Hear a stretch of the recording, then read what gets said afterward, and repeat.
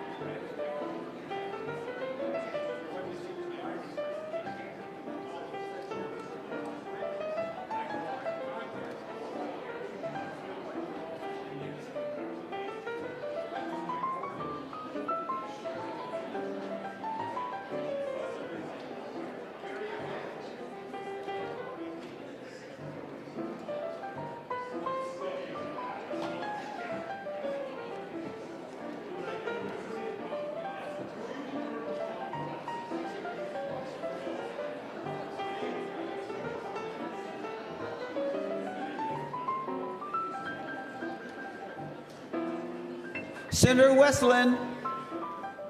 Thank you, Mr. President. I move that further proceedings under the roll call be dispensed with and the Sergeant-at-Arms be instructed to bring in the absent members. On that motion, all in favor say aye. All those opposed say no.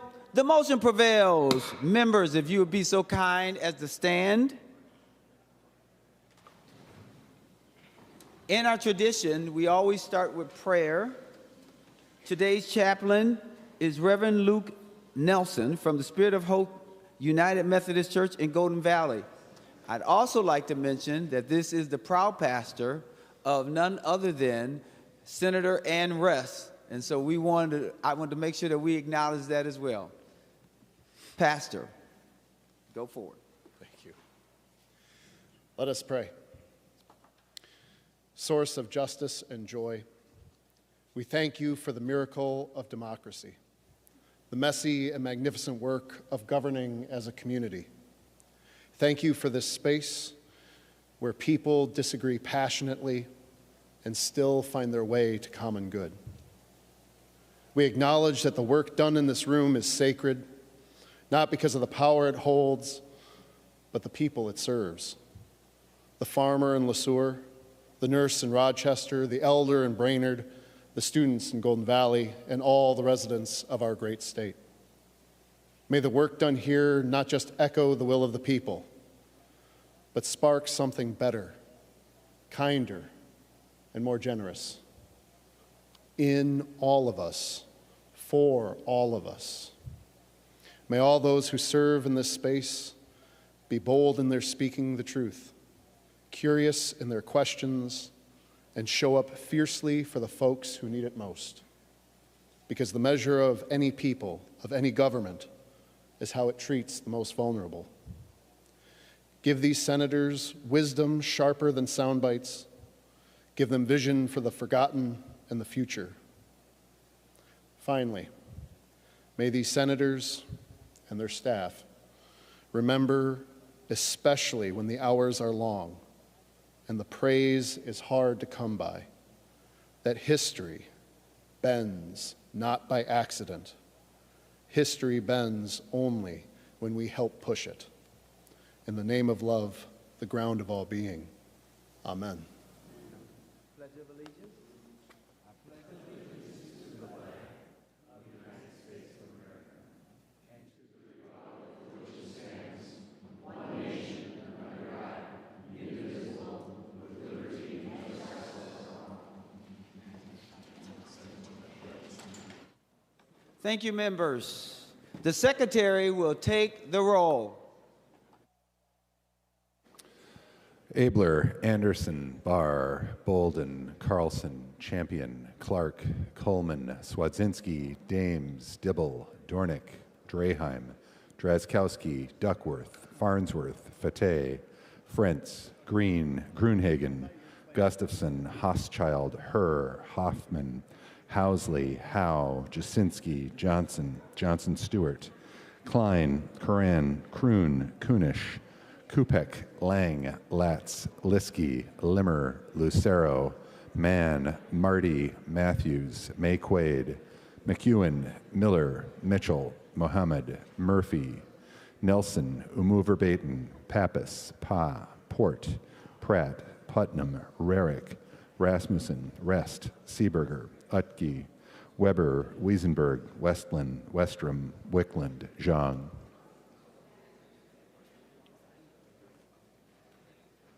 Members, the quorum is present. The following members intend to vote from a remote location under Rule 40.7.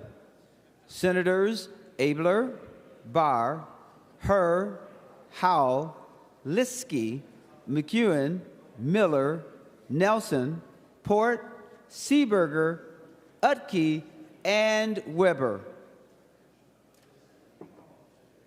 Members, if you want to follow along, I'm reading from the Senate agenda dated Friday, April 25th. We will begin at the third order of business. Messages from the House. The Secretary will read the very first message. Mr. President, I have the honor to announce the passage by the House of the following Senate file as amended by the House, in which amendments the concurrence of the Senate is respectfully requested. Senate File Number 571, a bill for an act relating to trusts, modifying various provisions of the Uniform Trust Code, powers of appointment, and the Uniform Probate Code. Senate File Number 571 is herewith returned to the Senate. Signed, Patrick Duffy Murphy, Chief Clerk, House of Representatives. Senator Westlin for a motion. Thank you, Mr. President. I do move that the Senate concur in the amendments by the House to Senate File 571 and that the bill be placed on its repassage as amended. Senator Westlin, can you explain the changes to the bill? Yes, I am pulling that up right now, and I apologize, Mr. President. It is a very minor change, Mr. President, that, give me one moment here.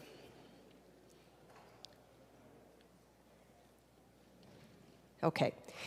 So this relates to the trust code bill that we passed earlier off the floor, and this version of it passed off the House, or the floor of the other body.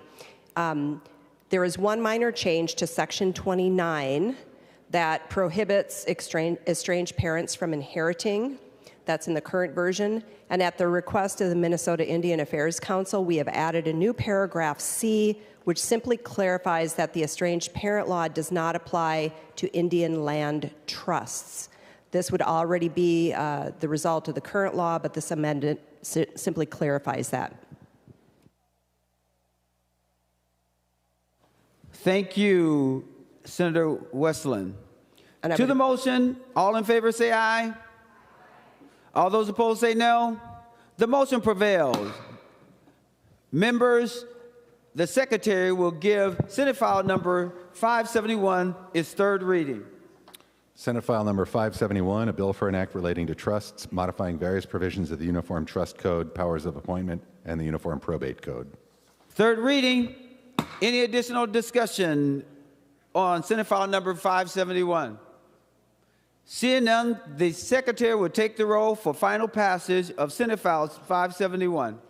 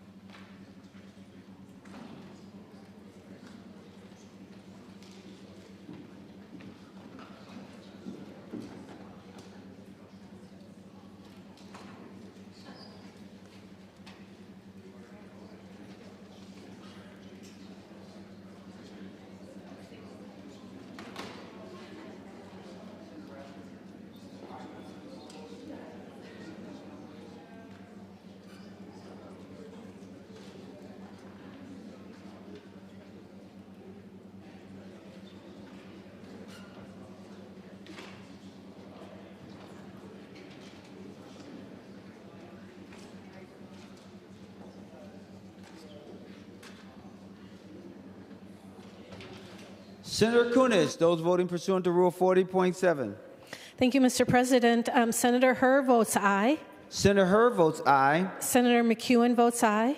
Senator McEwen votes aye. Senator Port votes aye. Senator Port votes aye. And Senator Seeberger votes aye.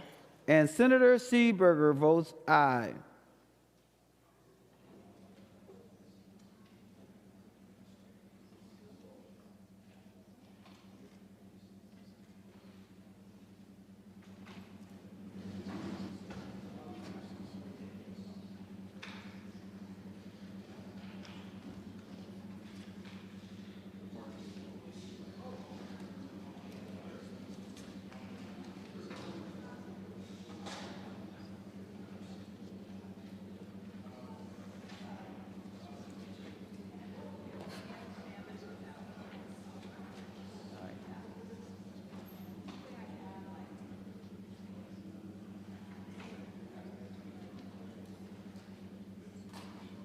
Members, if you'll wait just a second, we're still waiting for some folks voting pursuant to Rule 40.7.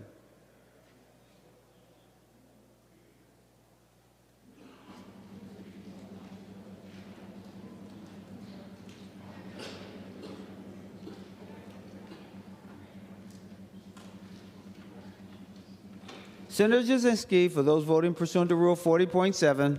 Thank you, Mr. President. Senator Barr votes aye. Senator Barr votes aye. Senator Howell votes aye. Senator Howell votes aye. 1 second.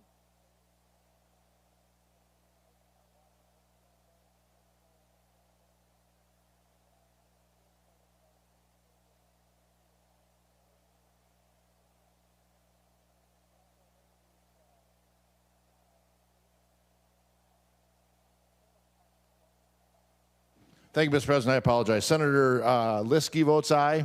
Senator Liskey votes aye. Senator Miller votes aye. Senator Miller votes aye. Senator Nelson votes aye. Senator Nelson votes aye. Senator Utke votes aye. Senator Utke votes aye. Senator Weber votes aye. Senator Weber votes aye.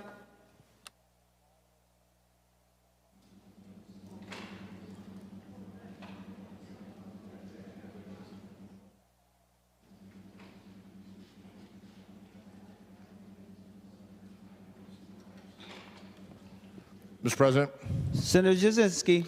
Senator Abler votes aye. Senator Abler votes aye. And thank you, Mr. President. Senator Dames votes aye. And Senator Dame votes aye.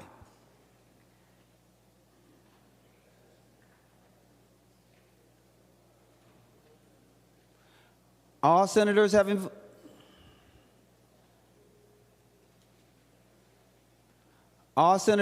voted who desires to vote, the Secretary will close the roll.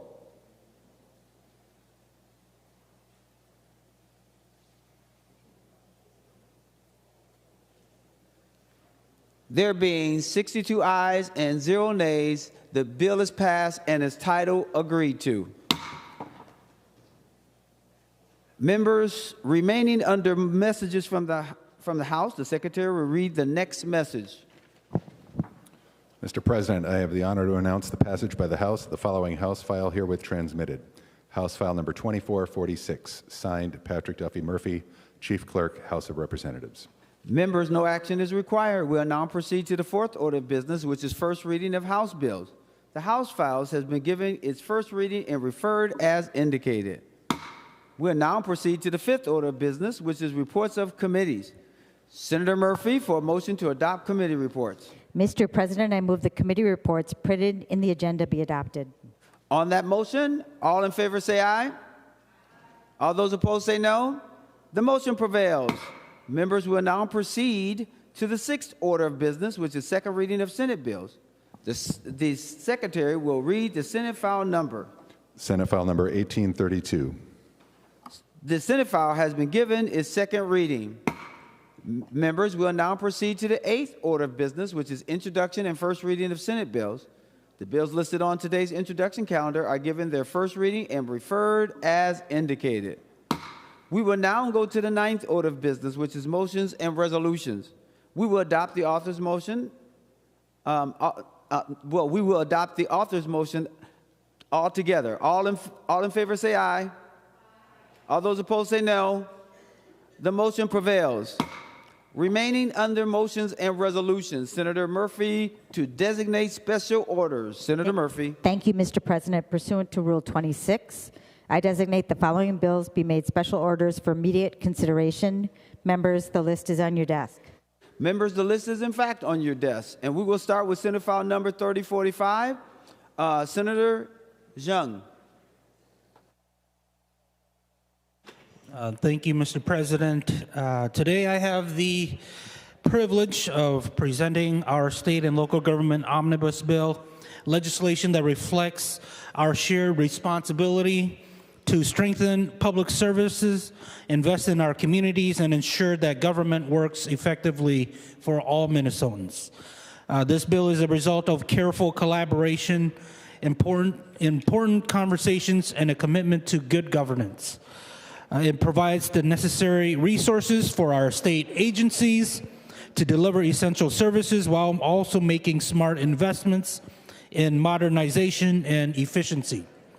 With Senator Curran's provision, we strengthened the Office of the Legislative Auditor's ability to investigate misuse of government resources.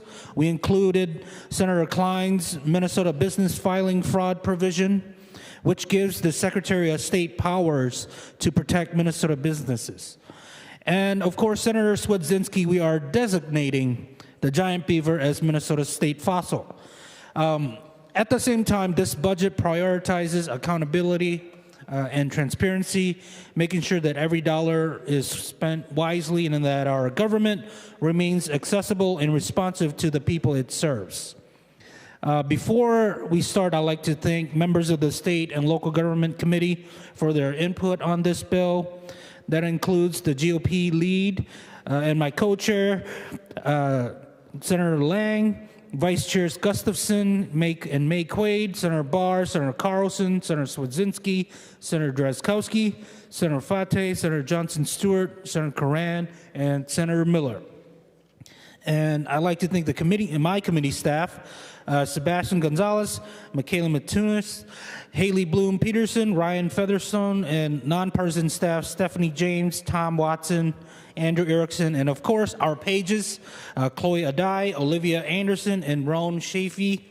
Lastly, I'd like to honor the late Majority Leader Carrie Dietzick, whom we lost this late last year, and who I succeeded as the chair of the State and Local Government Committee.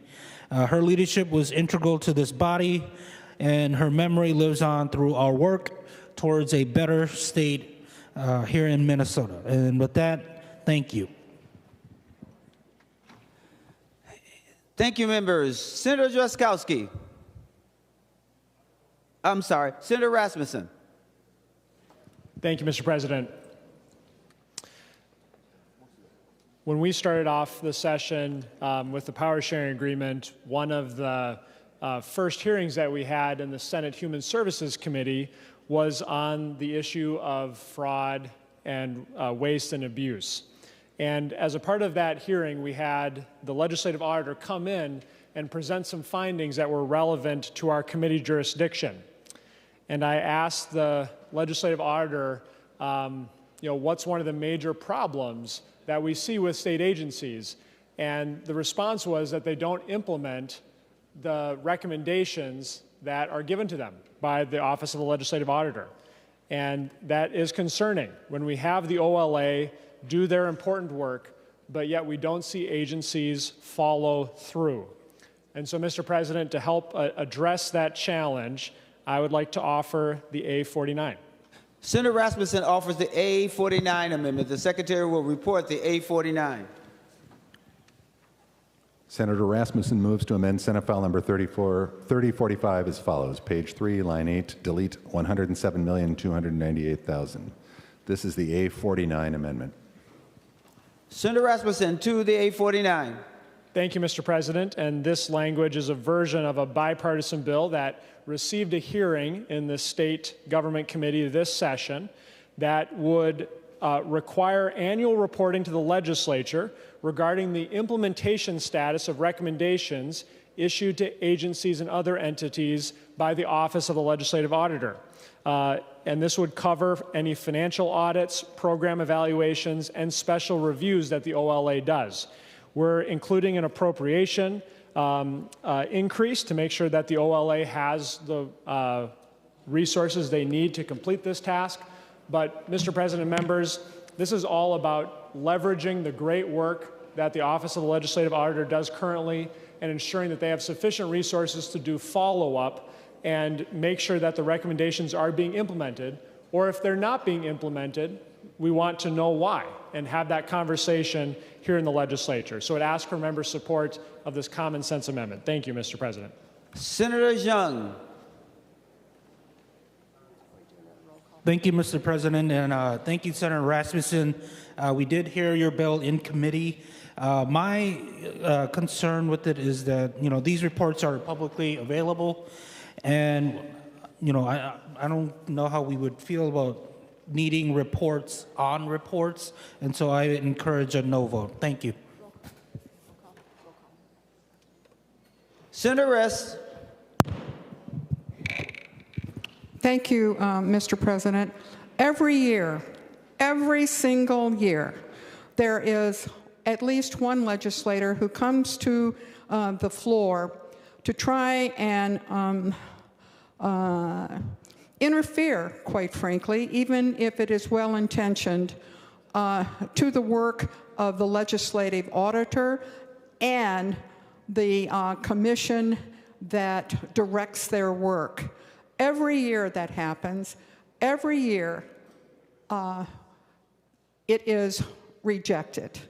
Let the Legislative Audit Commission do its work in directing the work of the legislative auditor. It certainly is in the chair's bill, but this is not the audience for proposals like this. I suggest that Senator Rasmussen and maybe others who are interested in the work of the Legislative Audit Commission, and we meet all through the year. We had a meeting this morning receiving a report on the DNR, and I suggest that you ask your leadership to appoint you to the Legislative Audit Commission so that you may have a rightful place in making decisions about the work of the legislative auditor and not doing it on the floor of the Senate. Please vote no, and I request a roll call. Roll call requested, roll call granted. Any other discussion or conversations before I go to the author of the amendment, and then we will vote? Seeing none, Senator Rasmussen, you're the last voice that we'll hear before we take a vote. Thank you, Mr. President. And I just want to be clear what this bill does, what this language would do. It would simply take the recommendations, the audit work, the program reviews that the OLA does, and give them additional resources to follow up with the state agencies to ask them if their recommendations have been implemented. And I don't know what the problem would be with that. We've gotten some select reports back when they've gone and done follow-up work to see if they have completed the recommendations, and oftentimes these agencies have not done so. And I think if we're going to be serious about addressing waste, fraud, and abuse within state agencies, one easy place to start would be making sure that agencies are following up on the good work that the Office of the Legislative Auditor does. I appreciate the bipartisan co-authorship on this. I appreciate Senator Xiong for giving this bill a hearing in the State Government Committee to talk about these issues, and would request that members vote yes for the amendment. Thank you, Mr. President. The Secretary would take the roll on the A49 amendment.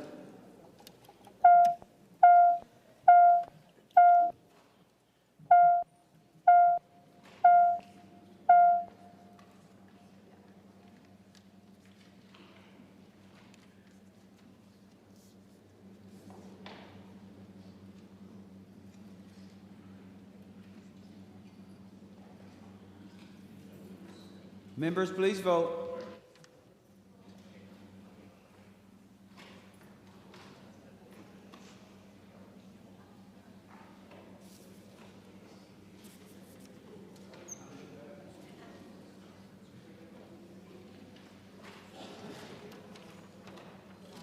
Senator Kunich, for those voting pursuant to Rule 40.7. Thank you, Mr. President. Senator Herr votes no. Senator Herr votes no. Senator McEwen votes no. Senator McEwen votes no. Senator Port votes no. Senator Port votes no. And Senator Seeberger votes no. Senator Seeberger votes no.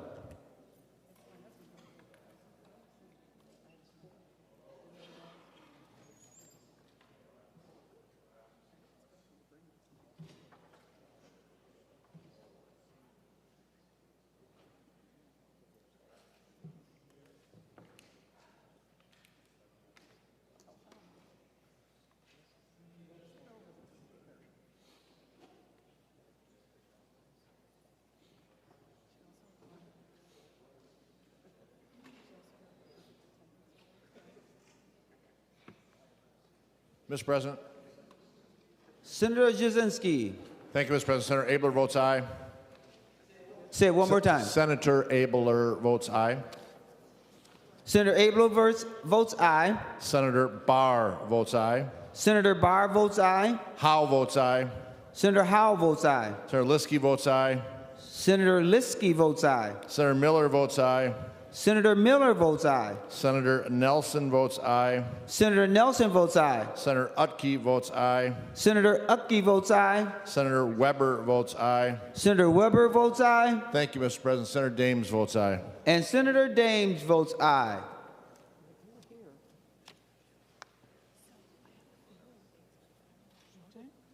All senators having voted who desires to vote, the secretary will close the roll.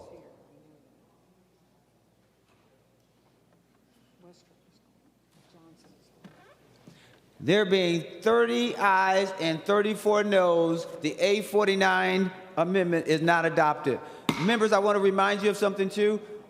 When you stand in order to do your amendment, if you can tell us immediately what the amendment is, that helps the front desk staff out and you can still have time to speak to it. But that would be helpful. Senator Pappas. Thank you, Mr. President. I have the A84 amendment. Senator Pappas offers the A84 amendment. The secretary will report the A84 amendment.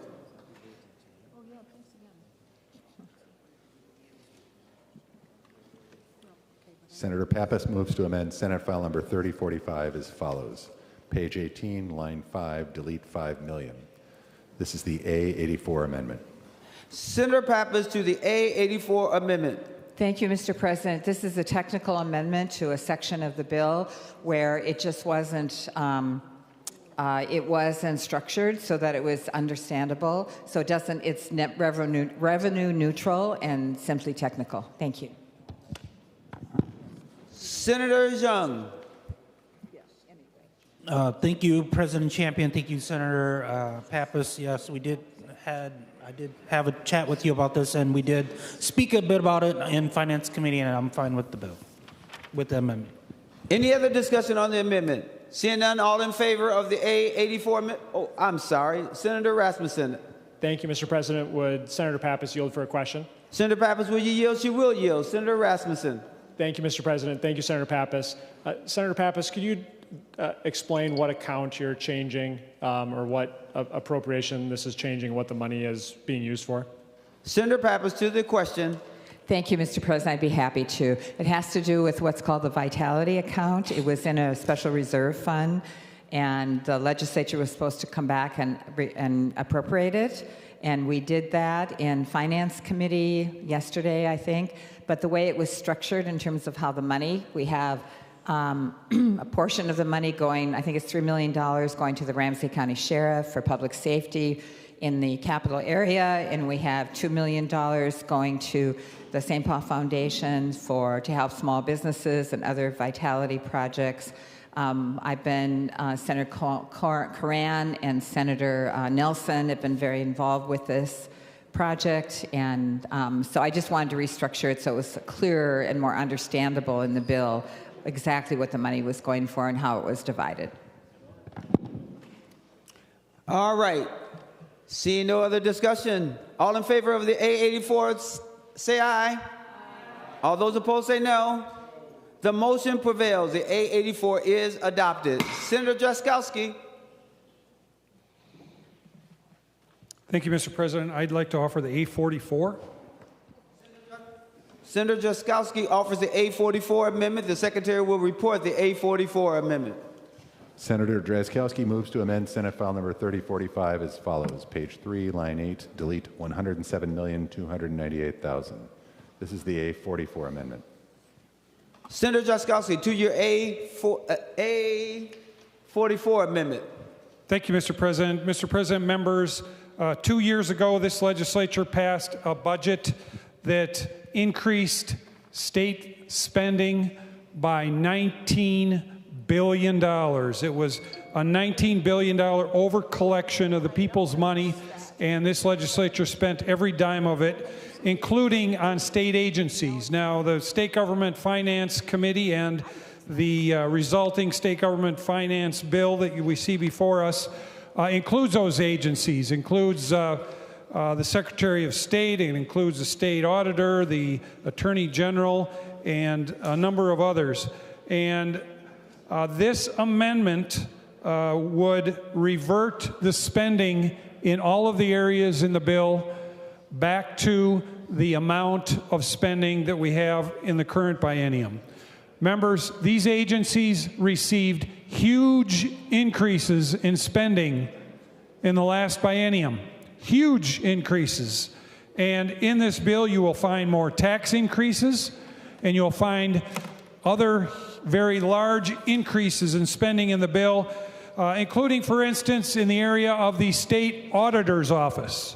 The state auditor has 6 offices throughout the state, which have some employees actually coming to them, while half of them are still at home.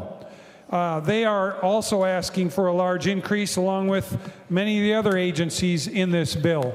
Members, this would begin to restore some fiscal sanity to the direction that we are on in this state. We are on an unsustainable crash course with reality, and this would make the landing much, much smoother. So I encourage your support for the amendment and stand for questions. Thank you, Mr. President.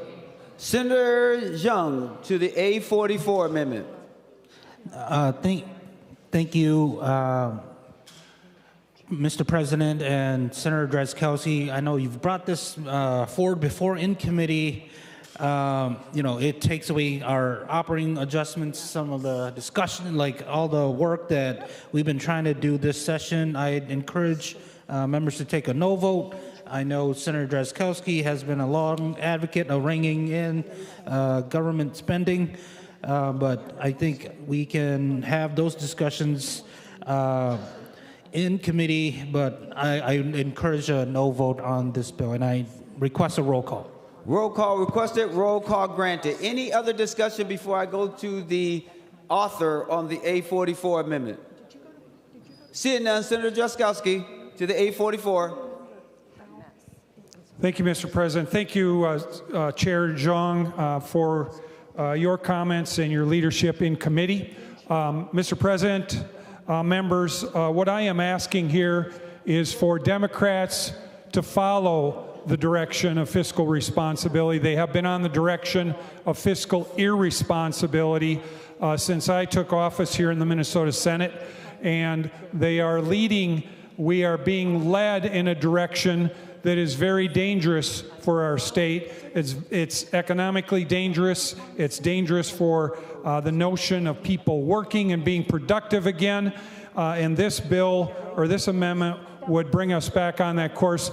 Mr. President, we are going to see a $6.1 billion deficit just over the horizon 2 years from now. Mr. President, this is a chance for Democrats to say, we know we've been going way, way too fast for the curve. We see the tree on the edge of the curve. We're going to slow down, and we're going to match the curve with our speed so that we don't end up with the state in the ditch.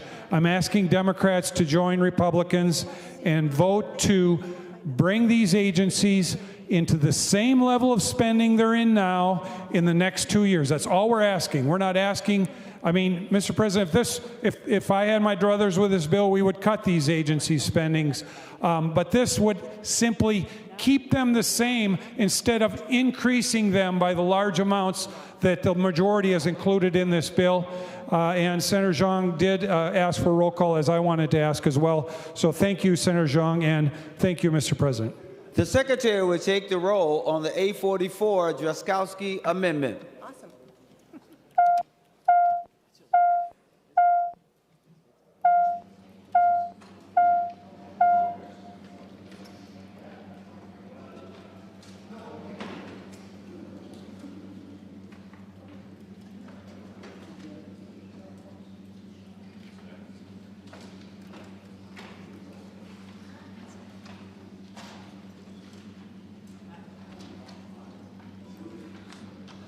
Senator Kunesh, for those voting pursuant to Rule 40.7.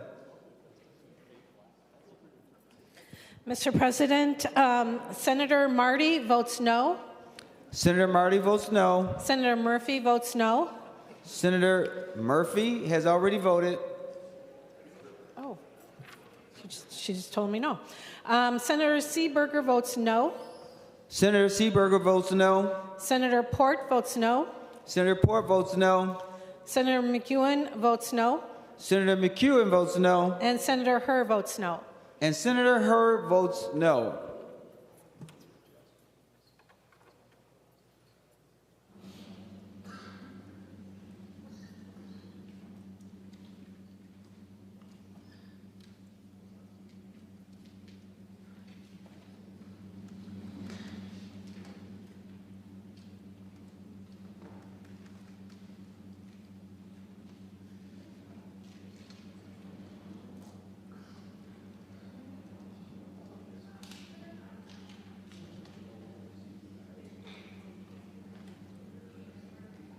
Senator Jasinski. Thank you, Mr. President. Senator Barr votes aye. Senator Barr votes aye. Senator Howell votes aye. Senator Howell votes aye. Senator Liskey votes aye. Senator Liskey votes aye. Senator Miller votes aye. Senator Miller votes aye. Senator Utke votes aye. Senator Utke votes aye. Senator Weber votes aye. Senator Weber votes aye. Thank you, Mr. President. Senator Dames votes aye. And Senator Dame votes aye.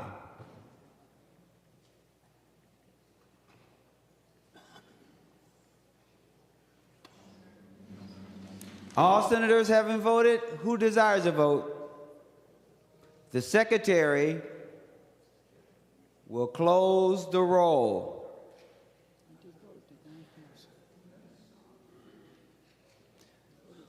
Members, there being 28 ayes and 34 noes, the A44 is not adopted. Senator Hochschild. Thank you, Mr. President. I have the A82 amendment. Senator Hochschild offers the A82 amendment.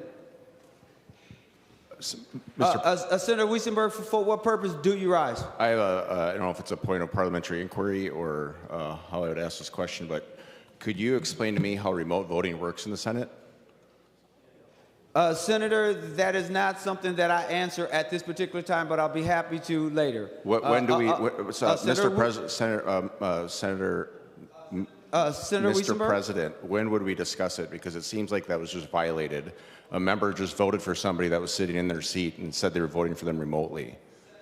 Senator, you also want to review Masons. There are times when you can interrupt someone, and this is not one of those times. And I'm trying to be kind because I will explain it to you, but not right now. I'm now going to turn to and recognize Senator Thank you, Mr. Hochschild. President. I have another point of parliamentary inquiry. Okay, but I'm not going to do it right now. So if something happens, how long do we wait before we ask a question? Senator Wiesenberg, you know the rules. So we're going to abide by the rules. Thank you so very much. The Secretary will report the A82 amendment. Senator Hochschild moves to amend Senate File Number 3045 as follows. Page 26, after line 12, insert. This is the A82 amendment. Senator Hochschild to your A82 amendment. Thank you, Mr. President. I rise today to offer an amendment that's about far more than geography. It's about heritage. It's about pride, Iron Range pride. This amendment is simple. It ensures that no state funding can be used to relocate, refurbish, or otherwise alter the U.S. Hockey Hall of Fame outside of its rightful and historic home in Eveleth, Minnesota. Eveleth isn't just a city, it's the birthplace of American hockey greatness. It's where the kids grew up skating before they can walk, where frozen ponds are as common as playgrounds, and where hockey isn't just a pastime, it's a way of life. When the U.S. Hockey Hall of Fame was founded, it wasn't placed in a big city. It was placed right where it belonged, on the Iron Range. Because this region didn't just play the game, it built it. More than 80 players from Eveleth have gone on to play professional hockey, a number that is astonishing given the size of the community. That's a testament to the values we hold dear: hard work, grit, humility, and heart. This is not about resisting change, it's about honoring legacy. It's about making sure that future generations of Minnesotans and hockey fans from across the country know the story of where American hockey's soul truly lives. And they deserve to hear that story in a place where it began. I will fight with everything I have to ensure the U.S. Hockey Hall of Fame remains in Eveleth, because when we lose sites like these, we lose more than just a building, Mr. President. We lose a piece of who we are. So I urge my colleagues, stand with me, stand with Eveleth, stand with the Iron Range, and stand with the proud tradition of hockey that helped define Minnesota. Thank you, Mr. President. Senator Xiong. Thank you, Mr. President. Thank you, Senator Hauschild. I'm not going to stand in the way of the Iron Range and hockey, and so I encourage a yes vote on this. And a roll call. Request a roll call. Roll call requested. Roll call granted. Senator Housley. Thank you, Mr. President. Will Senator Hauschild yield, please? Senator Hauschild, will you yield? He will yield. Senator Housley. Thank you, Mr. President. I'm just curious, is there a bill out there that says that state funding is going to be used to move the Hockey Hall of Fame? Senator Hauschild, to the question. Thank you, Mr. President. Thank you, Senator Housley. No, this is simply to prevent certain senators from introducing any legislation that would use state dollars to relocate the U.S. Hockey Hall of Fame. Senator Housley. Thank you, Mr. President. So senators can introduce a bill to prevent whatever they think could be happening, whether it is to move the Mall of America to Wisconsin, so I'm going to prevent Senator Rarick from offering that bill. Maybe I should have an amendment like that so Senator Rarick can't move the Mall of America to Wisconsin. I can see that's probably going to be on the news tonight. Senator Rarick, don't do it. So is that what we do here on the Senate floor, is just randomly throw out preventative bills or amendments to bills to prevent things from happening? I mean, it's pretty, there's no bill out there that is, and if there is a bill out there, or one comes in the next 50, 100 years, I think it should be debated by all of us here, not put an amendment on a bill to say this cannot happen. That's not how we do things in the Senate, and it's just a bit ridiculous. Thank you. Senator Duckworth. Thank you, Mr. President. I appreciate it. And I have nothing but the utmost respect for the lineage and the achievements regarding the great sport of hockey and Senator Houschild's district. However, this amendment would put me in a difficult spot, Mr. President, because if anybody knows how many people, how many great, phenomenal hockey players in the NHL that actually call the city of Lakeville home, or their birthplace, or maybe became phenomenal hockey players on behalf of their respective teams and our great country, it would put me in a difficult spot. Not to say, hey, if they somehow continue to have these phenomenal achievements, that we might discuss, I don't know, the ability to honor them in the great city of Lakeville. So, Senator Hauschild, I appreciate your amendment. You're putting me in a tough spot here, but just know, I hope there's a friendly rivalry between the great city of Lakeville and all the phenomenal hockey players it continues to produce in your folks in your district, because I think we're kind of coming for you. Thank you, Mr. President. Senator Housley. Thank you, Mr. President.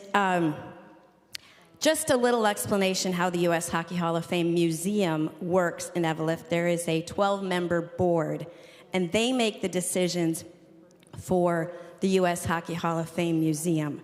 So by us, and if that board of 12 members decides that they do want to move it somewhere, whether it's Boston or Pittsburgh or New York or St. Paul, and that board decides to do that and wants to come to the state to ask for help in doing this, this bill would prevent that from happening. So what you're actually doing is tying the hands of the board of the U.S. Hockey Hall of Fame Museum, which I think 85% of them are members and live on the Iron Range. So by you doing this, you are handcuffing people in your own district from doing what they may want to do in the future if they do decide and vote on to move the U.S. Hockey Hall of Fame. So members, I encourage a no vote on this amendment to give the U.S. Hockey Hall of Fame Board Museum the freedom to do what they choose to do and vote how they want to do it, not legislators in St. Paul telling them what they can or cannot do. Thank you. Senator Krohn. Thank you, Mr. Chair. I don't care to wade into where the Hockey Hall of Fame should be. It's perfectly fine in Eveleth as far as I'm concerned, but I do have concerns with this particular amendment. If I'm reading this right, the amendment has the audacity to prohibit future appropriations from the legislature. So we're going to put into state statute a prohibition on a future legislature to appropriate money as it sees fit. I think there are constitutional problems with this amendment, to say the least. It's not well drafted. It's not well thought out. It's not workable. So I'm fine, like I said, I'm fine with the Hockey Hall of Fame staying with Eveleth. If there was a bill in front of us saying we should use state money to move the Hockey Hall of Fame from Eveleth to somewhere else, I'd vote no. That's not what this is. This is an unconstitutional, symbolic virtue signaling amendment that shouldn't be taken seriously in this chamber. Senator Hoffman. Mr. President, thank you. Did you know, Mr. President, that Eveleth is known as the capital of American hockey? Did you all know that, Mr. President? And it's produced just an extraordinary number of elite hockey players. Matter of fact, one of them served this body just like I did, the rest of us in the Minnesota Senate. And here's what he told me, and his name was David Tomasoni. I don't know if you guys remember that name. He said, keeping the hall in Eveleth preserves the authenticity and the grassroots connection. Mr. President, it's a reminder that greatness in American hockey doesn't come from big cities or major markets, but from hardworking communities like Eveleth. Moving it would risk erasing that unique, irreplaceable identity, Mr. President. I say vote yes with the good senator from the Iron Range. Senator Farnsworth. Thank you, Mr. President. And I do support this amendment. Eveleth is in my district, so to Senator Duckworth's point, it is not in Senator Hochschild's district, which I think brings up another point. Or it's not in Senator Hochschild's district, whatever I said, but it brings up another point. Yeah, we need to vote for this amendment, but we need to have a further discussion about senators drafting legislation and bigfooting other senators' districts. And that's something that probably should be talked about in this body. Thank you, Mr. President. Senator Jasinski. Thank you, Mr. President. I'll just echo a few comments to Senator Housley. Again, this is run by a board up there, so to do an amendment like this that would prevent state funding, I think is bad.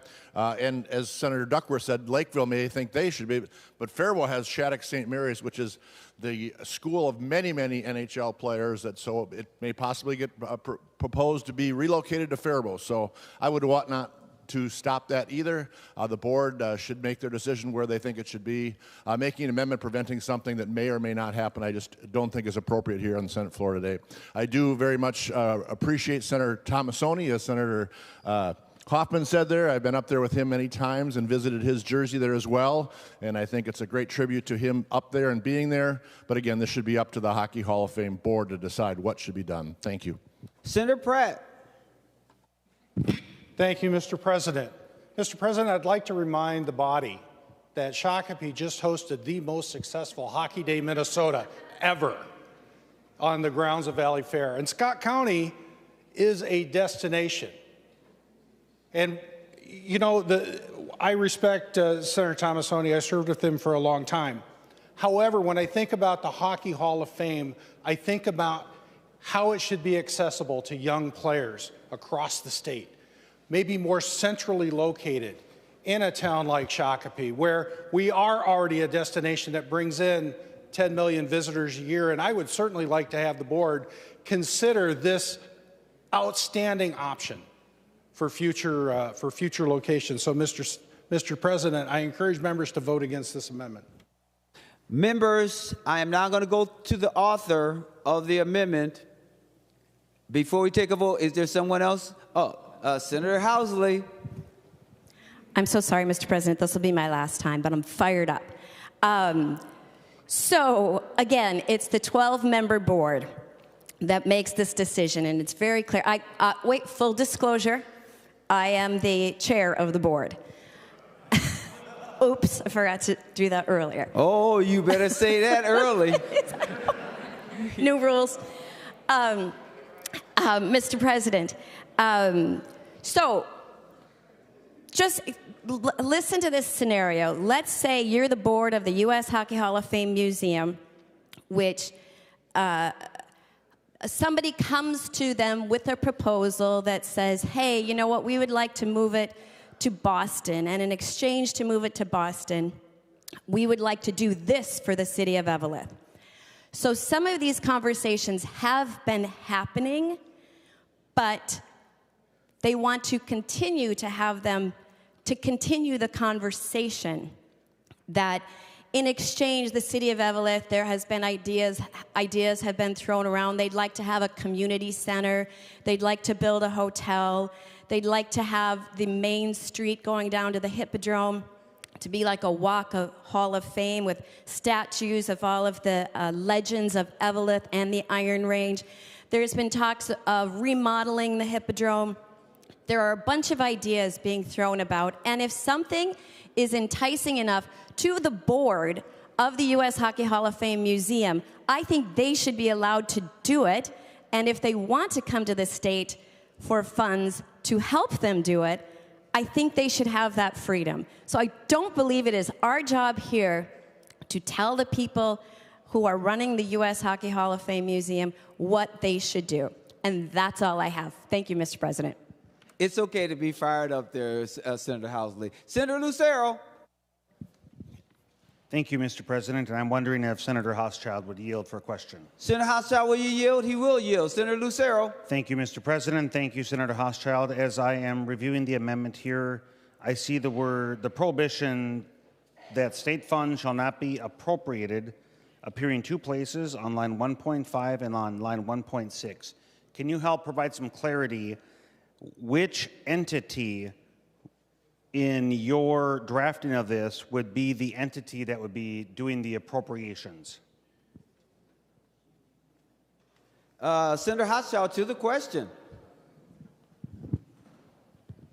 Mr. President, Senator Lucero, the legislature. Senator Lucero. Thank you, Mr. President. And then I think that is patently unconstitutional. A current legislature cannot bind a future legislature. So it is not a constitutional law or attempt to create a law that would bind the future legislature. And so I am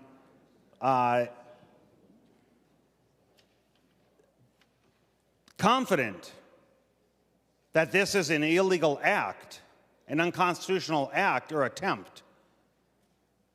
And I would be seeking if any of the other members here might provide a citation in the Minnesota Constitution, or maybe it's Minnesota Supreme Court precedent, that a current legislature cannot bind. So I think this is an out-of-order amendment, and I don't have a provision I could cite other than potentially Supreme Court precedent, but I'm going to be searching for that point of order.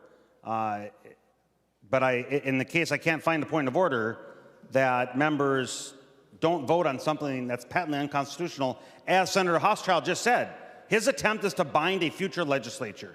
That is not permissible. Senator Draheim. Thank you. And I'm not rising to defend Senator Lucero's argument. Sorry, I don't know the answer to that, but I believe you are correct. I do believe it is unconstitutional. Most of you know I have a son that plays hockey. I've been to all corners of the state, most hockey arenas. Love going to small towns to watch hockey. I'm sure this Hall of Fame is very important for the community it's in right now. But, you know, my question, rhetorical as it is, do we want to save it in Minnesota or not? And my understanding of the debate of this Hall of Fame is the attendance is really low. The number of visitors every year is very low. And if it was located in a different part of the state, most likely not in my district, it would have more attendance and excite more kids to a wonderful sport of hockey. And, you know, we have to look bigger than our own community. We have to look for the whole state. And most importantly, we have to look to the future generations that could be inspired to be the next Hall of Famer. So I oppose this amendment. I understand wanting to protect our own districts or neighboring districts or communities we have ties to, but I think this is the wrong way about it. So I oppose the amendment. Senator Eric. Later? Okay. Let me make sure I have everyone. Senator Rest, you're on my list. Senator Rest.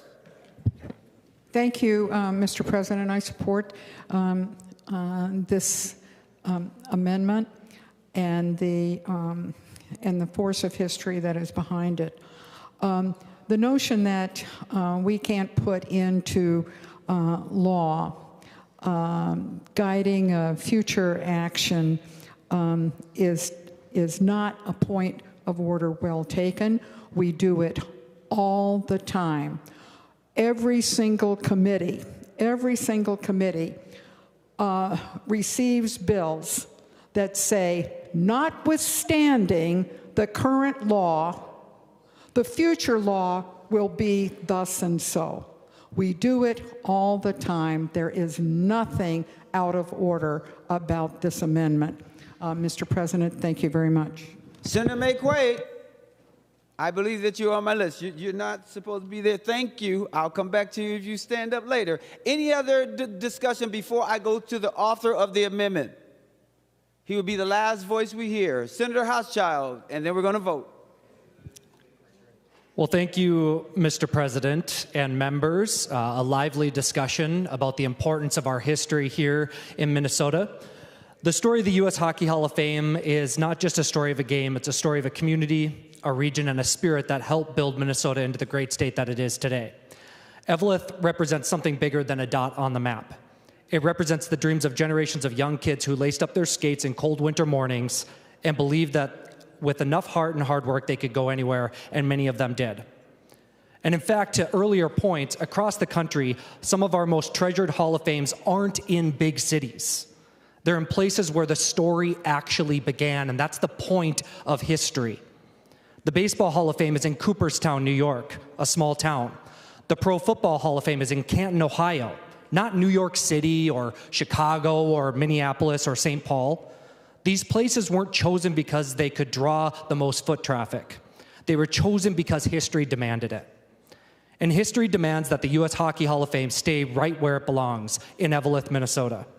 Because when we base our decisions on true heritage, not just tourism, we honor generations that made the sport of what it is today. We owe it to them and all who came after to protect the roots of that story, not just for today, but for generations of players, families, and fans yet to come. This amendment is about preserving our story here in Minnesota, our pride and our identity as Minnesotans. The U.S. Hockey Hall of Fame belongs in Eveleth. It always has, and it always should.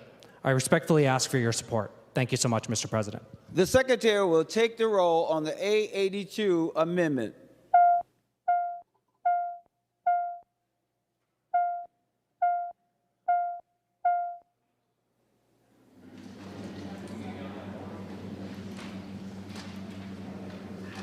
Members, please vote.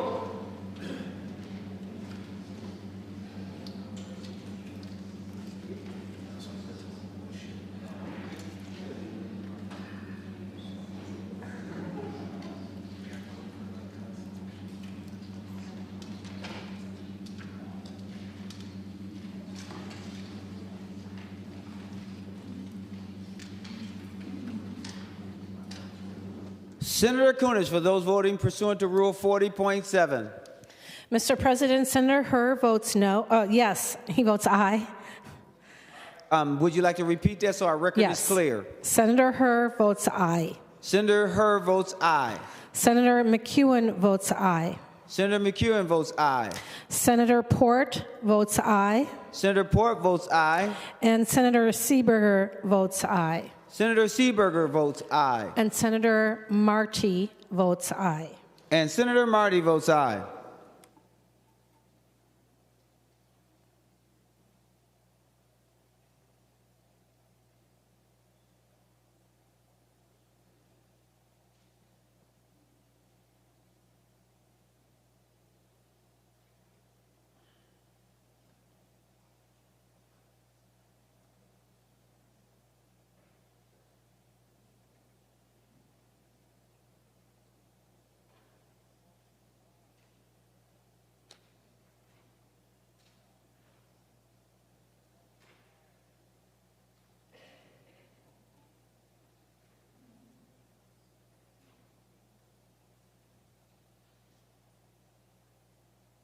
Mr. President.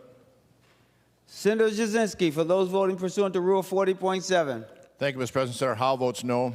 Senator Howe votes no.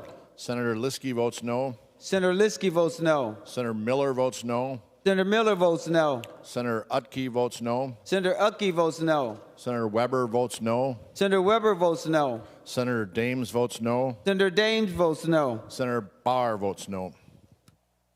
Who was the last one? Senator Barr. Senator Barr votes no.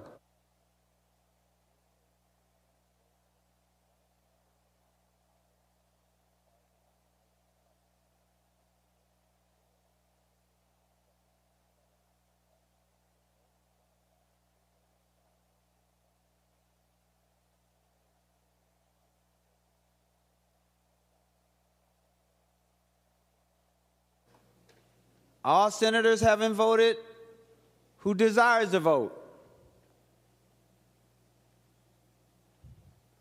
The secretary will close the roll. There being 30 ayes and 32 noes, the amendment is not adopted. Senator Eric. Thank you, Mr. President. I'm wondering how difficult it might be to do a quick oral amendment that I could move the Mall of America to Wisconsin. Sit down, Senator Eric. We're not doing that. All right, we're going to Senator Kupek. Senator Kupek. Senator Kupek.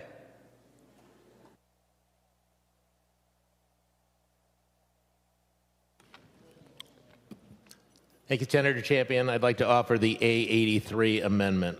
The A83 amendment. The Secretary will report the A83 amendment.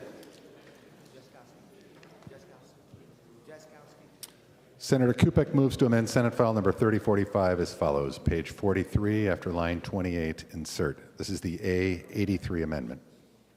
Senator Kupek, to your A83 amendment.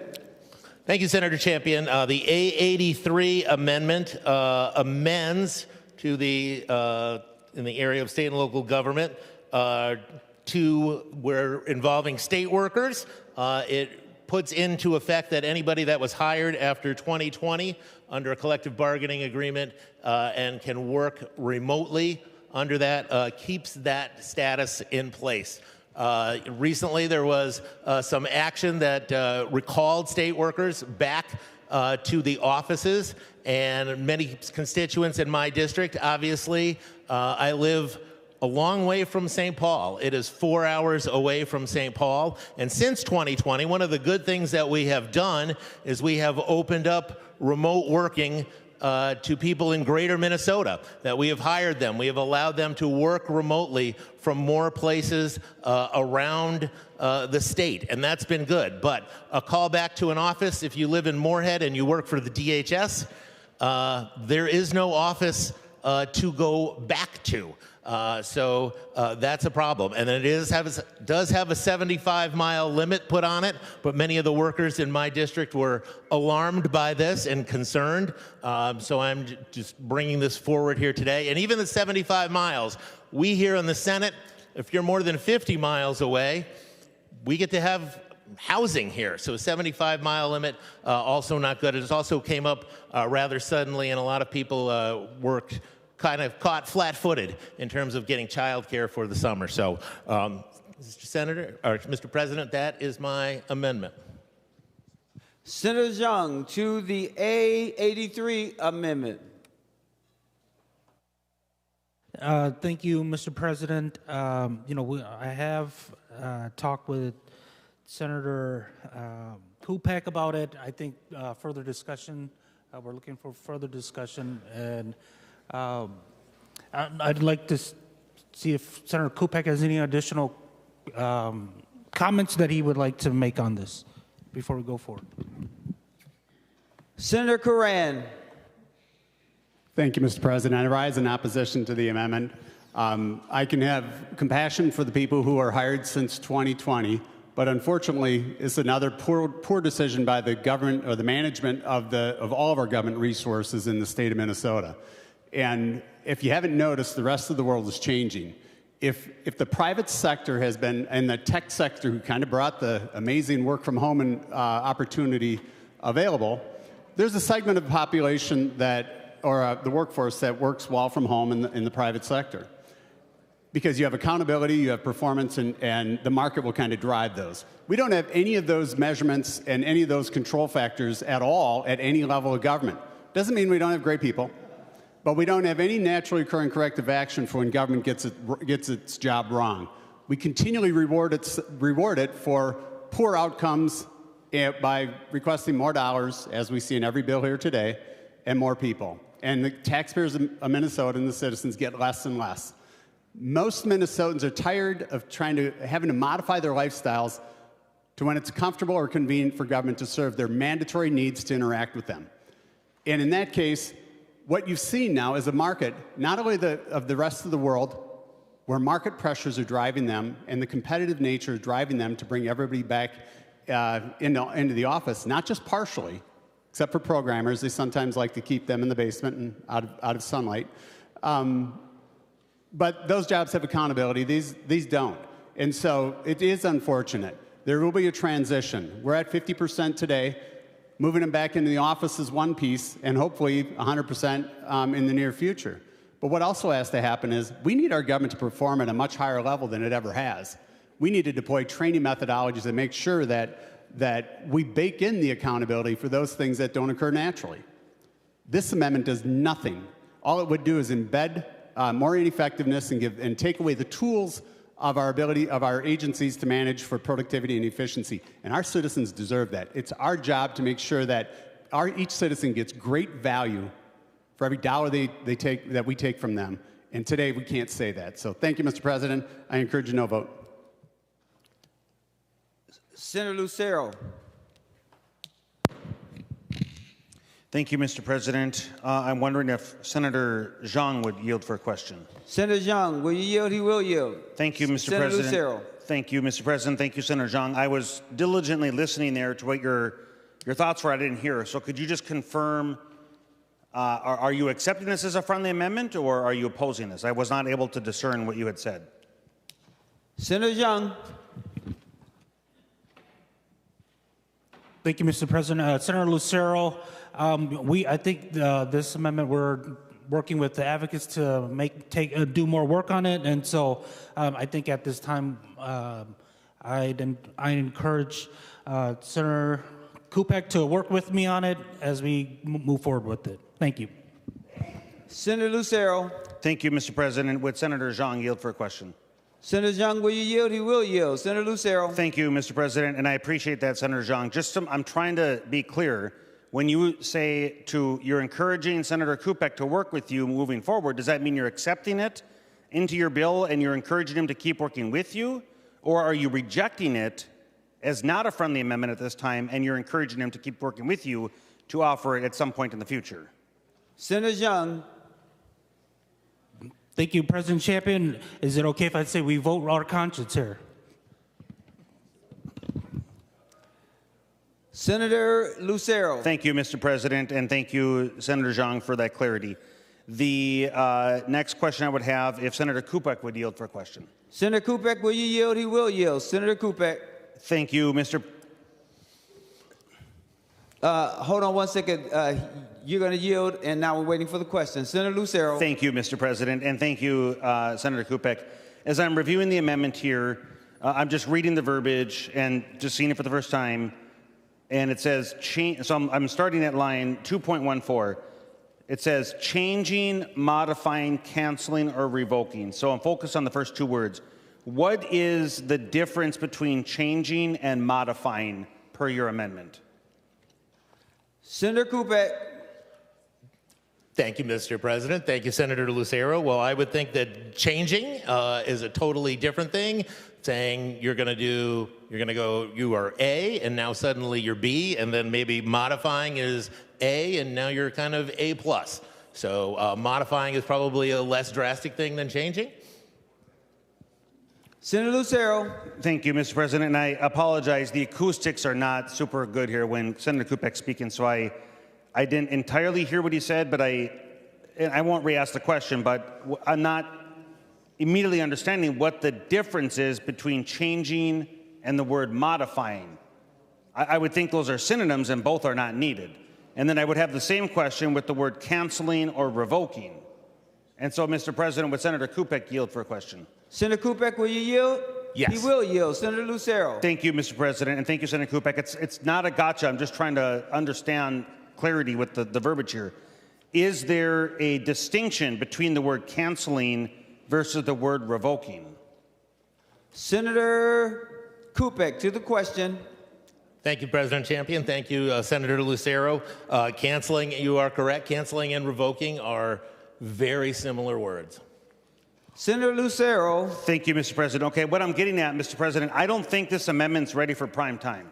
I just see a lot of undefined words, and I looked at the other. This is a two-sided amendment, and I don't see any of the definitions, and I see extra words here that may not be needed, and I just don't think it's really worked. So then I would have one more question for Senator Kupek if he would yield. Senator Kupek, will you yield? He will yield. Senator Lucero. Thank you, Mr. President.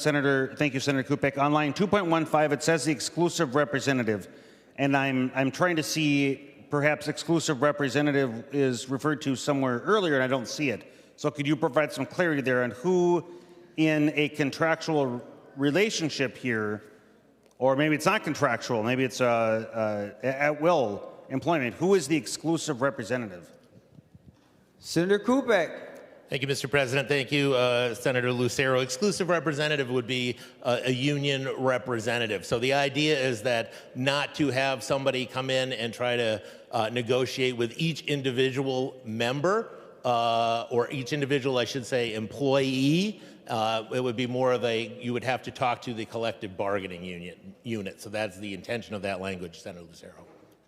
Senator Lucero. Okay, thank you, Mr. President. I'll wrap up with this. Okay, if I understand that exclusive representative is representing then a union, then it appears that this verbiage would not apply to those state employees that are not in a union.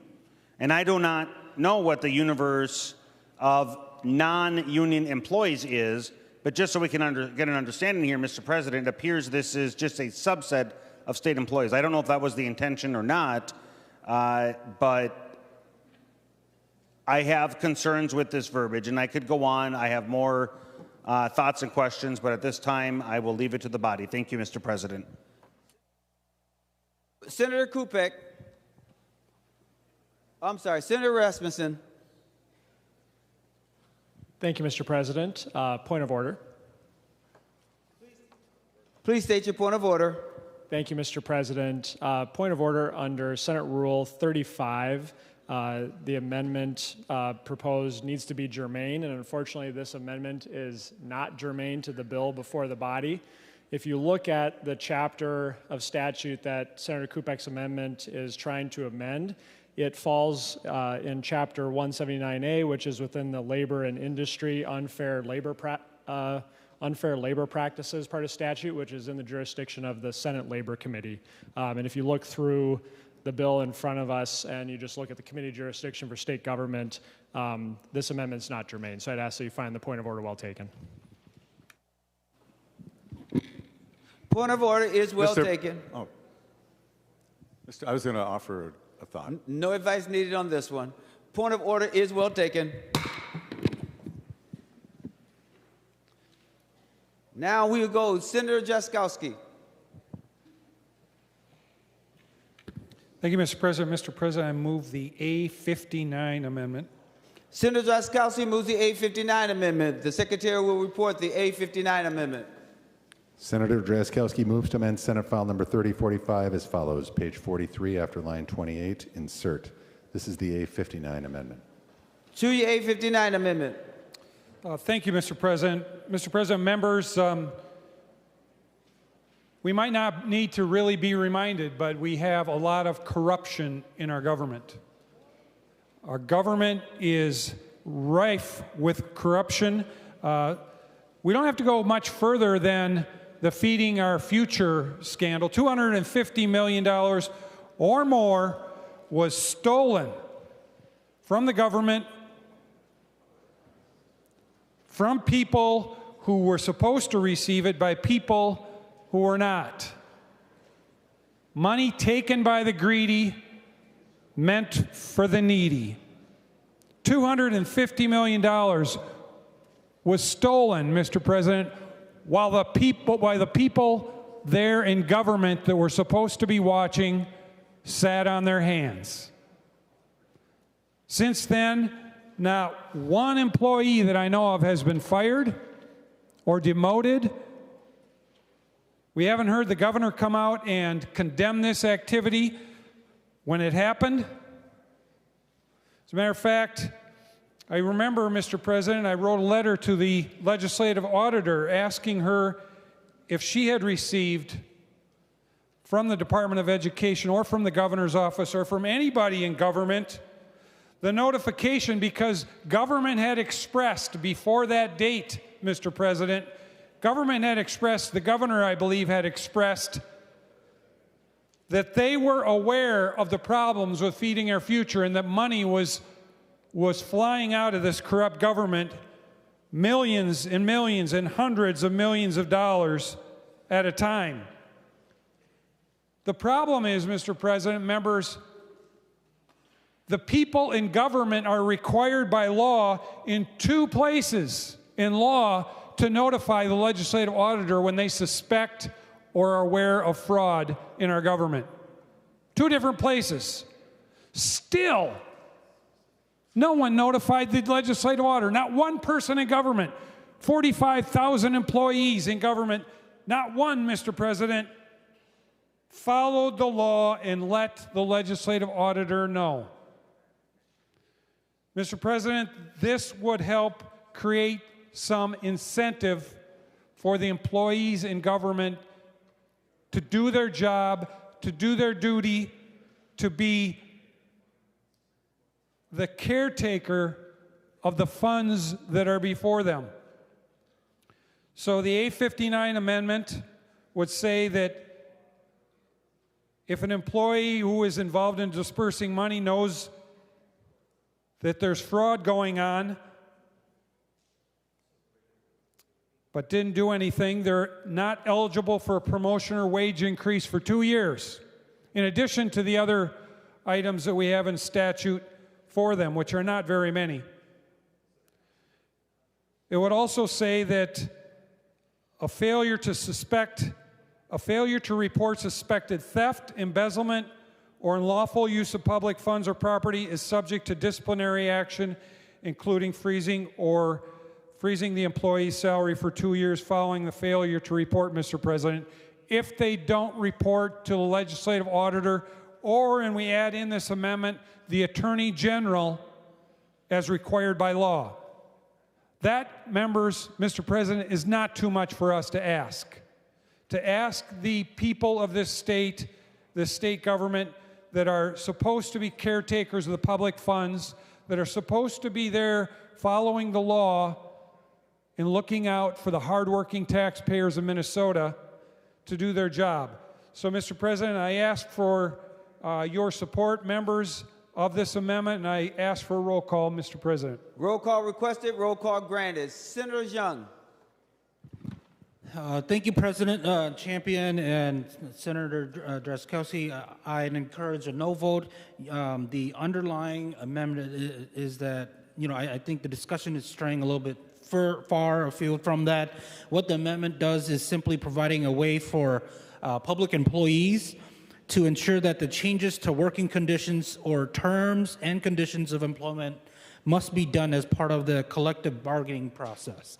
And this is already a right under Section 179A.07, but during the pandemic, when the workers were hired across the state under telework agreements or current employees were forced to do telework, this process had substantially conflicted with the intent of PELRA. And so I encourage a no vote and get back to the discussion on the amendment. Thank you. Any other discussion on this amendment before we go to the author for final comments? Seeing no other discussion, Senator Drazkowski on your A59 before we vote. Thank you, Mr. President. Mr. President, I think maybe Chair Xiong was not aware of the amendment that we have before us. Senator Xiong, we have the A59 before us. I believe you might have been talking about the amendment that was before us that was just called out of order. So I would ask if the chair would yield, Mr. President. Senator Xiong, will you yield? He will yield. Senator Drazkowski. Thank you, Mr. President. So Senator Xiong, what this amendment would do is that it would provide some accountability for the employees of this state, including the governor, to report to the legislative auditor if they suspect embezzlement, theft, or other unlawful uses of public funds or property. And it would provide discipline for them that would withhold their wage increases for 2 years if they do that. I'm asking for your support and the support of the other members of this body, and I'm curious about your disposition towards the amendment. Senator Xiong, to the question.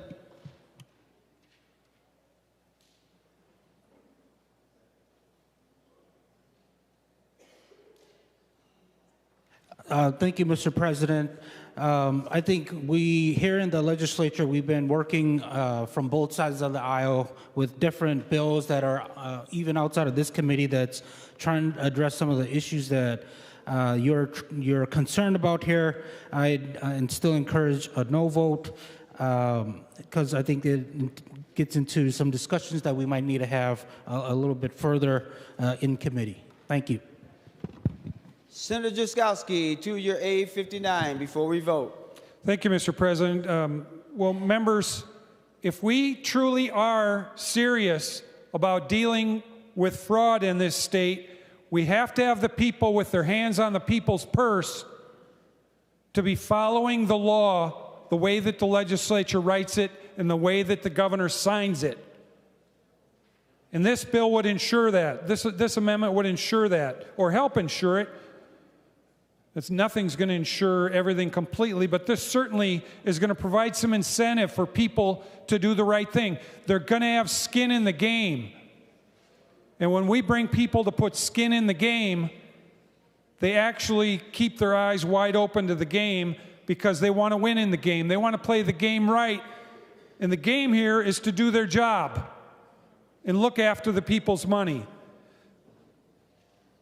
Now, we can just talk about ending fraud in this state, but if we don't actually do things like this, it's not going to happen.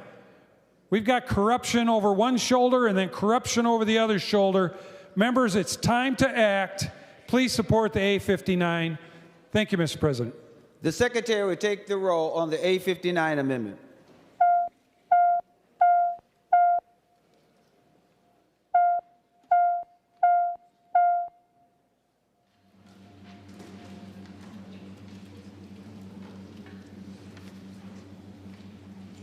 Members, please vote.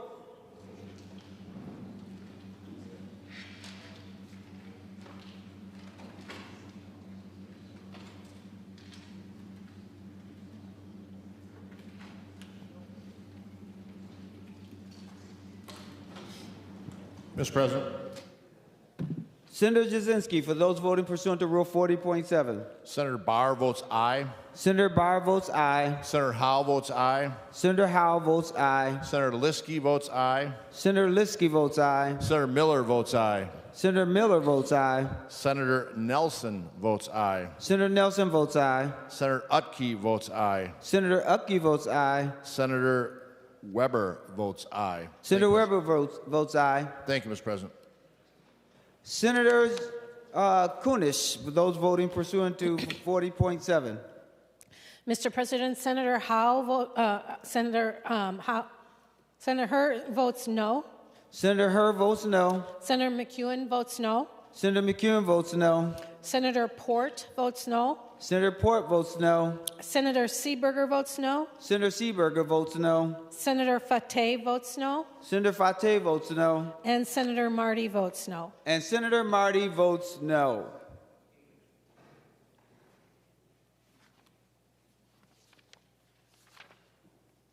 All senators having voted who desires to vote, the Secretary will close the roll.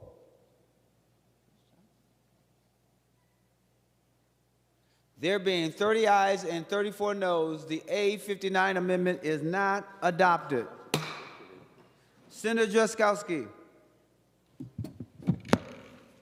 Thank you, Mr. President. I'd like to offer the A60 amendment, 6-0. Senator Jaskowski offers the A60 amendment. The Secretary will report the A60 amendment. Senator Drazkowski moves to amend Senate File Number 3045 as follows. Page 35, after line 9, insert.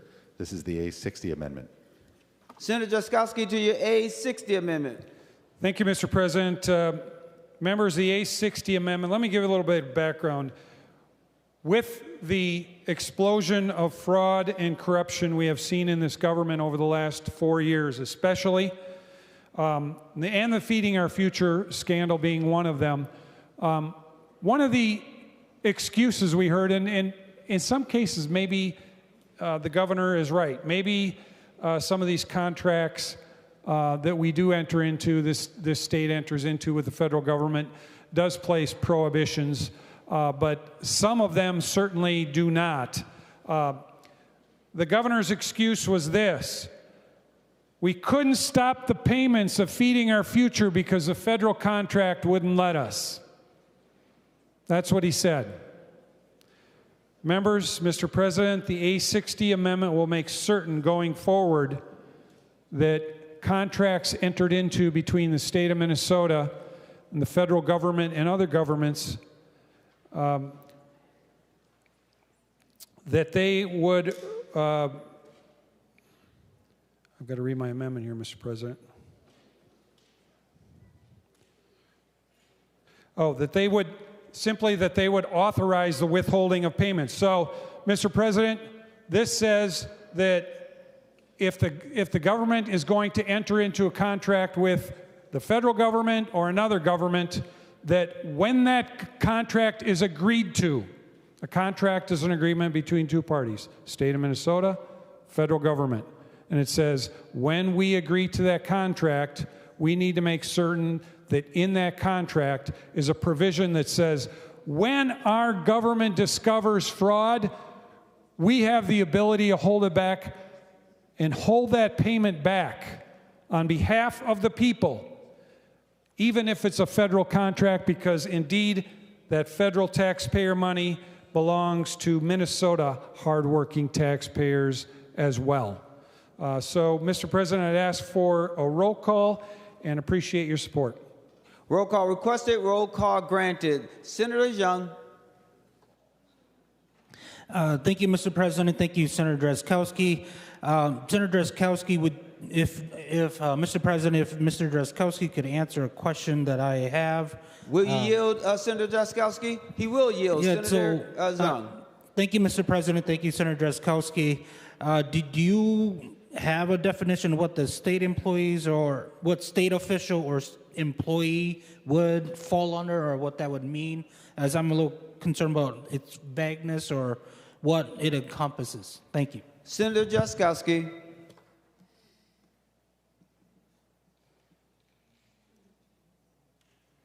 Well, Mr. President, thank you. Senator Xiong, I don't believe we need a definition for this. We say state official or employee anywhere or many places, and it's ubiquitous in our statutes, and it simply refers to someone who is working in the capacity of a state employee who is in position of authority concerning the act that is happening within our government at that point. So if you're looking for a need for a definition, I definitely do not believe we need one. Senator Xiong. Thank you, Senator Drazkowski. And Mr. President, if he would continue to yield, could he give what, are there definitions and statutes about, what reasonable suspicion would be? Or if there's a threshold. Thank you. Senator Drazkowski, will you yield? He will yield. Senator Drazkowski, to the specific question. Thank you, Mr. President. I would yield to my legal colleagues here if they would like to, Mr. President, but I know that reasonable suspicion is a term used in courts all the time, so that if something like this ever went to court, they are very adept at dealing with the term reasonable suspicion. It is also defined in a variety of areas in our statute. Senator Xiong, any further questions? Thank you, Mr. President. Thank you, Senator Drazkowski. My concern with the amendment here is that it might be overly broad. We might not know what reasonable suspicion. So, state employees could be on the hook for something that's unclear. What would reasonable suspicion be? What are sort of the factors that would trigger this law? And so I encourage a no vote. And I think, I know the OIG bill has been moving in other parts of in other jurisdictions. And so I think they're already trying to address these. And so I'd encourage a no vote. Thank you. Senator Abler. Well, thank you, Mr. President. And I always kind of look forward to the state government bill to learn a lot about state employees and what they're doing. Over my experience, I've been actually quite impressed with the caliber of those who actually seek out our employment and their commitment and their longevity and what they try to do. And then on the last amendment I didn't get to speak on, I would like to have them be treated respectfully when the time comes to change their work venues, especially when it's part of their contract. But, Mr. President, to this amendment here, I believe that this should be accepted as a friendly amendment.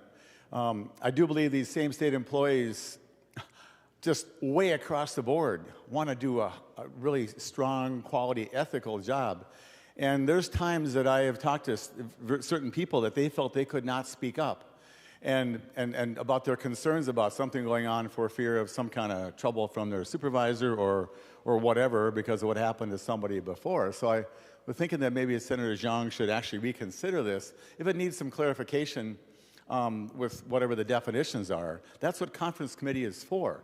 But I think that why I'm supporting this amendment is that now a state employee who sees something fraudulent can actually call attention to it as part of doing what they've been clearly expected to do and to remove any doubt. So I think it's offered in a good spirit, and I would urge people to actually vote yes. Thank you. Senator McQuaid.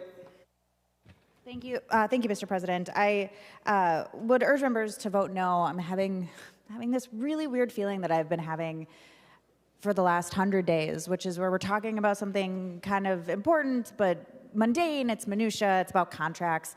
I think members should vote no for the plain fact that reasonable suspicion is not clear. Is it a reasonable suspicion of a state official who is responsible for administering those funds? Can we put these in contracts with the federal government? Could this put our Medicaid funding at risk? I mean, this is just, I'm open to all of those questions, but doing this on the floor, I don't know. But the thing that I really cannot let go, Mr. President, is that we were sitting here about contracts with the federal government as they just cancel things willy-nilly. Hundreds of millions of dollars to our Department of Health. They fired all the people who oversee the nuclear programs. We don't have people testing milk or poultry for salmonella anymore.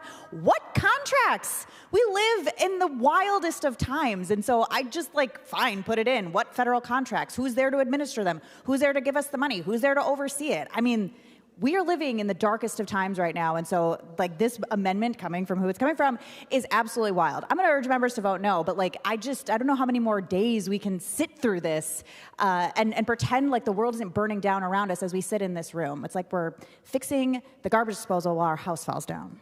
Senator Pratt.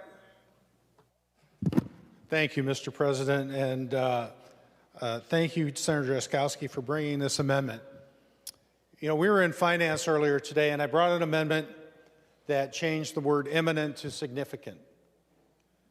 And I had a brief conversation with Senator Champion, and he said, well, gee, significant in the way that you're using it isn't well defined in the legal world. And I said, well, what would be a better phrase to use? Would it be reasonable? And he said, yes, reasonable is defined and well established within the judiciary system. And so, as we are biting our nails over this word reasonable, I think we're forgetting that we have reasonable man standards and all sorts of reasonable standards in statute today. So this is not unusual.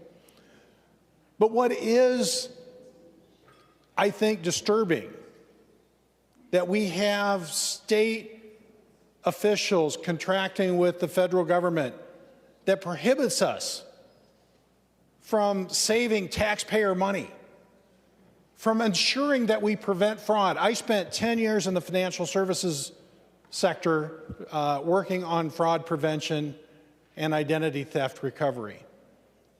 And I can tell you that the easiest way to stop fraud is to prevent it before it happens. And now, earlier this year, we had a finance hearing with the legislative auditor, and we were talking about the financial controls that we have in place.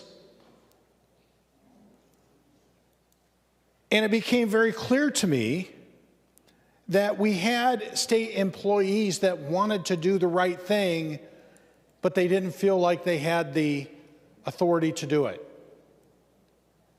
And as someone who has managed large teams, I can tell you that there is nothing more demoralizing to an employee than not being allowed to do the right thing in some cases. We have phenomenal state employees that want to call out fraud and stop it before it happens, and we've got things like contracts with federal officials that won't allow them to do it.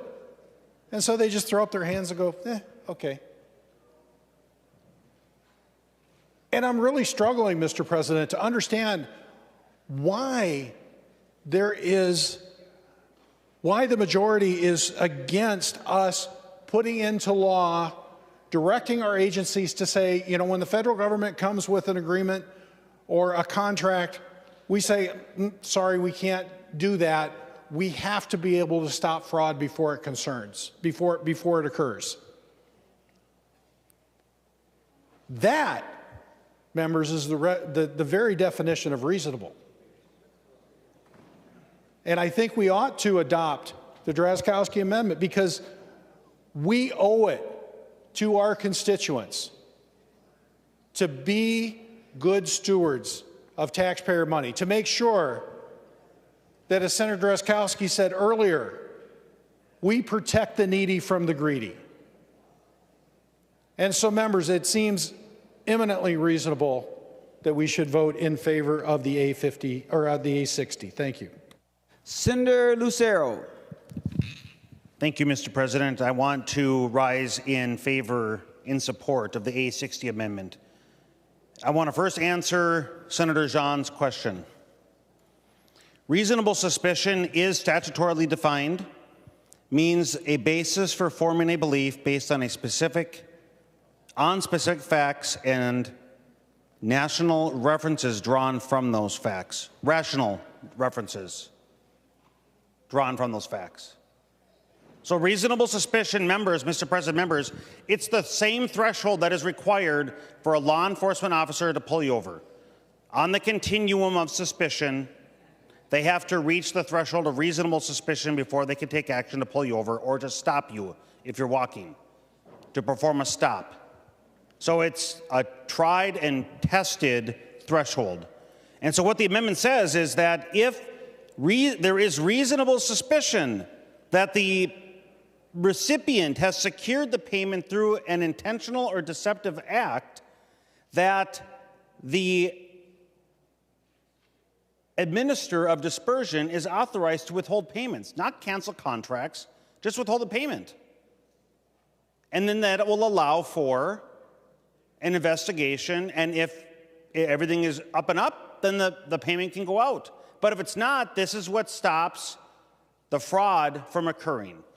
And so this amendment right here, Mr. President, this amendment is what separates those that want to protect Minnesota taxpayer dollars from those that want to willy-nilly cast them about, to throw dollars out left and right with wanton disregard. So, this is basic, it's straightforward, it's common sense, and it protects the taxpayer dollars. Vote for this because reasonable suspicion to stop fraud is easy, and the alternative is to continue the status quo, to willy-nilly throw money out there. Vote green. Thank you. Senator Xiong. Thank you, Mr. President. And thank you, Senator Drazkowski, for your amendment. You guys would be surprised. Things that you might think that might be easy or simple, it ends up being much more complicated when lawyers get involved, right? But Senator Drazkowski, I accept the amendment, but I just want to give you a caveat. Maybe we're going to look at it a little bit more. If it changes a little, I'll let you know first. But if you would withdraw the roll call, I'll be taking it as a friendly amendment. Thank you. Senator Drazkowski. Thank you, Senator Xiong. And with that, Mr. President, I do withdraw the roll call. Thank you. The roll call is withdrawn. All in favor of the A60 amendment, say aye. All those opposed, say no. The motion prevails and the A60 is adopted. Senator Pratt. Thank you, Mr. President. Members, on January 29th, while we were in the power sharing agreement, Senator Marty and I hosted a hearing on financial controls. We brought in the legislative auditor and MMB to discuss this very issue around fraud in the financial controls we had in place. And one of the things that the legislative auditor highlighted was that back in 2023, they did a review, an oversight of state-funded grants to nonprofit organizations. And in that, they found a finding for the legislature. And it says that the legislature should require the Office of Grants Management to develop a grant management training program for state agency staff, and that the legislature should require a state agency grant management staff to complete the grants management training program. Mr. President, I offer the A51 amendment. Senator Pratt offers the A51 amendment. The Secretary will report the A51 amendment. Senator Pratt moves to amend Senate File Number 3045 as follows. Page 32, after line 18, insert. This is the A51 amendment. Senator Pratt, to your amendment. Thank you, Mr. President. Mr. President, this does exactly what the legislative auditor suggested, that the commissioner must develop an online grant management training program for agency staff, and at a minimum, that training must include curriculum necessary for grants management managers and supervisors to properly and effectively manage a grant management program, and for employees to effectively perform their job duties, to include instruction on state grants management policies, include instruction on fraud, and require an exam that demonstrates an understanding and skill, knowledge, and responsibilities presented in the training. And that all state agency staff assigned grant management responsibilities must complete initial grants management training before assuming grants management job duty and complete continuing grants management training on an annual basis. Mr. President, as I mentioned, I spent a long career in financial services, and on an annual basis, I had to go through and demonstrate my competency in understanding federal and state law, particularly around the Equal Credit Opportunity Act and Sarbanes-Oxley and the Dodd-Frank regulations. They weren't difficult to do, but they were good reminders for us on what is required. And I believe that we should hold ourselves accountable when the state or when the legislative auditor finds that we as a legislature must take action. So therefore, I encourage a yes vote on the A51 amendment, and let's comply with the legislative auditor's finding. Senator, who are you pointing to? I'm trying to understand. Senator Xiong. Thank you, Mr. President. Yeah, Senator Pratt, thank you for the amendment. I think, I like what some of the language here says, but is there like a financial cost associated with this, with some of the required training from all the different state agencies?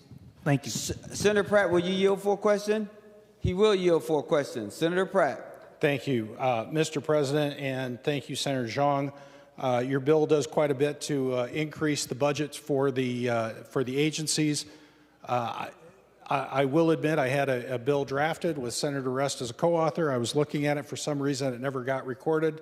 But I think it's so vitally important, given where we are, that it can't wait another year. I believe the agency can, in fact, absorb this cost. It should be minimal. I would be open to continuing that conversation, but I think we need to put this in here for the agency to start the development process, Mr. President, when I was discussing this with Senator Marty, he had suggested that the agency was already going down this path. This would just set statutorily that expectation. Senator Xiong, any other questions before I go to Senator Rest? Senator Rest. Thank you, Mr. President. I would, Senator Pratt, yield for a question. Senator Pratt, will you yield? He will yield. Senator Rest. Senator Pratt, Mr. President,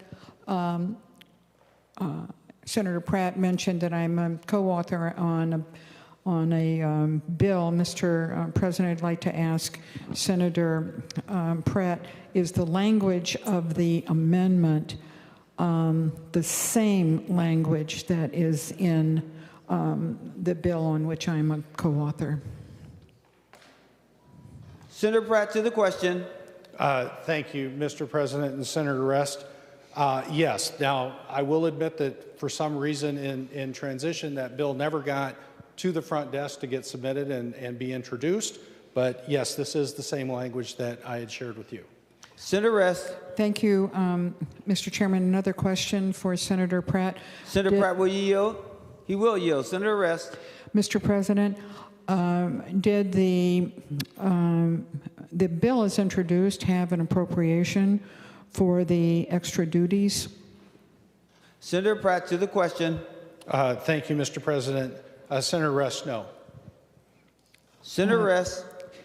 Thank you, Mr. President. I surely support what is behind this amendment, but I also think that it would come with a cost that at this point I would be unwilling to have the commissioner and that agency fund with its current funding.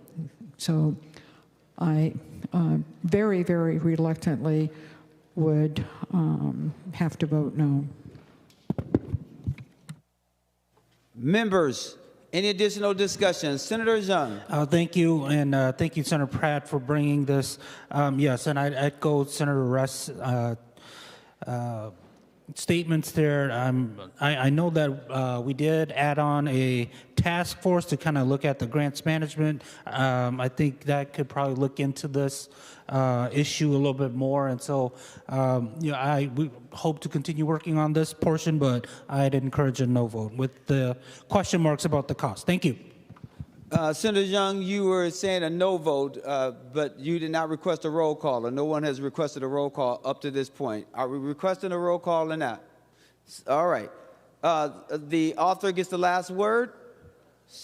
Oh, I'm sorry. Senator Rest, I didn't see you standing again. Senator Rest. Roll call requested, roll call granted. Senator Pratt, you will be the last voice. Thank you, Mr. President. Mr. President, we don't need a task force to look at this. We had one of the preeminent task force, probably the best task force in the state, review this issue, and that's the Office of Legislative Auditor.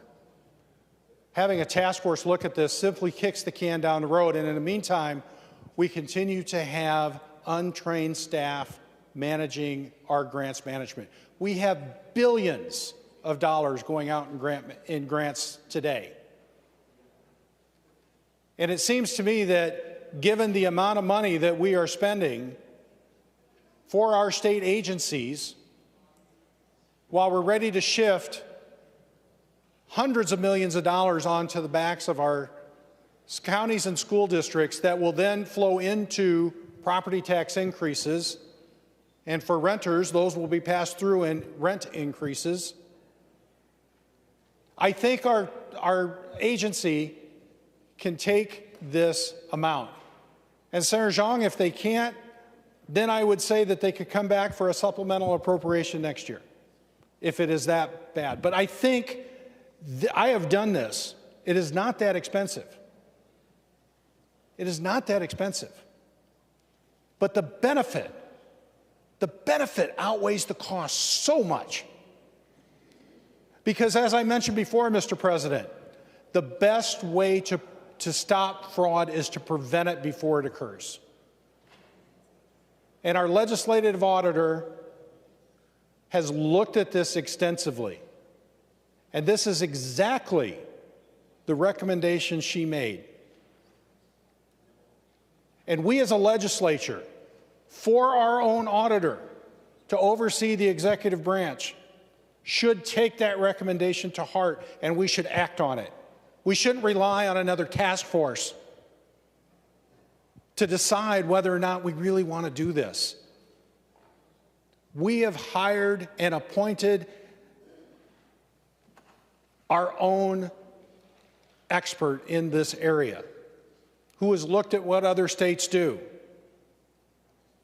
And now is the time to act. And members, if we vote no on this amendment, we are saying we don't care how well trained and how well our staff knows the policies, the procedures around managing billions of dollars in grants.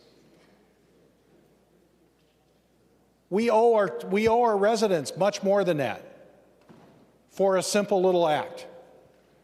And we can always come back, and we can always fund it if we need to fund it in a supplemental provision, but for now, we should take this action because now is the time for us to act. Now is the time we are seeing fraud occur in this state. Over $600 million in fraud and waste because we gave out grants that weren't appropriately given. And Mr. President, we've got language in the jobs bill that tightens up grants even further for the Department of Employment and Economic Development because it is that important.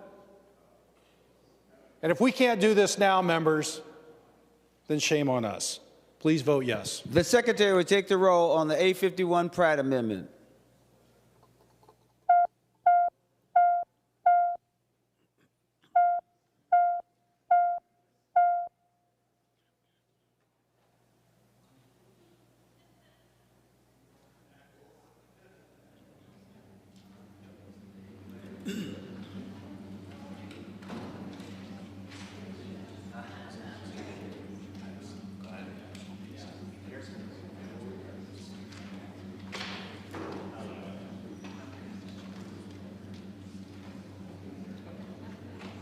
Senator Kunis, for those voting pursuant to Rule 40.7.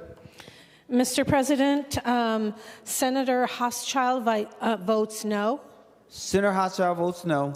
Senator Marty votes no. Senator Marty votes no. Senator Fateh votes no. Senator Fateh votes no. Senator Seeberger votes no. Senator Seeberger votes no. Senator Port votes no. Senator Port votes no. Senator McEwen votes no. Senator McEwen votes no. And Senator Herr votes no. And Senator Herr votes no. Senator Jasinski. Thank you, Mr. President. Senator Barr votes aye. Senator Barr votes aye. Senator Howe votes aye. Senator Howe votes aye. Senator Liskey votes aye. Senator Liskey votes aye. Senator Miller votes aye. Senator Miller votes aye. Senator Nelson votes aye. Senator Nelson votes aye. Senator Utke votes aye. And Senator Utke votes aye. And thank you, Mr. President. Senator Weber votes aye. And Senator Weber votes aye.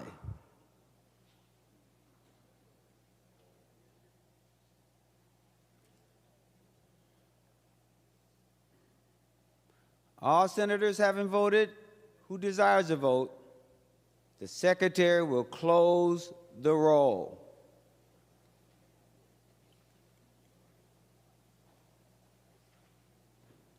There being 31 ayes and 34 noes, the A51 Pratt Amendment is not adopted.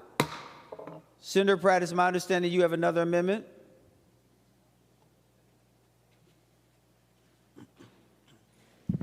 Yes, Mr. President. I didn't know I was up right away again. Mr. President, I would like to offer the A54 amendment.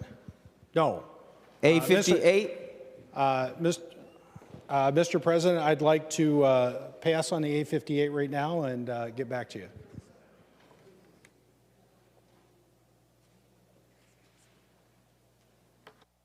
Senator Jaskowski, it's my understanding you are prepared for your A63 amendment. Yes, thank you, Mr. President. It is the A63 amendment that I'd Senator like to offer. Jaskowski offers the A63 amendment. The Secretary will report the A63 amendment. Senator Drazkowski moves to amend Senate File Number 3045 as follows. Page 26, after line 30, insert. This is the A63 amendment. Senator Drazkowski to your A63 amendment.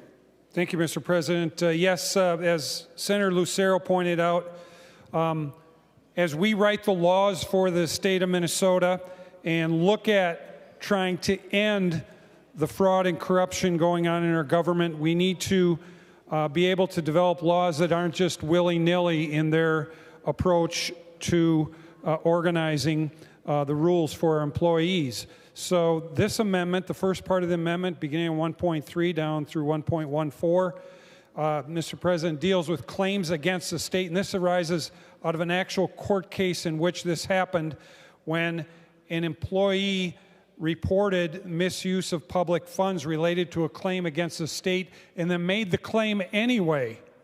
And the claim, Mr. President, as I recall, was made because of the pressure that came, legal pressure, I believe, that came from the person, from the claimant. And so this language provides cover for the employee that gives them the ability to say, no, claimant, I am here, I am watching the people's money, and we need to make certain that we get review from the Attorney General or the legislative auditor on this before I issue that claim. Otherwise, I am liable under 6.9.455, which I don't want to be. So that is the first half of the bill, or of the amendment. The second half, Mr. President, deals with 609.455 itself and rewrites the title of that to Preventing False and Fraudulent Claims Against the Government. It increases the penalty from 5 years of imprisonment to 7 years of imprisonment for payment or payment of a fine from $10,000 to $20,000 unless the payment of the claim or demand is ordered by a court. So you also see the the definition of payment or of claim or demand included in the amendment as well to provide belt and suspenders to this section of law. Mr. President, this is the only section of law that provides recourse for the taxpayers of Minnesota if we have a government official that makes payments when they know that the payment is fraudulent. And so that's the amendment. I'd encourage your support and ask for a roll call. Thank you, Mr. President. Roll call requested, roll call granted. Senator Latz. Mr. President, I've got a couple of problems with this, although I, of course, support withholding funds when it's pretty evident fraud is going on. There are a couple of problems with this. One is it makes the employee a criminal for dispersing funds. Number two, it doesn't indicate to whom any reported misuse of funds must be made in order to invoke this additional penalty. Number three, it would have posed a real problem with, for example, the Feeding Our Future situation, since one reason that the department continued to disperse funds was not only because there was a court order at one point when it was challenged, but also because the FBI was investigating it, and the FBI wanted the program to continue so they could complete their investigation. Otherwise, they wouldn't have been able to complete a substantive investigation and would not have been able to hold those, or would have had a harder time holding the fraudulent parties accountable for their fraudulent conduct. So basically, the FBI, the investigating agency, said, let it go for a little while so we can gather the evidence. But the other reason I got a problem with this is that it directly affects a crime. 609.455 is in the criminal statutes within the jurisdiction of the Judiciary Committee's work. And 16A above creates the crime and then cross-references it down to 609.455. My assertion is that this is not germane to the bill that's before us. So I raise a point of order under Rule 35.2. A point of order has been raised, and the point of order is well taken. Senator Jaskowski, your next amendment, is my understanding, is your A62? I think it's my job to introduce the amendment, Mr. President. The A62 amendment, yes, thank you. I wasn't trying to do your job. I let everyone do their job, but I just was helping because some people were not certain as to what amendment that they had. Senator Jaskowski. Thank you, Mr. President. Mr. President, members, the A62 amendment also works for us to Senator Jaskowski, I'm sorry, the Secretary needs to report the A62 amendment. My apologies, Mr. President. Senator Jaskowski moves to amend Senate File Number 3045 as follows. Page 26 after line 12, insert. This is the A62 amendment. Senator Jaskowski, to your A62 amendment. Thank you, Mr. President. Members, Mr. President, the A62 amendment emulates an approach that the federal government takes to reducing fraud in their programs. There's about 5 federal agencies that partner together and are required by law to have a shared database called a Do Not Pay database.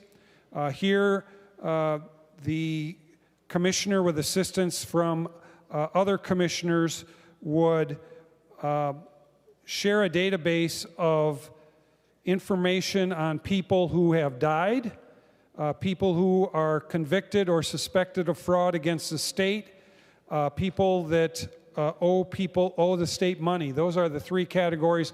And certainly, if we can bring this into law, members, that could be looked at further as it gets developed. But the federal government is already doing this. It requires all state agencies to contribute to this database the information that they have about individuals who are not, who do not qualify to receive government payments for the variety, the huge variety and huge amount of government payments that this government doles out regularly, and requires the agencies to participate, and then also requires the agencies to check the confirmation or status of the proposed recipients for their particular program against the database to make certain that they catch the proposed recipients that do not qualify, maybe because they're not alive or because they're suspected of fraud or that they owe money to the state. So that is the amendment, Mr. President. It would be something that the agencies could do on their own and would give us a start to a foothold to having the agencies make certain that they are not giving out money to people who don't qualify for it. I encourage your support and ask for roll call, Mr. President. Roll call requested, roll call granted. We're on the A62 Drazkowski Amendment. Senator Xiong. Thank you, Mr. President. Thank you, Senator Drazkowski. I do like the idea, but I'm not. Do you have an estimate on what the cost might be for this database to put through all agencies? Is it every single agencies that's going to be required for this, or what do you sort of envision this database to be like? Thank you. Senator Xiong is asking for you to yield. You will yield? He will yield. Senator Drazkowski. Thank you, Mr. President. Thank you, Senator Xiong. As line point 19 says, all agencies must provide names and data to the commissioner. And the way we have it written, we would tell the government that they need to pay for this out of their resources, which are very, very, very plentiful. Thank you, Mr. President. Senator Xiong. Thank you, Senator Drazkowski. I'm sorry, I'll remember to ask him to yield. I'm just unsure of the cost of what this might entail. I'd encourage a no vote at this time. Thank you. Any other discussion on the A62 amendment? Senator Latz. Thank you, Mr. President. Members, on the substance of the amendment as well, it's really drafted, I would say, not well. It's certainly not ready to become statute. And while I also kind of like the idea of having such a database, putting in there that anyone who is suspected of fraud without any other evidence needs to go into a database like that seems to me to be a really, really loose standard and subject to abuse itself. And then secondly, anyone who owes money to the state would also have to go into this database. So if you owe taxes and you're a little bit late in paying your taxes, all of a sudden you're going to go into a database of this nature. If you've got a traffic fine that you haven't paid yet, does that mean you're going to go into this database? What's going to be the costs incurred to the courts in making sure that this information gets transmitted to the commissioner in this case? It seems to me the language needs a bit of an overhaul before it's ready to become law anyway. And for those reasons, I would recommend voting no. Any other discussion before we go to the author for the last word? Seeing none, Senator Drazkowski, to your A62 amendment. Thank you, Mr. President. Hearing the interest from Senator Xiong and Senator Latz, and Senator Latz, I agree, it might need, now that you point some things out, it might need some more work. Look forward to talking with you more next session about this. I do like the fact that we're able to get this out here, and at this point I will endeavor to work with each of you on this and withdraw the amendment. Thank you, Mr. President. Senator Drazkowski withdraws the A62 amendment. Senator Lang. Well, thank you, Mr. Chair, and I have the A67 amendment. Senator Lang offers the A67 amendment. The Secretary will report the A67 amendment. Senator Lang moves to amend Senate File Number 3045 as follows. Page 25, after line 30, insert. This is the A67 amendment. Senator Lang, to your A67 amendment. Well, thank you, Mr. President. The A67, I hope will be viewed as more of as a completely friendly amendment. I thank Senator Xiong for his willingness to listen to this. This is a rather innovative approach that goes for all of our state agencies. And this is something that the other body, and I hate to give them too much credit, Mr. President, but has done quite a bit of work on. And it actually passed the other body just a week or two ago, 133-0. So it is a rather bipartisan approach. What this does is called the Savvy program, however you like to talk about it. It is the State Agency Value Initiative. And really what it does, and Mr. President, I used to work in state, well, I guess I still work in state government, but I used to work where I ran my own budget. And every year at the end of the budget, there was always a little money that I had to spend or I wouldn't get that money the next year. So what this does is allows 50% of what's left over in a state agency's budget remains unspent at the end of the year. And the way that the bill, and this is an exact copy of the bill, that I appreciate the co-author, Senator Nelson, on this, but the way the verbiage reads is because of unanticipated, which I don't necessarily like that part of it, Mr. President. I wish it was just innovation, efficiencies, or cost-creative savings that may be carried forward and retained by the agency to specific funds and proposals and projects. So what happens is they say 50% of that money that's left over goes into a special revenue account, and then through a peer-to-peer process, you can apply those funds in the next biennium. And Mr. President, I think this is a rather well-rounded way of providing a way for agencies to have some of that innovation. So with that, Mr. President, I appreciate all the support, and hopefully this will be viewed as a friendly. Senator Xiong to the A67 Lang Amendment. Thank you, Mr. President, and thank you, Lead Lang. I know you did approach me with this. I did take a look at it. Right after I got done talking with you, folks were talking to me about this bill. I think there are concerns that folks had raised with me that it would, sort of alter the nature of state employees' work and, take away them from their existing duties. It could lead to employees cutting corners or being put in a position to do that, or limiting services that Minnesotans rely on and pay with their tax dollars and for a state employee to be incentivized to collect on that and not carrying out the work.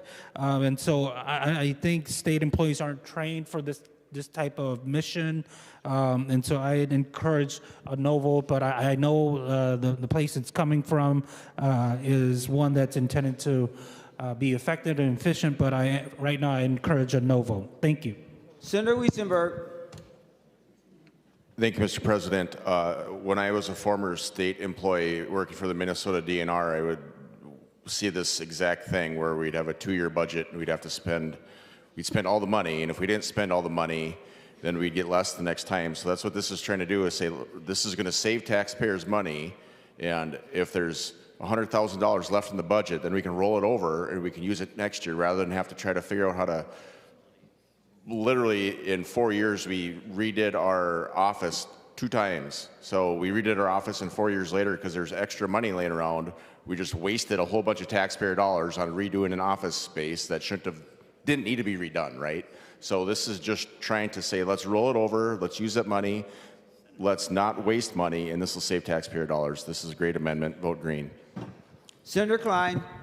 Thank you, Mr. President. I request a roll call. Roll call requested, roll call granted. Any other discussion before I go to the author of the amendment? Seeing none, Senator Lang. Well, thank you, Mr. Chair, and I guess I'm a little discouraged by that, the request for a no vote on this one. This is, again, passed the other body with 0 no votes. It was worked on by both parties in the other chamber. So I'm a little concerned by that. This is, in my viewpoint, a very reasonable request. And one, Senator Xiong, for sure, that would make your job in conference committee a little easier. Again, as we move forward, I'd like to see 100% of those extra funds being able to be carried forward to the next year. This is oversought by the Commissioner of Management and Budget. This is not just an agency initiative. This is a well-thought-out amendment that's been vetted by the other body, and I'd sure appreciate a green vote on this one. The Secretary will take the roll on the A67 Lang Amendment.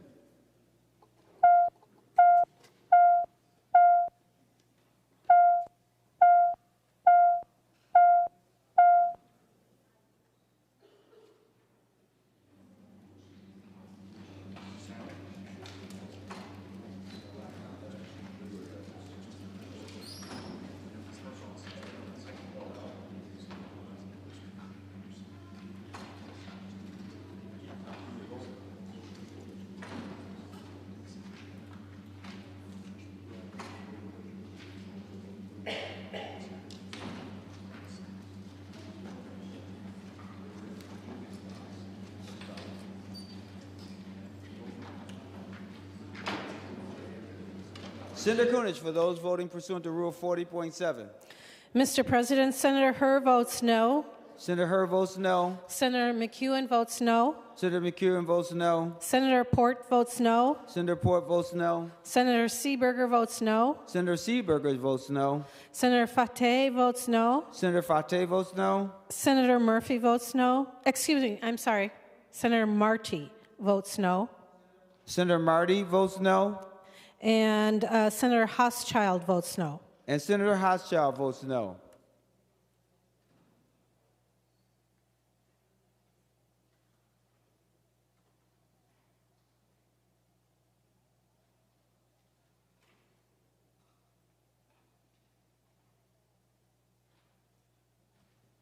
Senator Jasinski, for those voting pursuant to Rule 40.7. Thank you, Mr. President. Senator Barr votes aye. Senator Barr votes aye. Senator Howe votes aye. Senator Howe votes aye. Senator Liskey votes aye. Senator Liskey votes aye. Senator Miller votes aye. Senator Miller votes aye. Senator Nelson votes aye. Senator Nelson votes aye. Senator Utke votes aye. Senator Utke votes aye. And thank you, Mr. President. Senator Weber votes aye. And Senator Weber votes aye.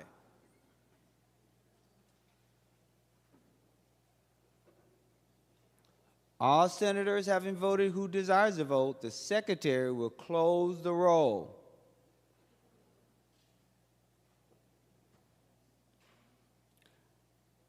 There being 32 ayes and 33 noes, the amendment is not adopted.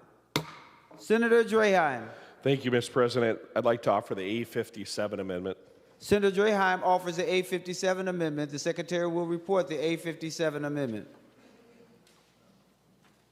Senator Draheim moves to amend Senate File Number 3045 as follows. Page 24, after line 13, insert.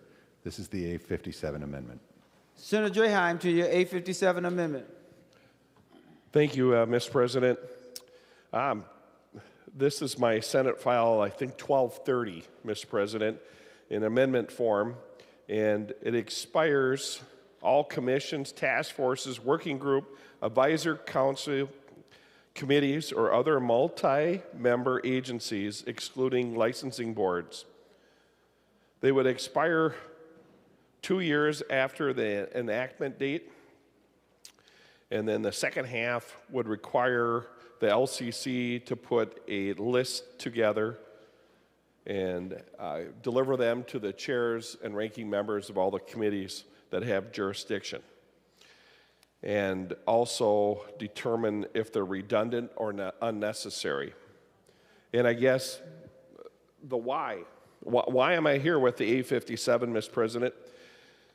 Is we're asking our counties, our long-term care facilities, our schools, to take on an unprecedented amount of burden from us. And we've decided not to fund things, to shift things. And we have to prioritize what we spend our money on. And there are a lot of great working groups and task force out there that are important. But over time, it piles up. We have hundreds of open seats on these task forces right now. We have hundreds of boards and commissions to begin with. We have over 200 appointing authorities. So just 224 different groups that can appoint members to all these different groups. And there's over 4,000 members on these different task forces. Now, is this the biggest pile of money that we're going to try to get after to help out our nursing homes or our disability services or our first responders? Probably not. But I have a hard time going back to my district without trying to help a little bit. And if I can save one teacher's position, one para, or one wing in a nursing home in my district,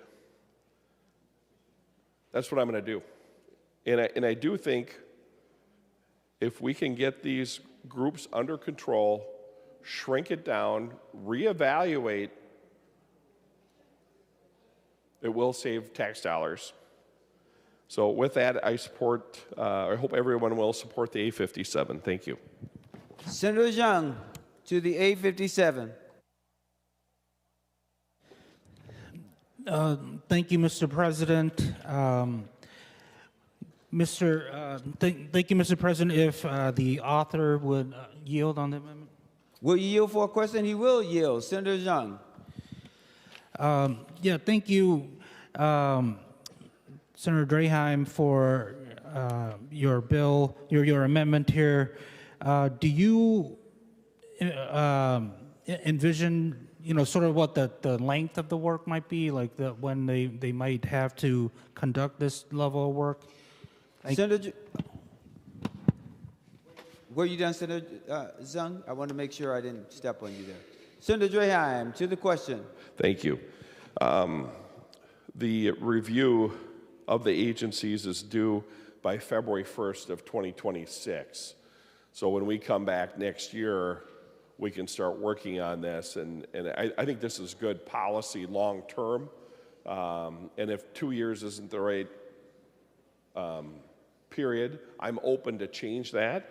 But I think at different points in time, there are groups that we need to put together, stakeholders, to work on an issue. I am not against that. I have supported that in the past.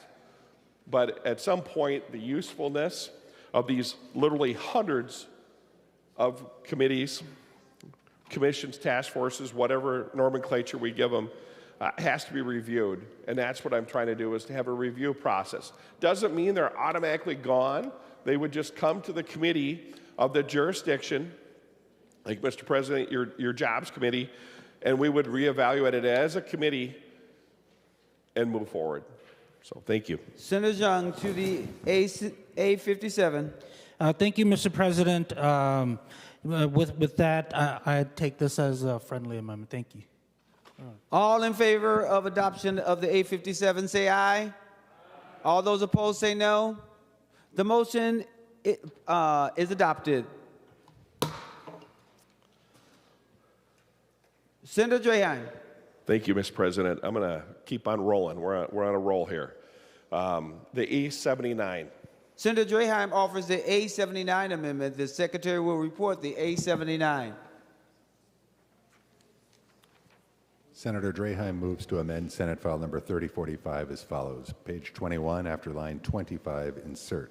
This is the A79 amendment. Senator Draheim to your A79 amendment. Thank you, Mr. President and members. What this bill attempts to do, or amendment, the A79, is to have the rules ratified. Pretty straightforward, Mr. President. A proposed rule is not in effect until the rule is ratified. Ratification occurs upon the signature of the governor on a law passed by legislators approving the rule within 1 year of the publication of the notice of the adoption of the rule in the state register. Straightforward, Mr. President. Senator Xiong, your thoughts about the A79? Thank you, Senator Draheim. And Mr. President, I'm not really familiar with this portion of Section 141265. Could you explain a little bit about what the effective after ratification, what that would mean? If you would yield, thank you. Senator Draheim, will you yield? He will yield. Senator Draheim. Thank you, and thank you for the question. So my attempt with this amendment, Mr. President, is to give the people another shot at the rulemaking and the process to better educate the public. So right now, an agency can act rulemaking with a couple hearings, and I'm simplifying this, so bear with me, a posting and a couple hearings, but the general public does not pay attention or know where to look to see these proposed rule changes. And What I think would happen if we adopt the A79 is all the rulemaking would come through the legislative process, like I believe it should, and we can have hearings and discussion about the proposed rulemaking. And the majority of the rulemaking is non-controversial. There are, of course, occasions where we bicker back and forth on the rulemaking and have a healthy debate, but that debate includes stakeholders. And I think that's one piece that's missing with the current rulemaking process, and of course I'm oversimplifying it, but when we go through the hearing process, we post the hearing. And it gives more people an option to have a comment, to be included, to help make it better. And by making the rulemaking better, it will make the state better. So I hope that answers your question. Senator Xiong, to the A79. Thank you, Mr. President. Thank you, Senator Draheim, for your overview over that. I encourage a no vote for now. I'm a little concerned about some of the constitutional powers issues that could come up, with the state register, with the governor's office, and so I'd encourage a no vote. Thank you. Any other discussion on the A79 before I go to the author? Senator Pratt. Thank you, Mr. President. Mr. President, I want to speak in favor of the amendment. I consider myself a fairly savvy user of our state resources, and every so often I'll get notified when there's rulemaking going on, and I'll tell you, it's hard to find your way through it. It's very legal. And maybe a lawyer like you and some of the others in the chamber know how to do that. But what concerns me is that we've taken rulemaking from just implementing the laws that were passed to actually creating rules with the force of law. And the Constitution gives the legislature the authority to implement law, not the executive branch. And so I think Senator Draheim's amendment puts an extra check and balance on the executive branch to make sure that they are implementing laws that are rules with the force of law that meet the legislative intent of what was passed. And I think this is a very reasonable and simple amendment. As Senator Draheim said, most are going to be very technical and get pushed through. But for those that are more controversial, and especially when we have divided government, I think it's important that we have that extra check and balance. So members, please vote in favor of the A79 amendment. Senator Westlin. Mr. President, I request a roll call. Roll call requested, roll call granted. Senator Rest. Thank you.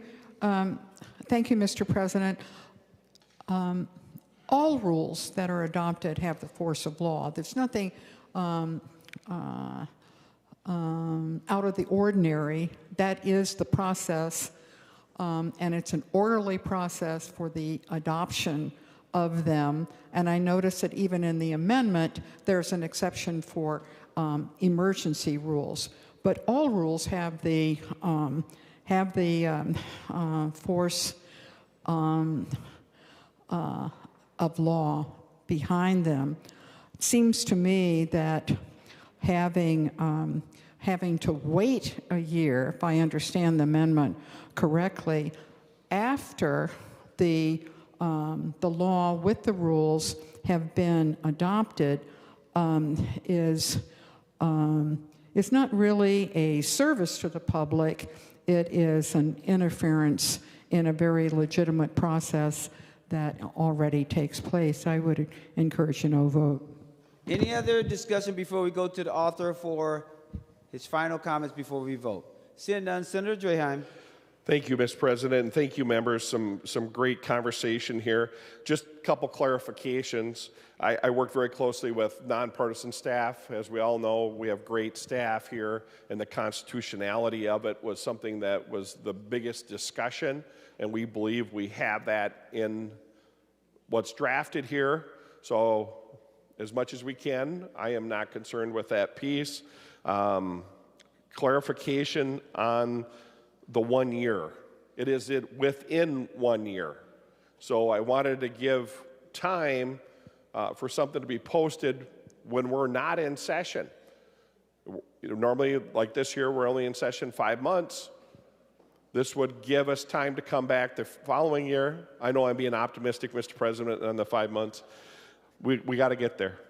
And then for the emergency rule, thank you, Senator Rest, for bringing that up. That was going to be my closing comment. I do have an exemption for emergency because I understand there are times, COVID would be one, like a bird flu or swine flu, other emergencies like that, flooding, et cetera, national disaster, where the executive branch is going to have to act, and I respect that.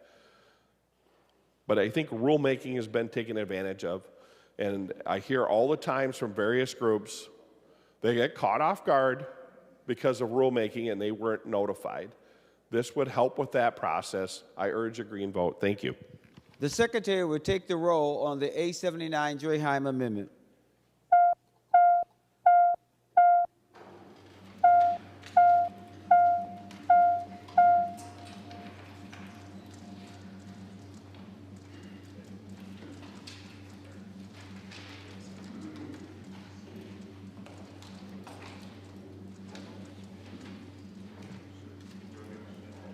Senator Kunesh, for those voting pursuant to Rule 40.7. Mr. President, Senator Dibble votes no. Senator Dibble votes no. Senator Herr votes no. Senator Herr votes no. Senator McEwen votes no. Senator McEwen votes no. Senator Port votes no. Senator Port votes no. Senator Seeberger votes no. Senator Seeberger votes no. Senator Fateh votes no. Senator Fateh votes no. Senator Senator Marty votes no. Senator Marty votes no. And Senator Hauschild votes no. And Senator Hauschild votes no. Senator Jasinski. Thank you, Mr. President. Senator Barr votes aye. Senator Barr votes aye. Senator Howe votes aye. Senator Howe votes aye. Senator Liskey votes aye. Senator Liskey votes aye. Senator Miller votes aye. Senator Miller votes aye. Senator Nelson votes aye. Senator Nelson votes aye. Senator Utke votes aye. Senator Utke votes aye. And thank you, Mr. President. Senator Weber votes aye. And Senator Weber votes aye. All senators having a desire to vote have voted. The Secretary will close the roll. There being 31 ayes and 34 nays, the A79 Joyheim Amendment is not adopted. Senator Matthews.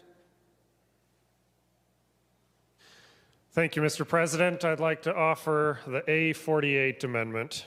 Senator Matthews offers the A48 amendment. The Secretary will report the A48 amendment. Senator Matthews moves to amend Senate File Number 3045 as follows. Page 24, after line 13, insert. This is the A48 amendment. Senator Matthews, to your A48 amendment. Thank you, Mr. President. This is language that I've worked on for over a number of sessions, and it's a very simple piece of legislation. It would prohibit agencies from adopting rules that would restrict consumer choices in purchasing motorized equipment, and it would allow the consumer to be the final decision maker of what type of equipment they want to purchase. And this ranges from tools like generators, lawnmowers, leaf blowers, etc., all the way up to various types of vehicles. Mr. President and members, there is nothing wrong with electric-powered equipment, as that technology has been growing and has been improving as it's continuing on in its development. But there's no need to have any top-down mandates from state agencies that would be artificially requiring only certain choices for consumers instead of others. So this is about making sure that Minnesotans have the ability to make their own choices about what they buy without being mandated to choose things that don't work for themselves or for their families. And I'd ask for a roll call vote on this amendment. Roll call requested. A roll call has been granted. Senator Xiong to the A48 amendment.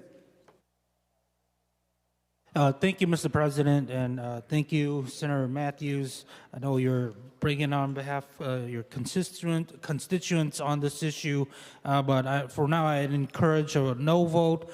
I think we have a lot of case-by-case look at different rulemaking authority for different types of bills. I'd encourage a no vote, and maybe we can narrow the scope down a little bit more as we go forward next year. Thank you. Any other discussion on the A48 before I go to the author for final comments? Seeing none, Senator Matthews has no comments. The Secretary will take the roll on the A48 amendment.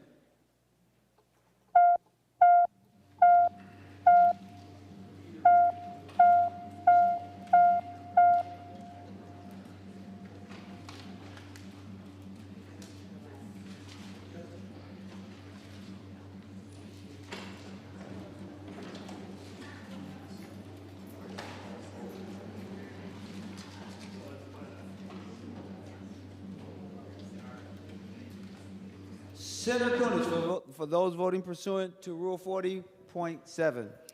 Mr. President, Senator Friends votes no. Senator Friends votes no. Senator Hochschild votes no. Senator Hochschild votes no. Senator Marty votes no. Senator Marty votes no. Senator Fateh votes no. Senator Fateh votes no. Senator Seeberger votes no. Senator Seeberger votes no. Senator Port votes no. Senator Port votes no. Senator McEwen votes no. Senator McEwen votes no. And Senator Herb votes no. And Senator Herb votes no.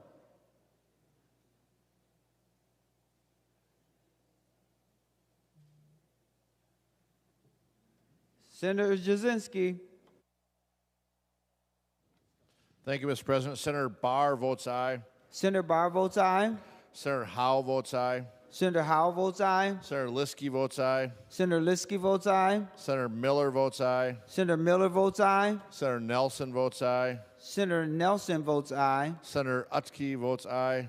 Senator Utke votes aye. And thank you, Mr. President. Senator Weber votes aye. And Senator Weber votes aye.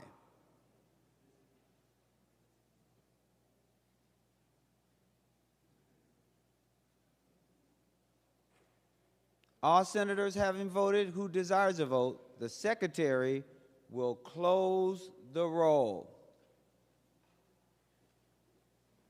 There being 30 ayes and 35 noes, the A48 amendment is not adopted. Senator Coran. Thank you, Mr. President. I'd like to move the A46 amendment. Senator Coran offers the A46 amendment. The Secretary will report the A46 amendment. Senator Coran moves to amend Senate File Number 3045 as follows. Page 10, line 2, delete 938,000. This is the A46 amendment. Senator Coran to your A46 amendment. Thank you, Mr. President. What this amendment does is it actually puts some fiscal responsibility in the funding requests for the ethnic councils that we have. We have 5 of them. And what this does is it sets all of their increases to 2.2%, the same as the Indian Council and the Asian Pacific Council. So it spreads it across the board. With our looming deficit and the cuts online for many other services, this brings some fiscal responsibility to these councils and actually provides equity so they're all treated fairly across the board. With that, Mr. President, I'd encourage a green vote and request a roll call. Roll call requested, roll call granted. Senator Xiong to the A46 amendment. Thank you, President Champion. Thank you, Senator Coran. I'd encourage a no vote. Like we've had discussions in committee, there are various different councils that at different stages. Some are much further along. Some are getting started and serving different populations and with different needs. And so I encourage a no vote. Thank you. Any other discussion on the A46 before we go to the author of the amendment? Senator Pratt. Thank you, Mr. President. Mr. President, we've seen a gross inequity in how our various ethnic councils are being treated here. Last year we were told last session we were told it was because they matched what the agency had requested. And so this year the agency realized that there were things that they should be doing in order to keep up with the work being done by other councils. And there's one council, Mr. President, one, that's being held to a 2.2% increase. And yet they have one of the largest scopes and one of the largest populations here in the state. And so, Mr. President, I think if we're going to have ethnic councils, then we should be equitable in how we fund those ethnic councils, and we should be equitable in our expectation of the services they can provide. And if we are going to effectively underfund or defund one of the councils, then we should not hold that against the staff for maybe not doing as much as some legislators would want. So I think we have to make a decision, Mr. Chair. Are these ethnic councils on an equal footing, or do we prefer certain cultures over others? That's the question in front of us. Mr. President, you've been a strong supporter of equity and making sure that all Minnesotans are represented in the government and their voice is heard when we're up here. That's the role of these ethnic councils, to help connect minority populations with key legislators. But then I would say, Mr. President, again, I want to reiterate, if we are going to underfund certain councils and prevent them from doing the work that they would like to do, then I think we have to change our expectations of them. Thank you. The Secretary would take the roll on the A46th Amendment.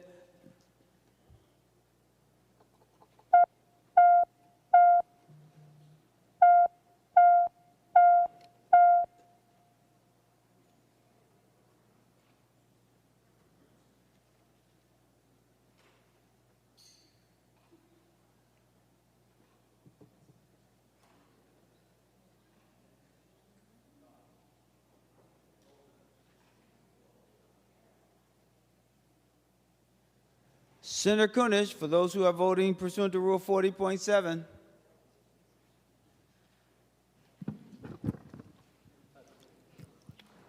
Mr. President, Senator Herr votes no. Senator Herr votes no. Senator McEwen votes no. Senator McEwen votes no. Senator Port votes no. Senator Port votes no. Senator Seeberger votes no. Senator Seeberger votes no. Senator Marty votes no. Senator Marty votes no. Senator Hauschild votes no. Senator Hauschild votes no. And Senator Friends votes no. And Senator Friends votes no. Senator Pappas, are you going to vote? No. Okay. Got it. All senators having voted, I'm sorry. Senator Jasinski, for those voting pursuant to Rule 40.7, I'll wait until you're ready. Thank you, Mr. President. I can start. Senator Barr votes aye. Senator Barr votes aye. Senator Howe votes aye. Senator Howe votes aye. Senator Liskey votes aye. Senator Liskey votes aye. Senator Miller votes aye. Senator Miller votes aye. Senator Utke votes aye. Senator Utke votes aye. Senator Weber votes aye. Senator Weber votes aye. And thank you, Mr. President. Just waiting on Senator. One more vote.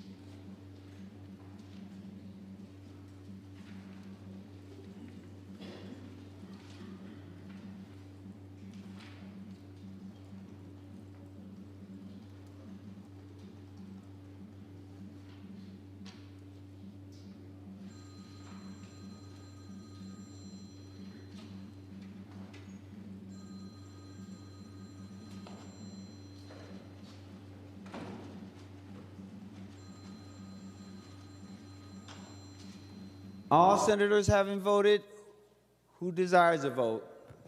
The secretary will close the roll.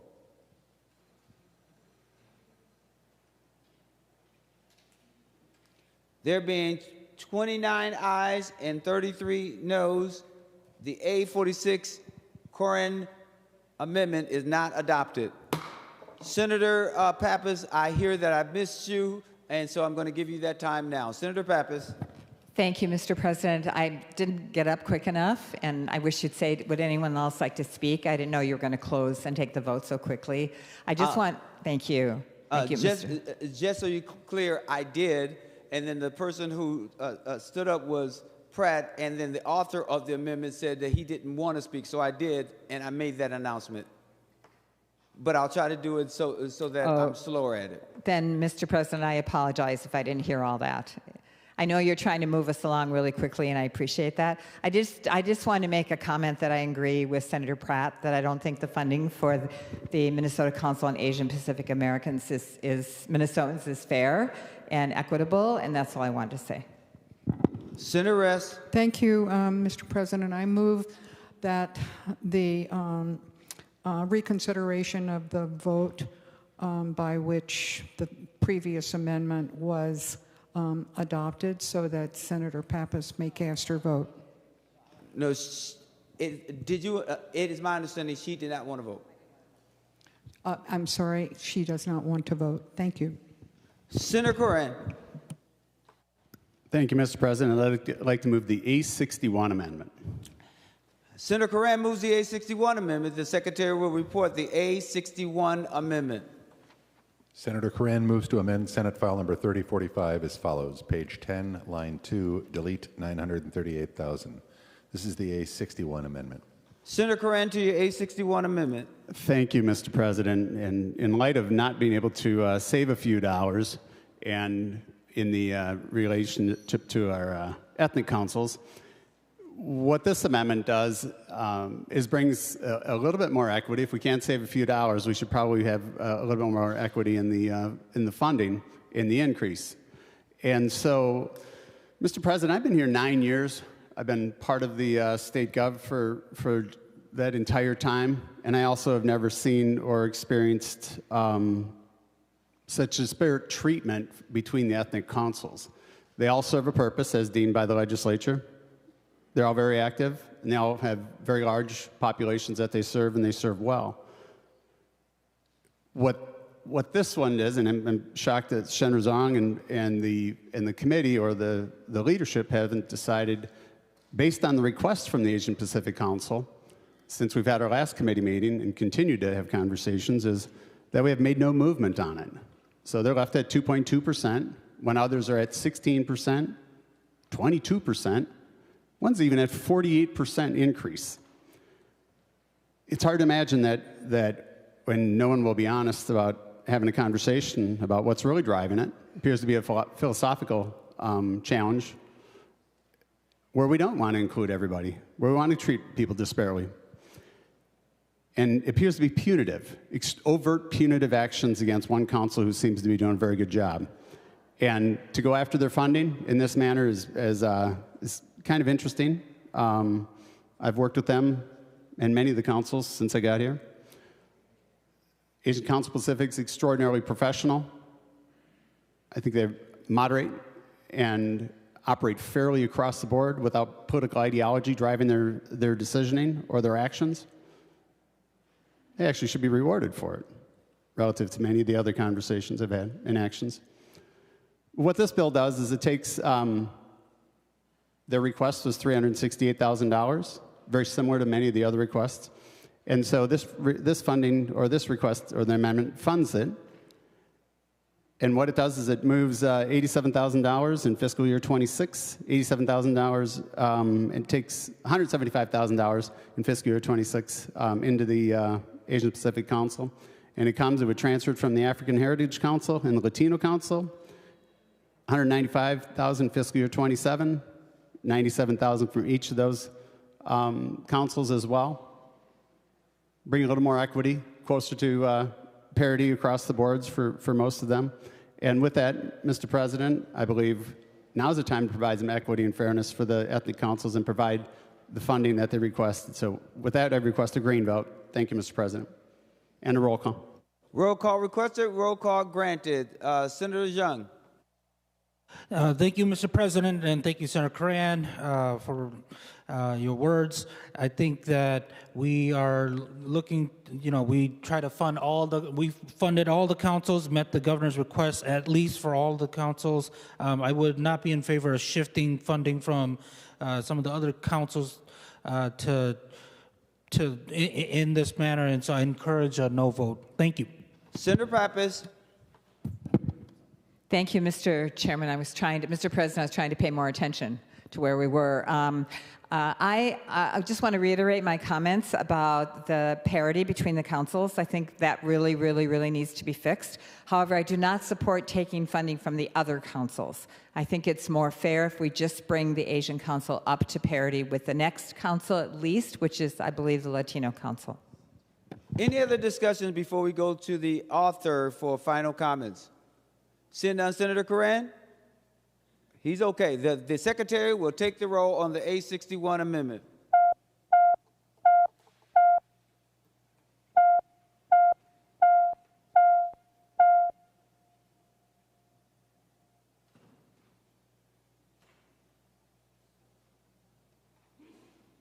Bless you.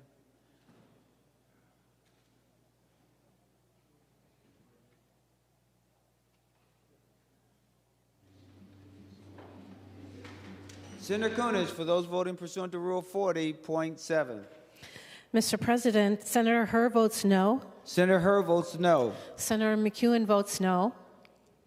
Say it again. Senator McEwen votes no. Senator McEwen votes no. Senator Port votes no. Senator Port votes no. Senator Seeberger votes no. Senator Seeberger votes no. Senator Hauschild votes no. Senator Hauschild votes no. And Senator Friends votes no. Senator French votes no.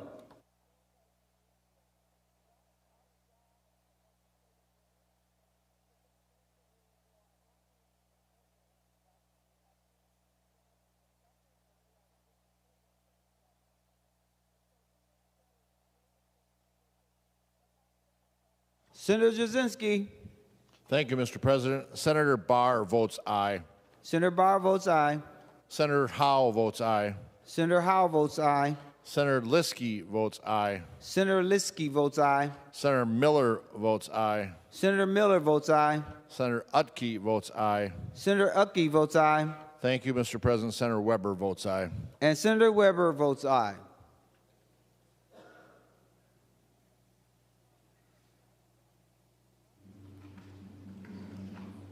All senators having voted who desired to vote, the secretary will close the roll.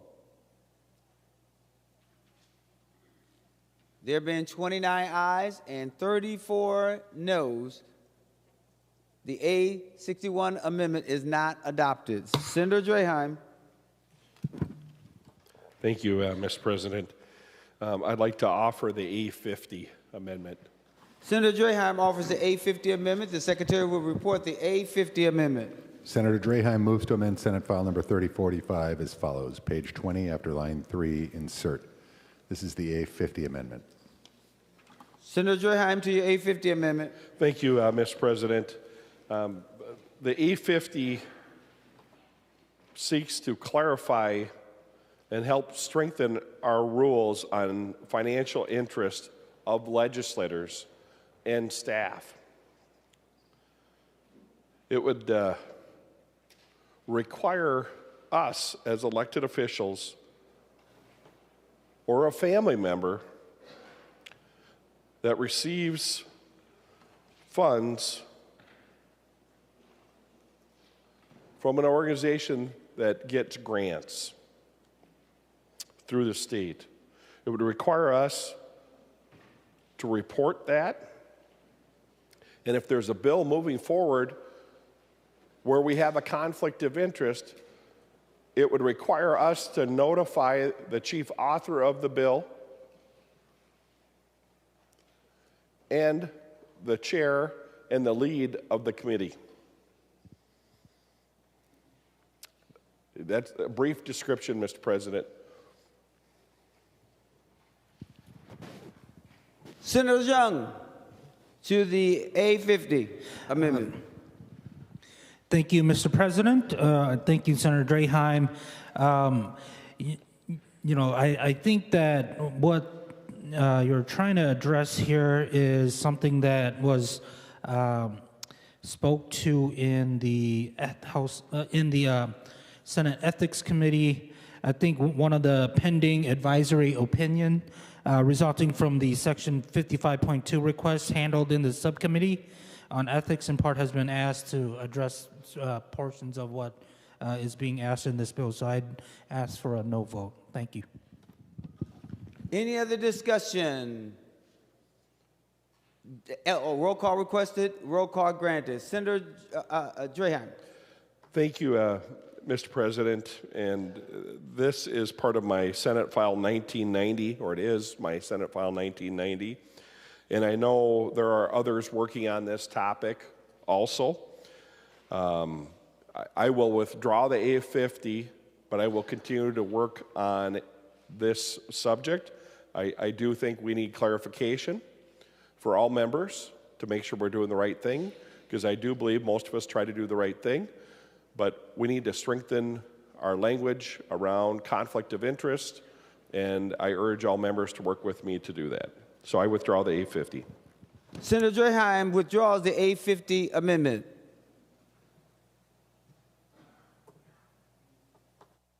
Senator Draheim, you have another amendment, is my understanding. Thank you, Mr. President. In fact, I have the best amendment of the day. I bet. It's the A68 amendment. Senator Draheim moves the A68 amendment. The Secretary will report the A68 amendment.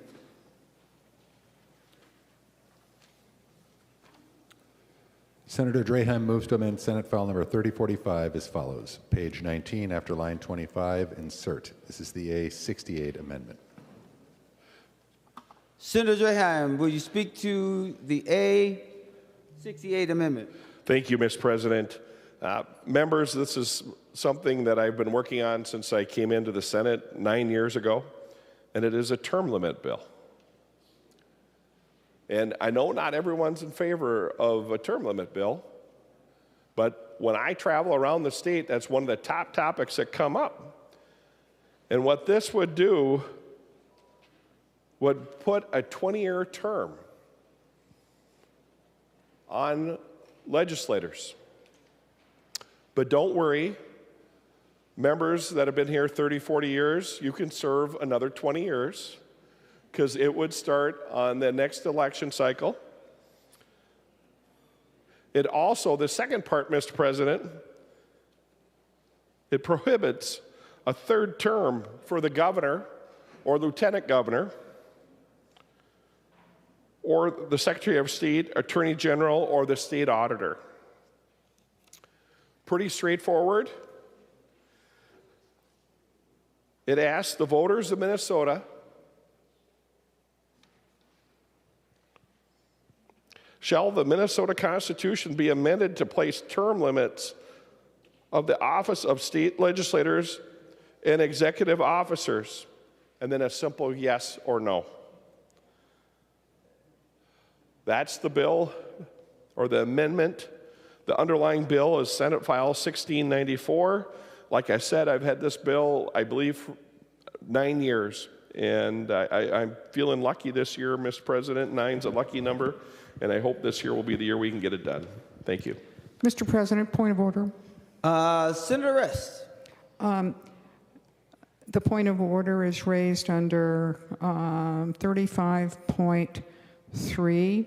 An amendment to insert a constitutional amendment is not germane to a bill that does not already include a constitutional amendment.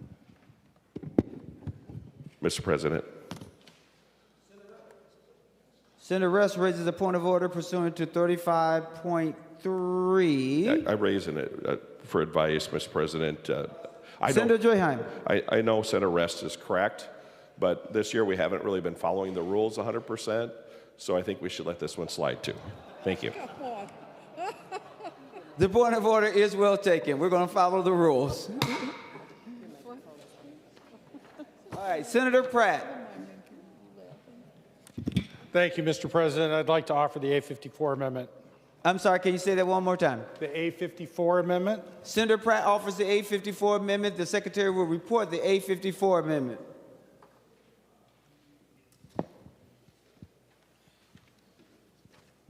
Senator Pratt moves to amend Senate File Number 3045 as follows. Page 21, after line 20, insert. This is the A54 amendment. Senator Pratt to your A54 amendment. Thank you, Mr. President. The A54 amendment is a bill that Senator Abler and I introduced, and I believe this matches some language in the other body that allows ranking members in the Committee of Jurisdiction and on the Finance Committee to request fiscal notes. Mr. President, in the minority, sometimes we run into the situation where we have an idea that we'd like to work on. We're asked if there's a fiscal implication, and the answer we get is we don't know because we can't order a fiscal note. It has to either come from the chair with jurisdiction or it has to come from the chair of finance.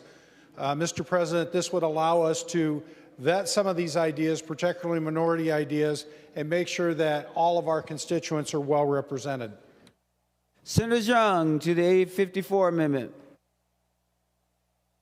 Thank you, Mr. President. Thank you, Senator Pratt. You did run this by me. I think I'd like to turn it over to Senator Marty, or yield my Senator Marty. Thank you.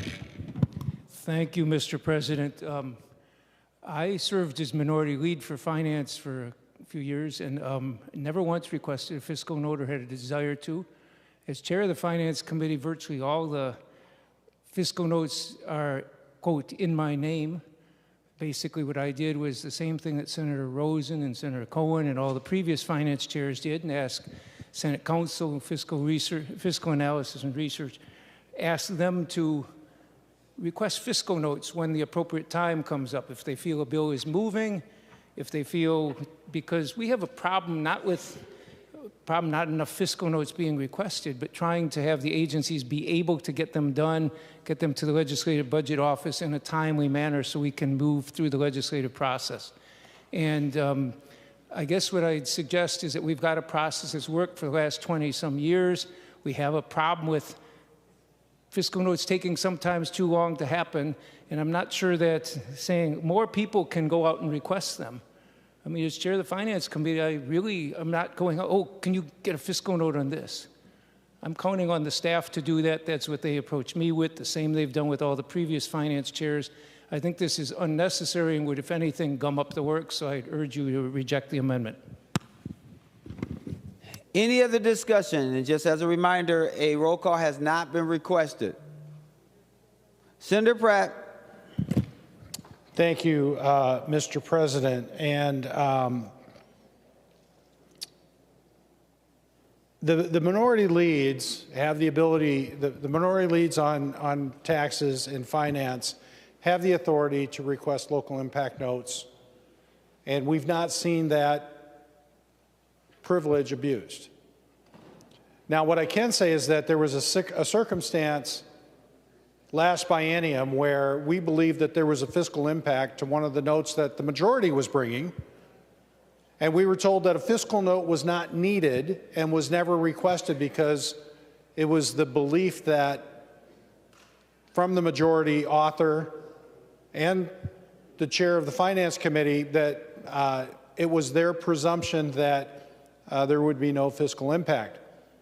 Instead of being able to verify that and making sure that one of the bills didn't have a medical assistance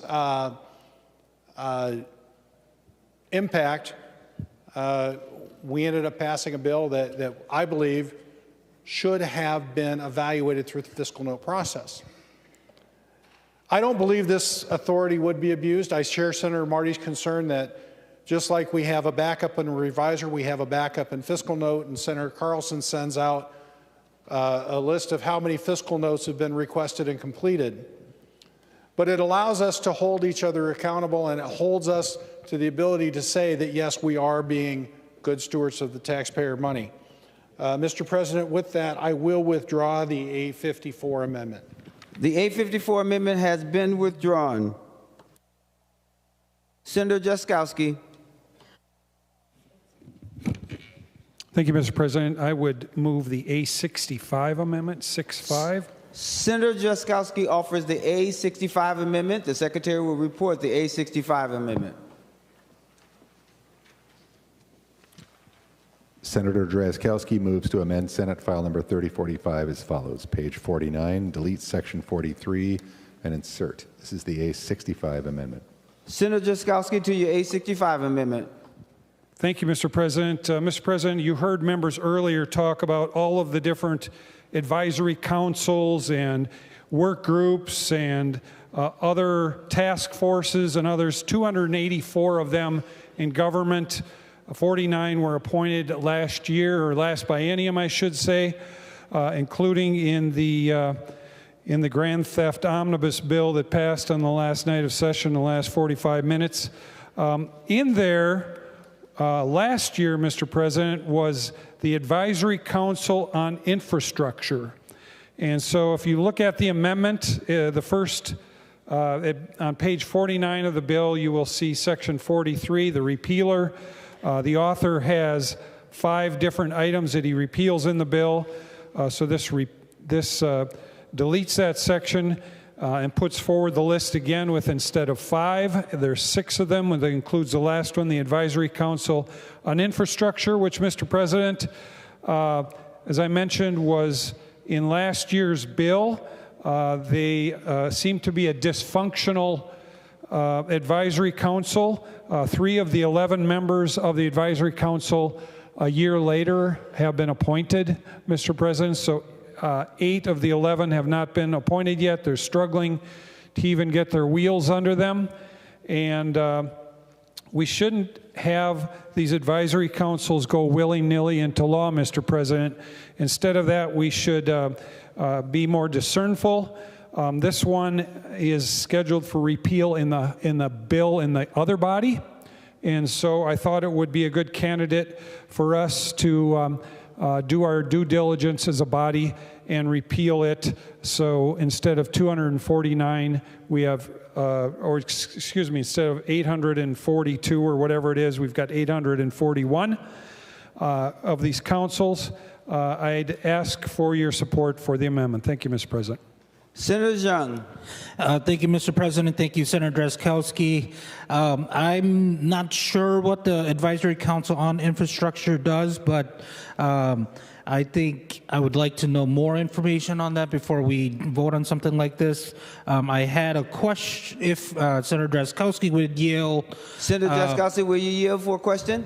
He will yield. Senator do you know what the repealer for the Subdivision 1 political and campaign provisions would repeal? Senator Jaskowski to the question. Thank you, Mr. President. Chair Xiong, the way that they draft these amendments to repealers is they repeal the entire repealer section. So if you look on line 1.2 of the amendment, it deletes on page 49 all of the repealers that you have in the bill as you've brought it here today. And those are the top 5 on there. The political and campaign provisions are in your bill to be repealed. The model ordinance for outdoor lighting is in your bill to repealed, as are the next 3. So this amendment repeals the whole repealer section and then restates those first 5 again with the addition of the 6th one. And I was confused about this too as I was working on a bill in environment, and it was described to me that's how their software does it. They actually repeal all the ones that are already in the bill scheduled for repealing and then restate the section again as a new amendment with all 5 in this case that you already have in the bill, plus the 6th one. And again, the Advisory Council on Infrastructure seems to be a very dysfunctional advisory council and is scheduled for repeal in the bill in the other body in the House as they're working on their bill that's a corollary to yours. Thank you, Mr. President. Senator Xiong. Thank you, Mr. President, and thank you, Senator Drazkowski. I'd encourage a no vote on the amendment here. I think the majority leader has the authority to make the appointments to the advisory councils in question. I think we've, that's how the Senate has its organization and its structure. I'd encourage a no vote. Thank you. Senator Westlin. Mr. President, I ask for a roll call. Roll call requested, roll call granted. Any other discussion before we go to the author of the amendment, before we vote? Seeing none, Senator Jaskowski. Thank you, Mr. President. Senator Xiong, I'm disappointed. We have here an advisory council, one of the hundreds of advisory councils that we have that's not even able to get its wheels under it. It's dysfunctional, and we find that the Democrats in the body are probably going to vote against repealing it. If we can't clean up the pieces of law that aren't working and clean up the advisory councils that themselves can't even find a way to work, I don't know how we can ever do it. It seems like a one-way check valve, and I'm disappointed in your comments, but encourage a vote for this amendment so that we can get rid of this advisory council that does not seem to at all be useful. As a matter of fact, it's not even alive, and it's a year later. Thank you, Mr. President. The Secretary take the roll on the A65 Jaskowski amendment.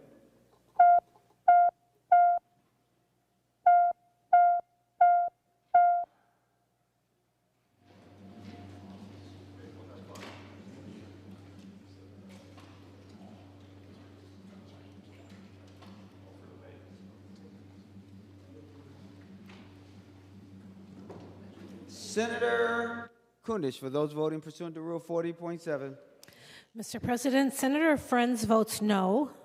Senator Friends votes no. Senator Herr votes no. Senator Herr votes no. Senator Hauschild votes no. Senator Hauschild votes no. Senator McEwen votes no. Senator McEwen votes no. Senator Port votes no. Senator Port votes no. And Senator Seeberger votes no. And Senator Seeberger votes no.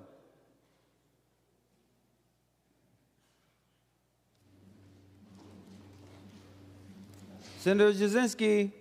Thank you, Mr. President. Senator Anderson votes aye. Senator Anderson votes aye. Senator Barr votes aye. Senator Barr votes aye. Senator Howe votes aye. Senator Howe votes aye. Senator Liskey votes aye. Senator Liskey votes aye. Senator Miller votes aye. Senator Miller votes aye. Senator Utke votes aye. Senator Utke votes aye. Senator Weber votes aye. Senator Weber votes aye. And thank you, Mr. President. Senator Duckworth votes aye. And Senator Duckworth votes aye.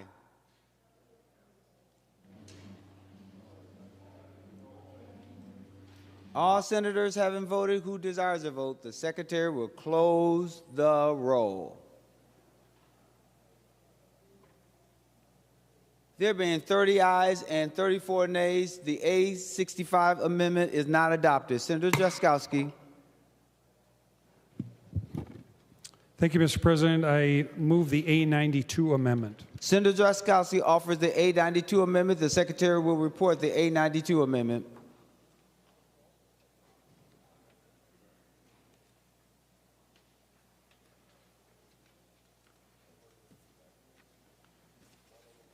Senator Drazkowski moves to amend Senate File Number 3045 as follows. Page 3, Line 8, delete 107,298,000. This is the A92 amendment.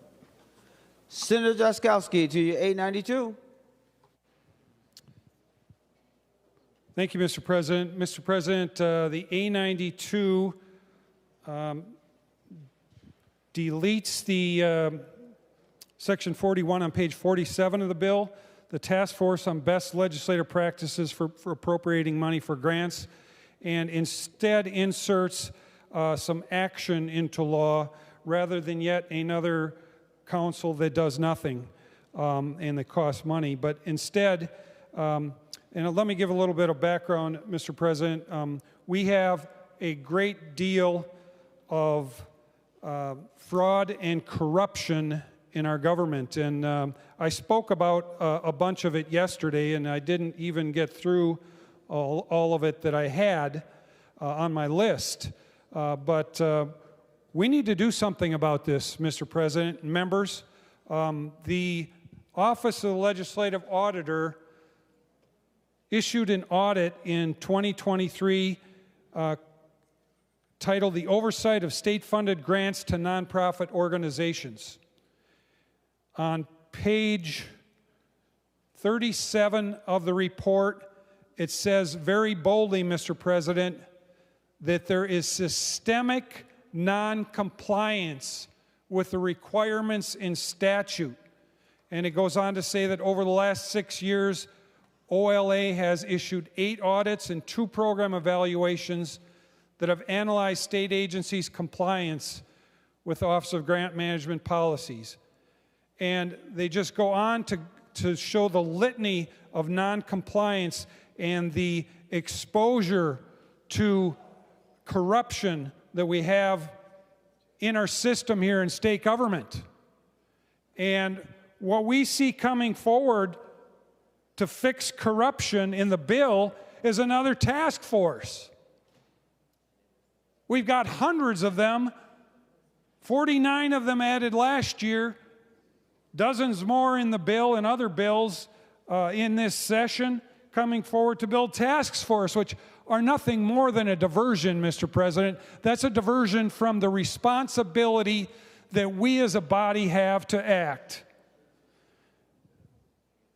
Instead of putting in a do-nothing task force that's going to cost $70,000 of the taxpayers' money so that they can meet and collect per diems and talk about the problem, we need to act. We need to stop the bleeding here in the state of Minnesota, stop the abuse of the taxpayers, stop the corrupt use of public money by this legislature.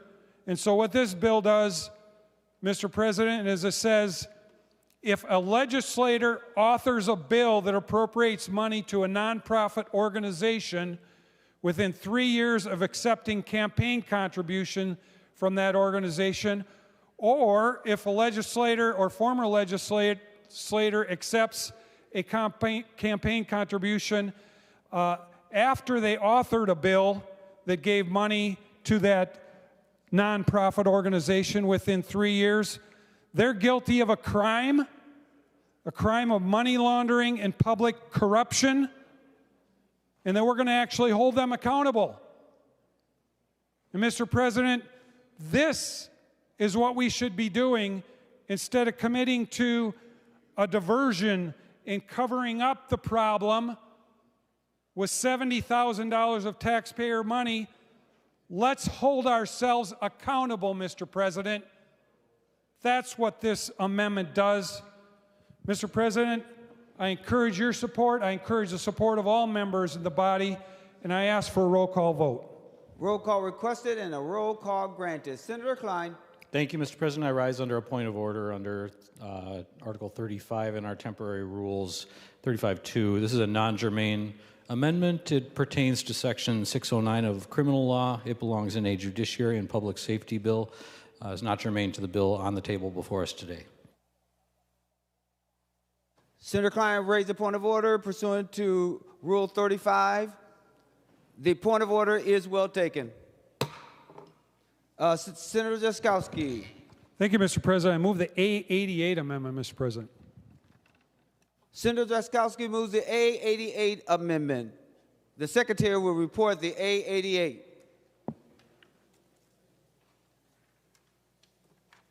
Senator Drazkowski moves to amend Senate File Number 3045 as follows.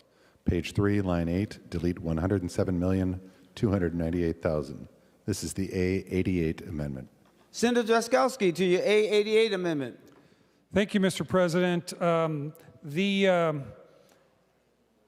The task force on best legislative practices for appropriating money for grants, the one we just talked about, located on page 47 of the bill on the bottom, Mr. President, allocates $70,000 to this task force, which is going to get together and they're going to meet and they're going to talk about the problem, and hopefully they get their members appointed by a year from now, because we saw one that didn't. $70,000 of the people's money. Mr. President, are we serious about the people's money here, or are we just spending it willy-nilly? That's what I'm wondering, Mr. President, because it sure seems like it. If this isn't willy-nilly spending of the people's money, I don't know what is. $70,000 for a group to get together to pay them per diem to show up to a meeting that they volunteer for. It seems to me, members, if we were going to have task forces in the bill, we would bring people that truly were interested in serving on the task force, had their commitment, put their own gas in their car, and brought their own sandwich for the day. That's how we used to do it here in the state of Minnesota before the spending got out of control. So what this amendment does, Mr. President, is it reduces the spending from $70,000 to a measly $25,000. Members, this is a challenge to you. Can you stay with me on an amendment to, instead of spending $70,000 on a task force, yet again, that we don't even know if it's going to meet, we don't know what type of value it's going to bring forward, it probably will have the same discussions we have here. It certainly won't have the ability to act like we had today. But instead of spending $70,000, let's say, you know what? Bring your own sandwich, and maybe we'll just put your gas in your car for you. So that's the amendment, Mr. President. I ask for your support. Thank you, Mr. President. Who said, Mr. President? Senator Marty. Mr. President, is the one who authored that working group, that task force. I'll just explain what it is, but members can vote the way they want. This is to create best legislative practices for appropriating money for grants. A number of people say we should always use competitive bids. Some think we should use named grants. Some think that we should be appropriating money through our state procurement practices, however we do it. And as chair of the Finance Committee, when I see all these requests, I want to make sure we have a good process for deciding. There are lots of times that we have named grants that we do year after year after year. The zoo, we do that every year, we give them grants. I think there's strong bipartisan support for that, maybe not unanimous. But there are a lot of institutions and a lot of things in human services.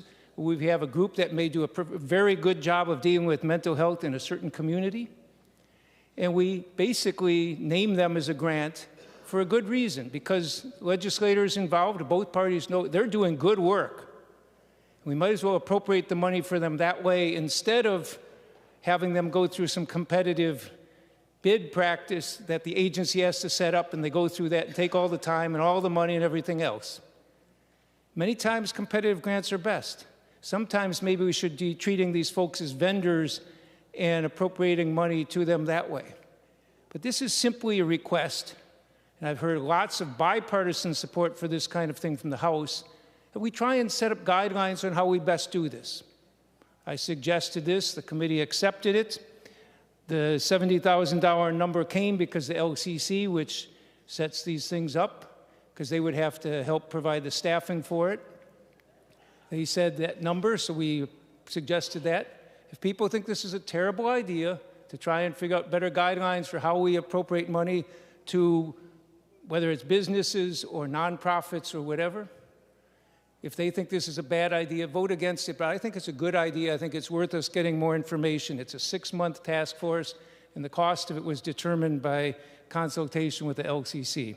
I urge you to reject it, but do as you wish. Senator Xiong. Thank you, Mr. President, and thank you, Senator Marty, for your remarks. I would encourage a no vote on the amendment. I think that we have a date that would sunset the task force in place. The budget, the amount here is set by the LCC. I'd encourage no vote, and I'd request a roll call. Thank you. Roll call has been requested, and a roll call has been ordered. Any other discussion before we go to the author of the amendment as the last person to speak? Seeing none, Senator Drazkowski. Thank you, Mr. President. Thank you for speaking up on the bill, Senator Marty and Senator Xiong. And Senator Marty, you know, I don't know if I missed it, but I've been trying to read quickly through all the language about this task force. I don't see fraud or corruption or dealing with the issues of the day included in the language. If they aren't in there, why do we have them in the bill? Now, the legislative auditor, chapter 4, says accountability, and we would be better off actually enacting some of the things the legislative auditor says to do into law instead of creating a diversion, a sidetrack that's going to go to who knows where and maybe not even come back. Instead of doing that, we should be doing something like this. If it had fraud and corruption in, it would be worth it for us to spend $100,000 on that task force, Senator Marty. But it doesn't even address that. It fails to even address it. So, members, I ask for your support. Let's demonstrate to Minnesota that we are actually going to work to address the issues of fraud and actually be fiscally responsible. Thank you, Mr. President. The Secretary will take the roll on the A88 Jaskowski Amendment.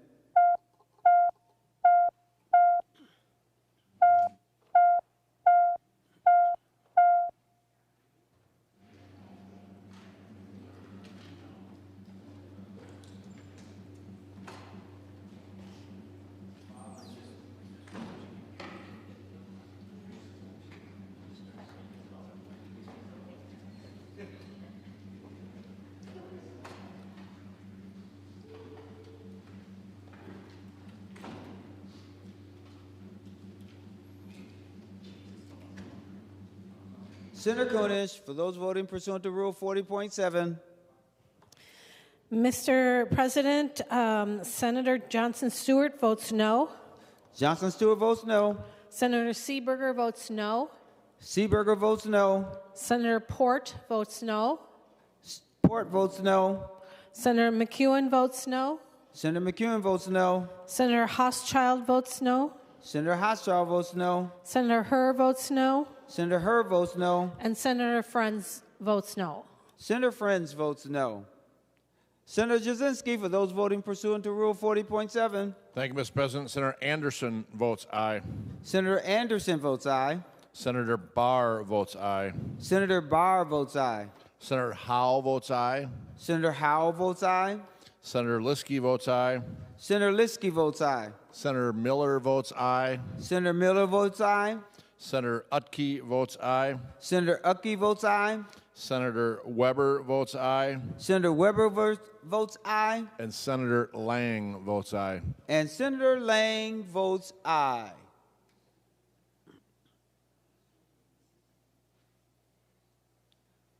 All senators having voted who desires to vote, the Secretary will close the roll.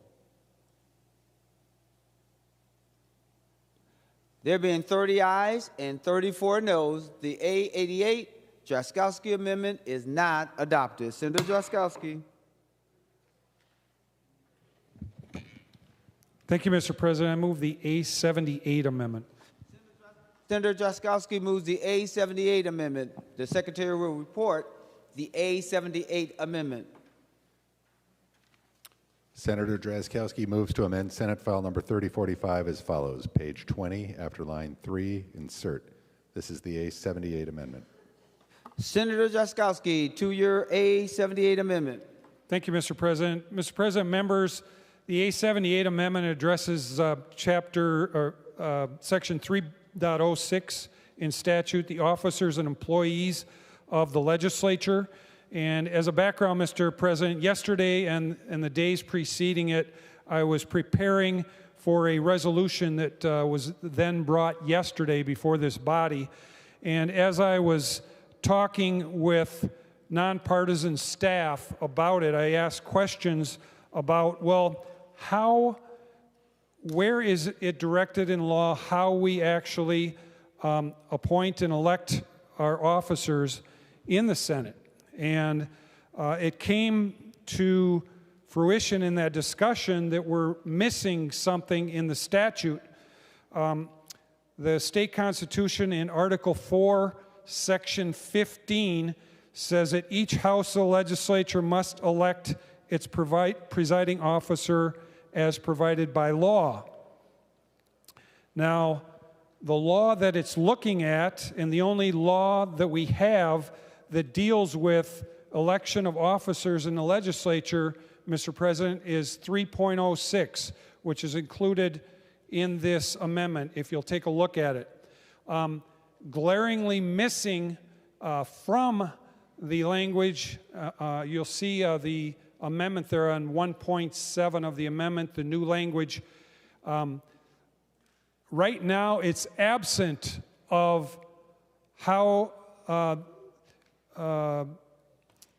that the language is absent of the President of the Senate and whether or not that the President of the Senate should be appointed from the membership. So 1.7, that line accomplishes that. The amended language would say, the Senate shall elect a president who shall be a member of the Senate, secretary, a first and second assistant secretary, etc. So it's missing. As you look, Mr. President, down to line 1.10, the House of Representatives section, or part, I should say, of 3.06 does have the speaker and that they should be a member of the House of Representatives. So I asked staff, Mr. President, well, why do we have this? Why is it missing in statute?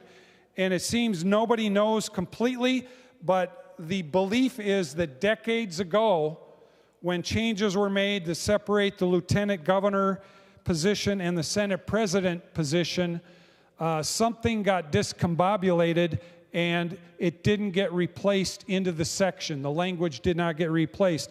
So it's missing. So when I was asking nonpartisan staff, they said, this is the place yesterday that I should have been looking for those questions, but it wasn't there. So the reason I brought that, Mr. President and members, is I was hovering over this part of statute, so this bill was coming up today. It made sense for us to address this.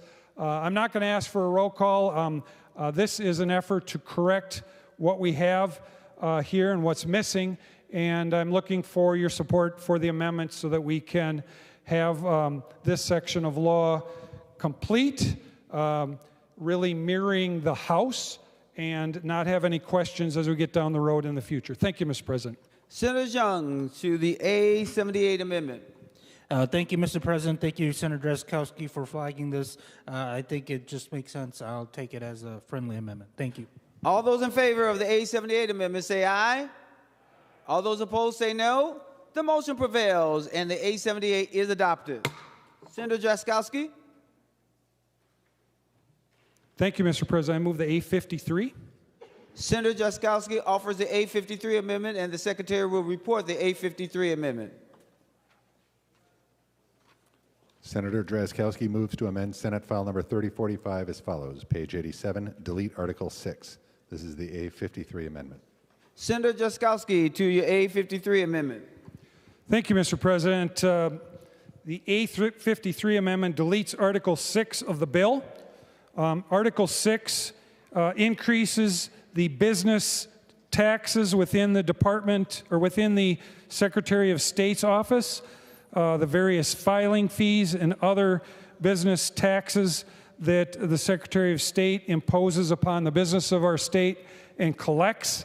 And for a little background, Mr. President, we were in committee with the State Government Committee, and the Secretary of State came before us and was rather proud of the fact, as he testified, that the Secretary of State's office is collecting, when they collect these fees, they are directed by law to deposit them then in the general fund.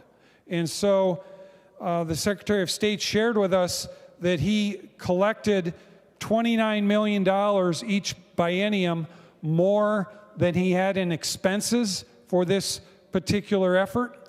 And so it's very apparent that we already in statute, in current law, are over collecting $29 million in fees from Minnesota businesses, and actually we should be reducing them.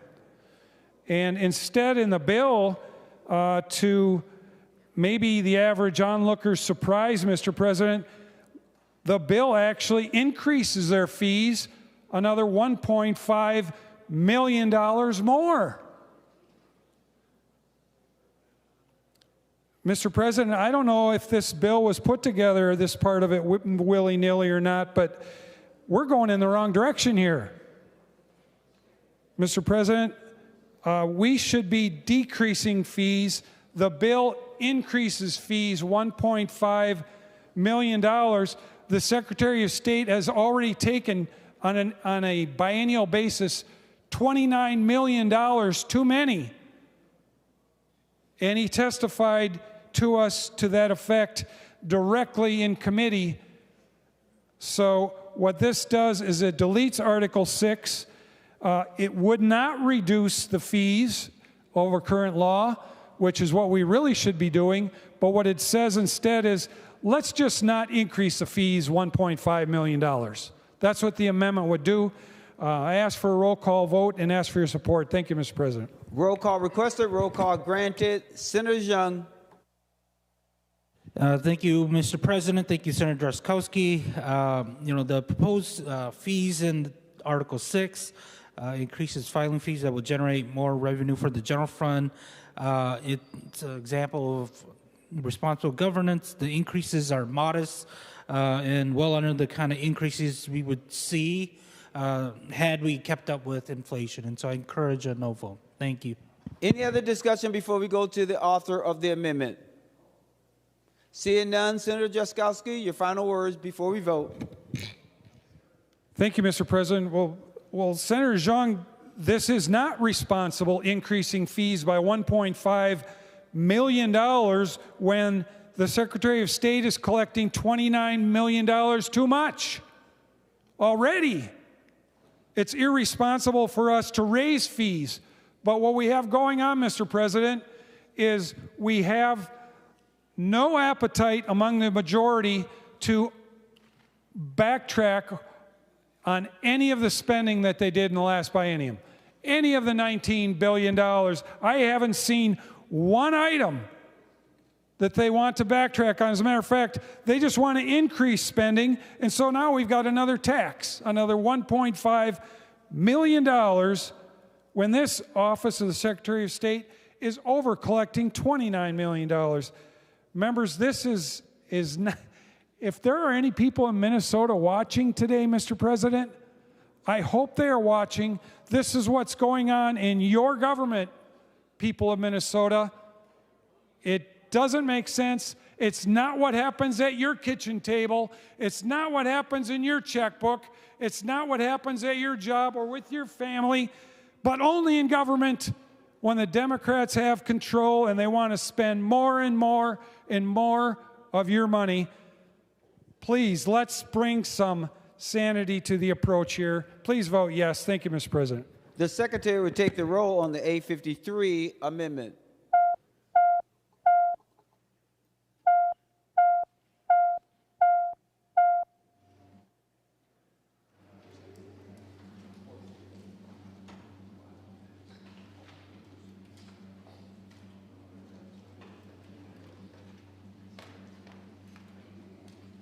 Senator Kunis, for those voting pursuant to Rule 40.7. Mr. President, Senator Friends votes no. Senator Friends votes no. Senator Herr votes no. Senator Herr votes no. Senator Hochschild votes no. Senator Hochschild votes no. Senator McEwen votes no. Senator McEwen votes no. Senator Port votes no. Senator Port votes no. Senator Seeberger votes no. Senator Seeberger votes no. And Senator Johnson Stewart votes no. And Senator Johnson Stewart votes no. Senator Jasinski. Thank you, Mr. President. Senator Anderson votes aye. Senator Anderson votes aye. Senator Barr votes aye. Senator Barr votes aye. Senator Howe votes aye. Senator Howe votes aye. Senator Liskey votes aye. Senator Liskey votes aye. Senator Miller votes aye. Senator Miller votes aye. Senator Utke votes aye. Senator Uckey votes aye. Senator Weber votes aye. Senator Weber votes aye. Thank you, Mr. President. Senator Lang votes aye. Senator Lang votes aye.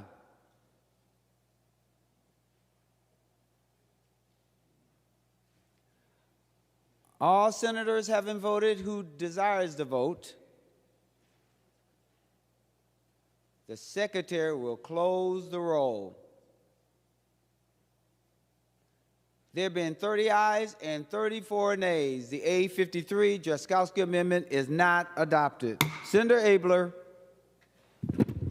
Well, thank you, Mr. President. I always enjoy the state government bill. And as I remarked, I've had occasion to call the helplines, and I've just been so often pleasantly surprised by the level of help I've gotten from the Department of Revenue people, from the Dolly people, and others that I've had occasion to be calling. And I just want to say that we are fortunate to have such a dedicated group of employees. And so it's with some surprise I have to bring amendment number 93. Senator Abler offers A93, and the Secretary will report the A93 amendment.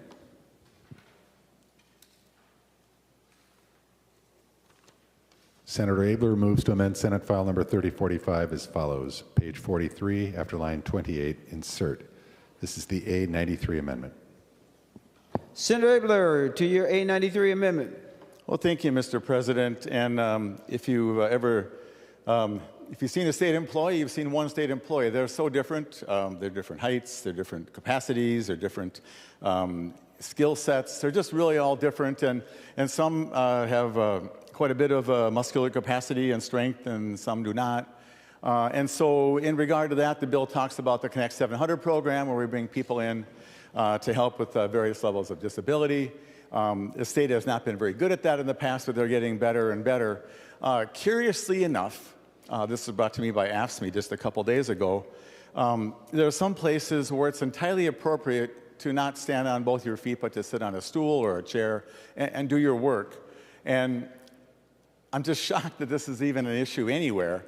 But this amendment just says that if they can do their job and they need a chair, could you please let them have a chair? Now, this would not have been necessary, Mr. President, were it 1972, at least for half of the population, because there was a law in the books very much akin to this that said a woman would be allowed to have a chair, but, you know, the big, strong men apparently would not be needing such. But for some reason, and maybe just as well, that got repealed because it seems really odd to segregate. But this reinstates the essence of that, and it simply is just like hello, could you please give them a chair? That's what the amendment does. And it requires employers to at least be considerate. So we could call this the Consideration of People Who Are Great Employees Amendment. And it does not have any criminal penalties. It just creates the responsibility on the part of an employer to do that. There's no mechanism to enforce it. It's not a heavy-handed thing. It just said, could you please allow these good workers of our, in Minnesota, across the state, and to be considered in a respectful manner. So thank you, Mr. President. Senator Xiong to the A93 amendment. Thank you, President Champion, and thank you, Senator Abler, for running this by me and bringing in this issue to light. I had considered this a friendly amendment and would accept it. Thank you. All in favor of the Mr. President. Senator Rasmussen. Thank you, Mr. President. I rise to a point of order under Rule 35, and happy to explain why. Proceed, Senator Rasmussen. Thank you, Mr. President. The amendment before the body is not germane to the bill. We have the state government bill ahead of us, and this is amending Chapter 182, which is all, again, labor law. And so this would be germane to a labor bill, but not to the bill before the body. Were you standing for advice? Because I don't need him, but I just want to be... Mr. President, I would dearly love to offer you some advice. I'm sorry? I would dearly love to offer you some advice. Brief advice, please. So I think you may be persuaded by my advice. Mr. President, while this chapter is not in the bill, the subject of employees is all over the bill. In chatting with staff unless you're going to say it's good. There's a chapter talking about accommodations to people with disabilities, there's business filing. Anyway, so I hope that I'm not going to ask you to push your limits on what's germane, but I think this is a very germane amendment, and so thank you, Mr. President. I find the point of order is well taken. Senator Pratt. Thank you, Mr. President. Mr. President, in the last biennium, we created 1,000 new state employee roles. And as we've been facing our budgetary constraints, it's hard to know how many of those positions have gone unfilled.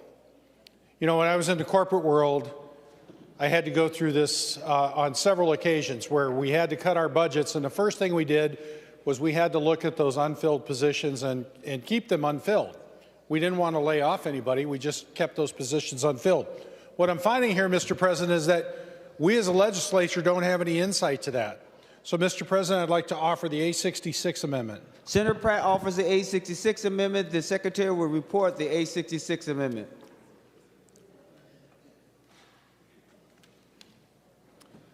Senator Pratt moves to amend Senate File Number 3045 as follows. Page 47, after line 27, insert. This is the A66 amendment. Senator Pratt, to your A66 amendment. Thank you, Mr. President. Mr. President, the A66 amendment basically does what many of our private businesses are already doing, and they're reporting on open positions that have been open more than 6 months and reporting those back to the legislature so that we can do our job of being an equal partner, an equal branch of government with the executive branch, and being able to manage our budgets appropriately. I encourage a yes vote. Senator Xiong to the A66 amendment. Thank you, Mr. President. Thank you, Senator Pratt. You know, I know there was some discussion about this. Could you kind of give us elaboration on how this came about, or what, what triggered you to work on legislation on this portion of it? Thank you. Senator Xiong, are you asking him to yield for a question? Yes. Senator Pratt, will you yield? He will yield. Senator Pratt, specifically to the question. Thank you, Mr. President. Well, Mr. President, I had a couple of state employees. Members have asked me to stop into my office. And one of them, he had just gotten his dream job about 9 months ago. He wanted to work for state government. He's got that job, and he said, please don't lay me off. And as we were talking, and I was thinking back to my experience, as I mentioned before, the idea was that we would tend to hold back on some of those open positions and freeze hiring on those until we got through our budgetary crisis. But as we started looking at the $3 billion structural deficit that we're faced with today and the impending $6 billion deficit that we face at the end of next biennium, I started asking the question, how many open positions do we have? And no one could answer that for me. So this would just make that information available to the legislature so that we can do effective and responsible budgeting. Senator Xiong. Thank you, Mr. President. Thank you, Senator Pratt. I'm not sure if this costs money, and they must report. I know that there is workforce challenges right now throughout the country. I'm not sure if this would achieve the intended objectives that Senator Pratt is looking for, and so I'd encourage a no vote at this time. Thank you. Senator Westlin. I ask for a roll call. Sorry. Roll call requested. Roll call granted. Any other discussion before we go to the author as the last voice we hear before we vote? Seeing none, Senator Pratt.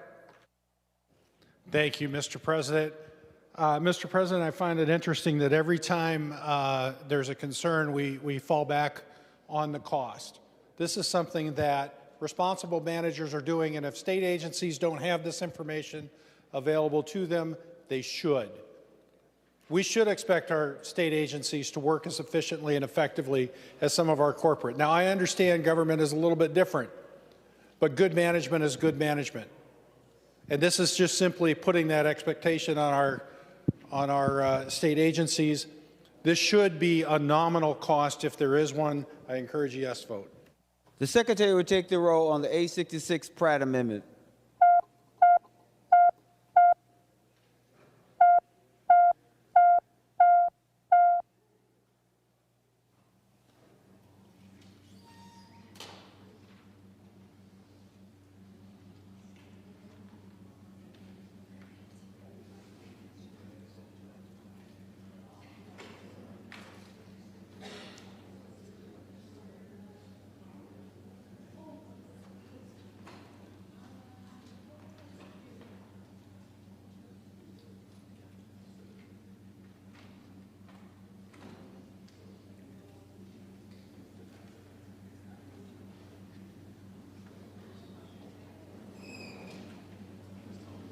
Senator Kunich, for those voting pursuant to Rule 40.7.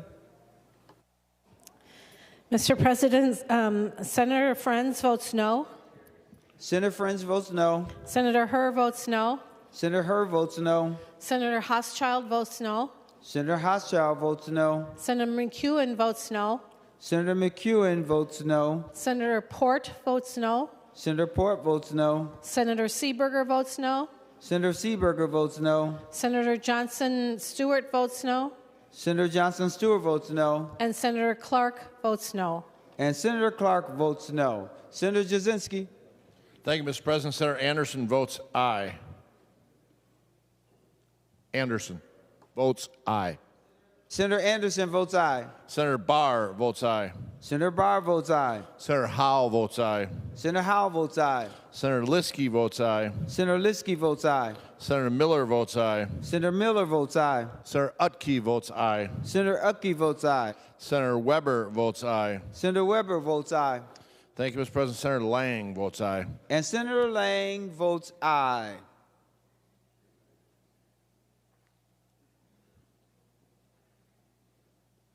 All senators having voted who desires to vote, the Secretary will close the roll. There being 31 ayes and 33 noes, the A66 Pratt Amendment is not adopted. Senator Pratt. Thank you, Mr. President. Mr. President, you'll recall several hours ago we debated the A51 amendment, which was about training on grants management. That amendment failed, but I was able to, the legislative auditor reached out to me, and she said that she has confirmed with the Department of Administration and Office of Grants Management, they have already developed this training. That the piece that we were concerned about as far as being an additional cost has already been taken care of. And that was what I suspected, but I hadn't been able to confirm it. So, Mr. President, I'd like to offer the A29 amendment. Senator Pratt offers the A29 amendment. The Secretary will report the A29 amendment.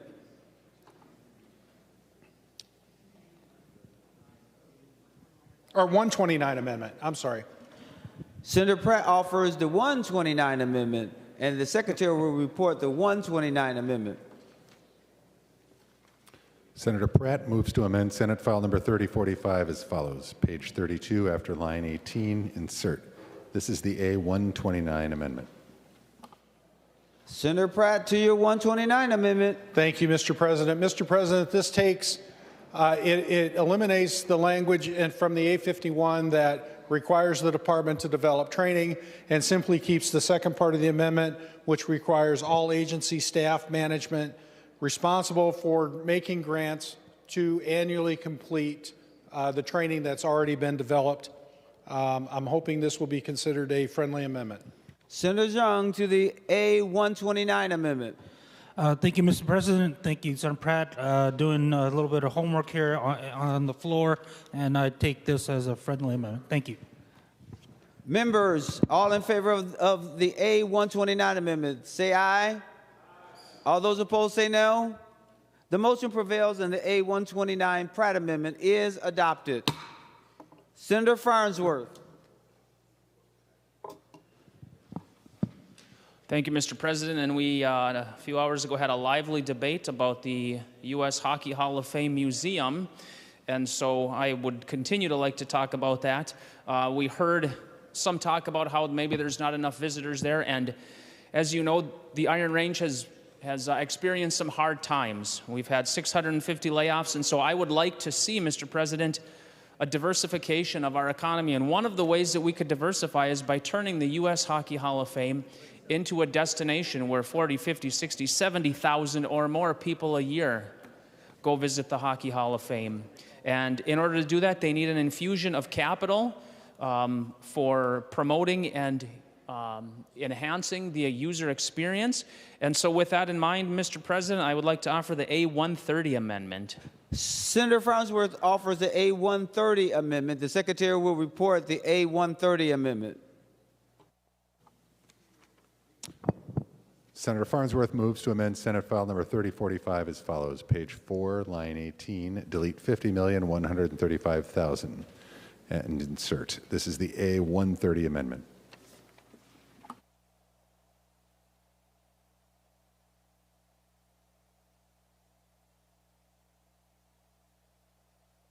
Senator Farnsworth to your A130 amendment. Thank you, Mr. President. What this amendment does is it takes part of the operational increase that is in the bill to go to the Attorney General to the tune of $3 million, and it would send it to the Minnesota Historical Society, which would then use it to promote Minnesota's hockey heritage through the United States Hockey Hall of Fame Museum in Eveleth. And in talking with board members and leadership there, what they would like to do, not only enhance the experience in Eveleth, but they also would like to create a traveling hall that would go throughout the state of Minnesota and would promote hockey. And as you know, Minnesota is the state of hockey, the premier state for hockey. And I believe that this would not only enhance the experience, but it would also bring so many visitors that we would never have to talk about moving the hall out of the city of Eveleth again. So I hope that members will vote green on this. Thank you, Mr. President. Senator Housley. Thank you, Mr. President. I find the timing of these amendments today about the Hockey Hall of Fame interesting because tomorrow in Eveleth, the Rangers are united for the Hockey Hall of Fame. Their invitation says, people over politics. So I find these two amendments today that maybe people need to talk about when they get back home, actually inserting politics into what the people of Eveleth want to do. Maybe just a little history about the U.S. Hockey Hall of Fame Museum, and I will be quick because I don't know if there's any more amendments.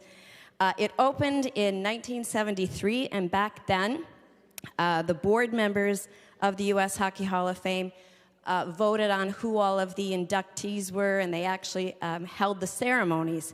But from 1973 to 2007, it closed a couple of times due to a decline in visitors and financial difficulties. And when it closed in 2007, a deal was brokered, and Senator Tomassoni was part of that. And when he brokered deals, he didn't do them publicly. He worked with the stakeholders behind the scenes to make sure that everybody at the table could agree to these deals. But in that deal, all proprietary rights, intellectual property, and copyright trademark rights to the U.S. Hockey Hall of Fame were transferred to USA Hockey in Colorado Springs. So the annual inductees in the ceremony was taken over by USA Hockey, and the hall in Eveleth was then the U.S. Hockey Hall of Fame Museum. So the city of Eveleth owns the land, the city of Eveleth owns the building where it is located, and the board, the 12-member board, operates the Hall of Fame Museum, which is now what it's called. It's not the U.S. Hockey Hall of Fame. It's U.S. Hockey Hall of Fame Museum. So sure, I'm sure those of us that are on the board would love the extra money, but like I said earlier, in the people over politics. Let's not insert politics into letting this entity run itself. Thank you. Senator Xiong. Thank you, Mr. President, and thank you, Senator Farnsworth. I know you're fighting for your community, and I know the city of Eveleth is very important. The Hockey Hall of Fame is important, but I think aside from the discussion of support for this program or museum, we are in discussions here at state government of not trying to name recipients in this, and there are many different worthy causes and programs and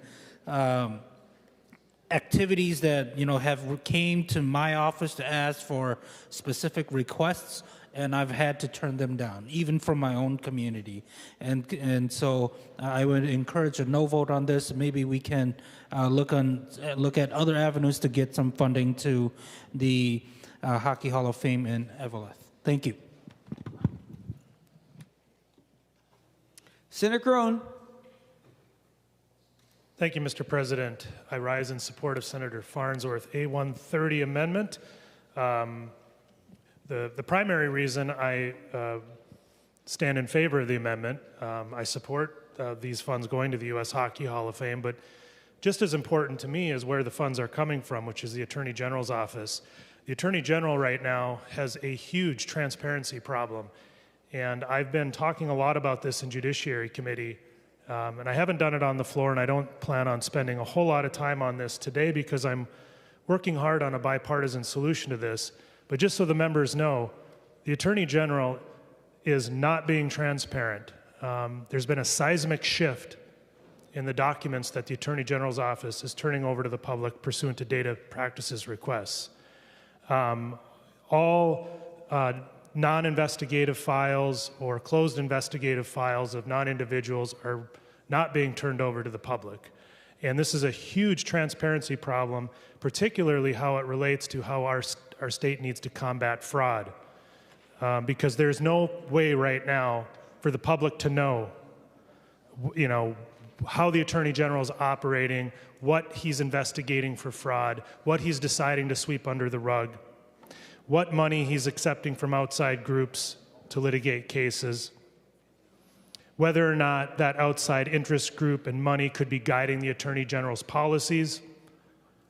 This is a very serious problem. It should be a bipartisan problem and a bipartisan solution. Good government and transparency should not be a partisan issue. And while I'm working on a bipartisan fix, we do not need to be giving more money to the Attorney General's office until he changes course. And so for that reason, Mr. President, I support Senator Farnsworth's amendment.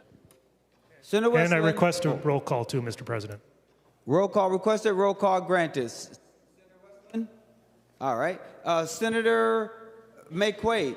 Thank you, Mr. President. Members, I just want to make sure I direct your attention to line 10.24 of the bill. As the Vice Chair of the State and Local Government Committee, I'm very proud of the work that we have done to fund our government, our state agencies, including the Hockey Hall of Fame on 10.24.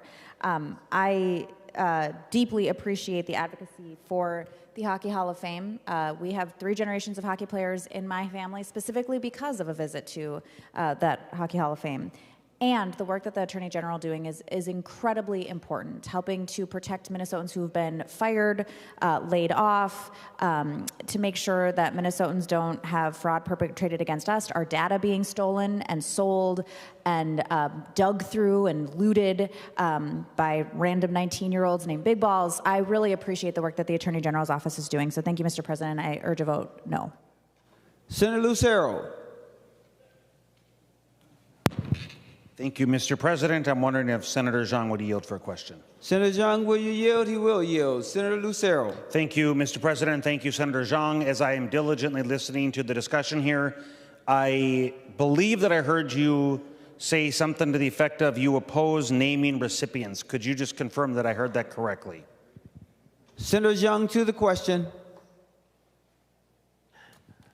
Senator Lucero, I was referring to the the line 1.10 to 1.14.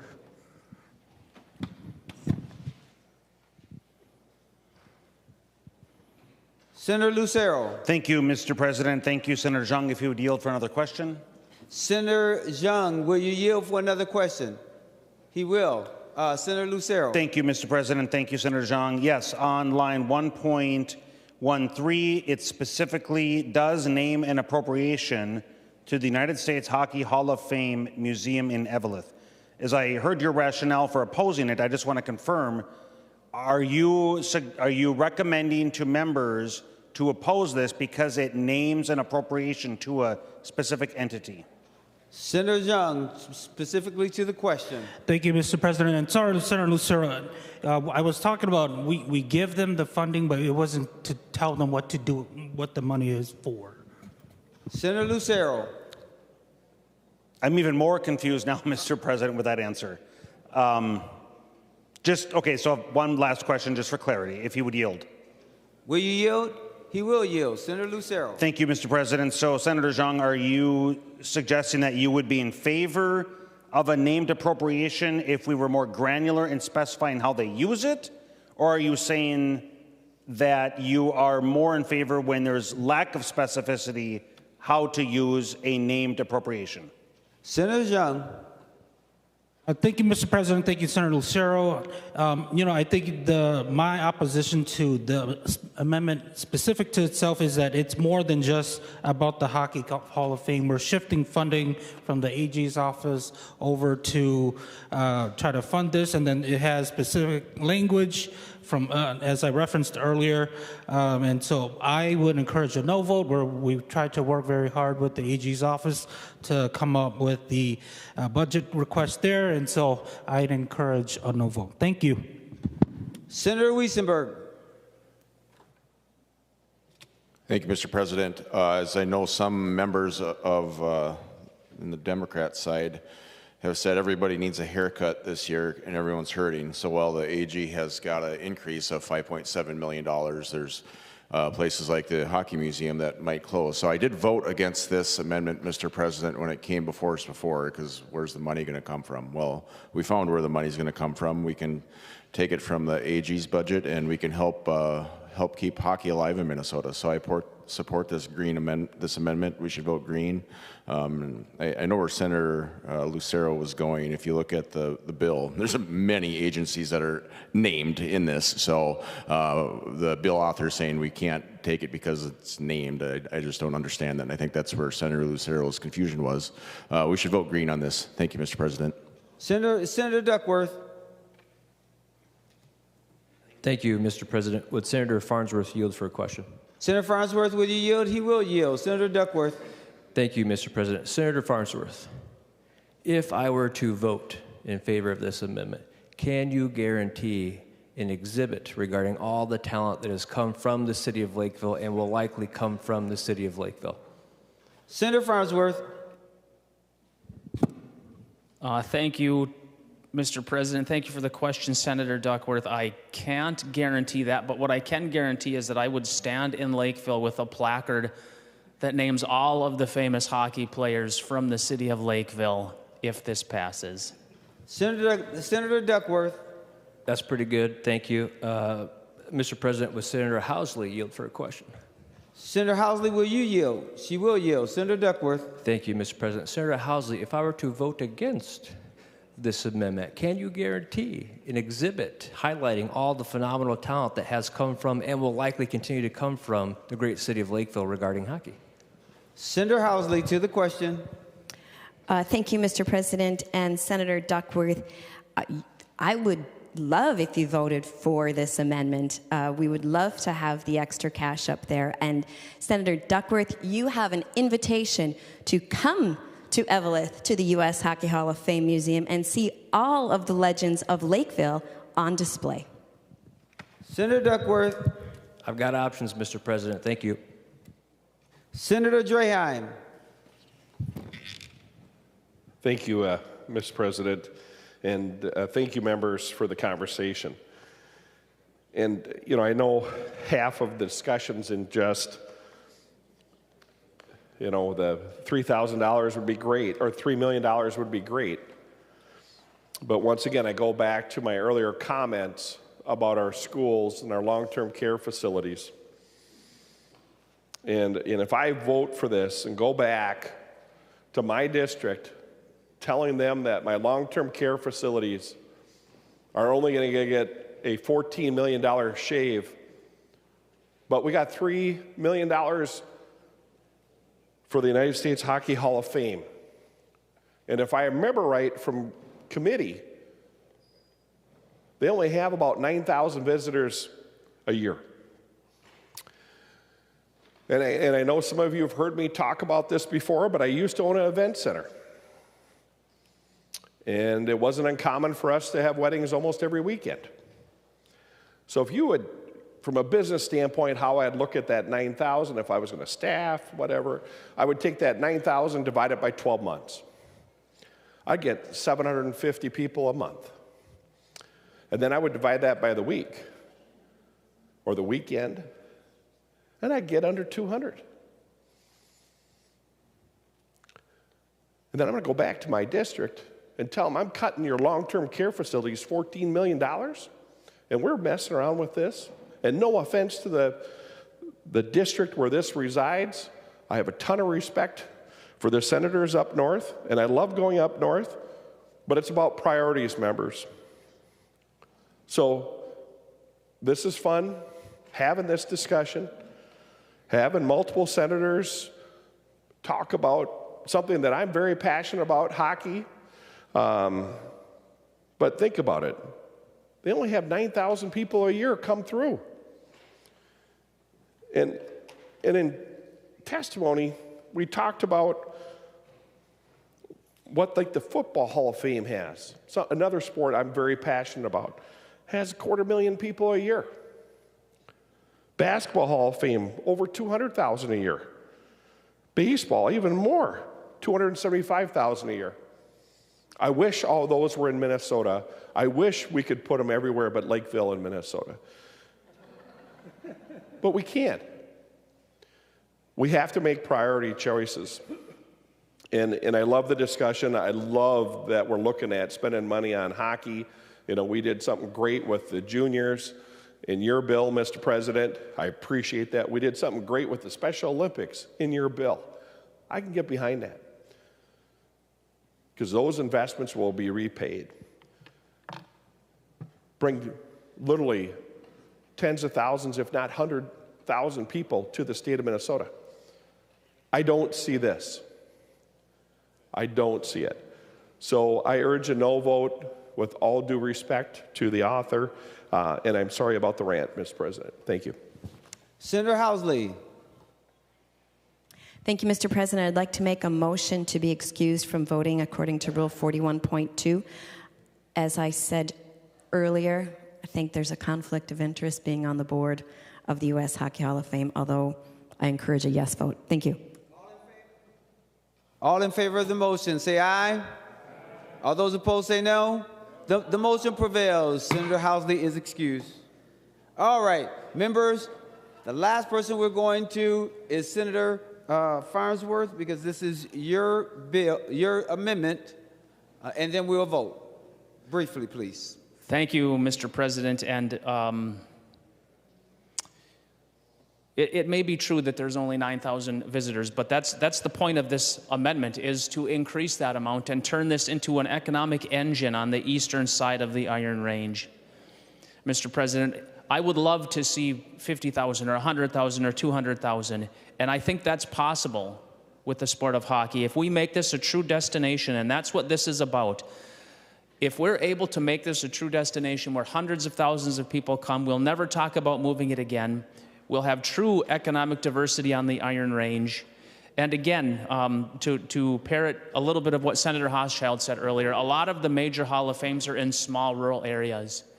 We can do this. We can make this a destination, Mr. President, so I'm asking for a green vote. Thank you.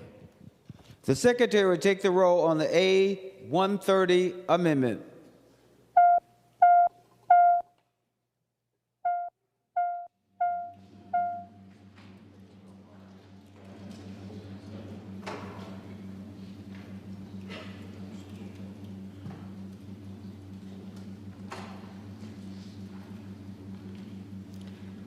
Senator Kunish, for those voting pursuant to Rule 40.7.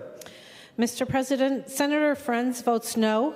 Senator Friends votes no. Senator Herr votes no. Senator Herr votes no. Senator Hochschild votes aye. Senator Hochschild votes aye. Senator McEwen votes no. Senator McEwen votes no. Senator Port votes no. Senator Port votes no. Senator Seeberger votes no. Senator Seeberger votes no. Senator Johnson Stewart votes no. Senator Johnson Stewart votes no. Senator Clark votes no. Senator Clark votes no. And Senator Latz votes no. And Senator Latz votes no.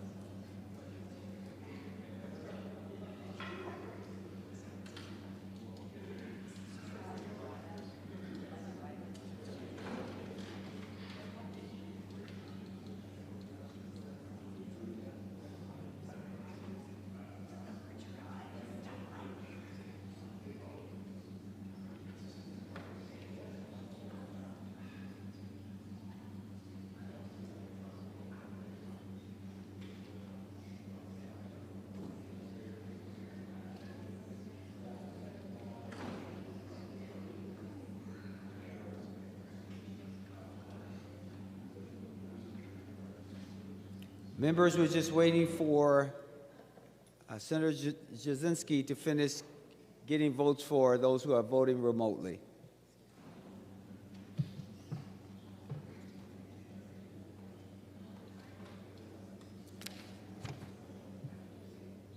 Mr. President. Senator Jasinski. Senator Anderson votes aye. Senator Anderson votes aye. Senator Barr votes no. Senator Barr votes no. Senator Howe votes no. Senator Howe votes no. Senator Liskey votes aye. Senator Liskey votes aye. Senator Miller votes no. Senator Miller votes no. Senator Utke votes no. Senator Utke votes no. Senator Weber votes no. Senator Weber votes no. Senator Lang votes aye. Senator Lang votes aye. Thank you, Mr. President.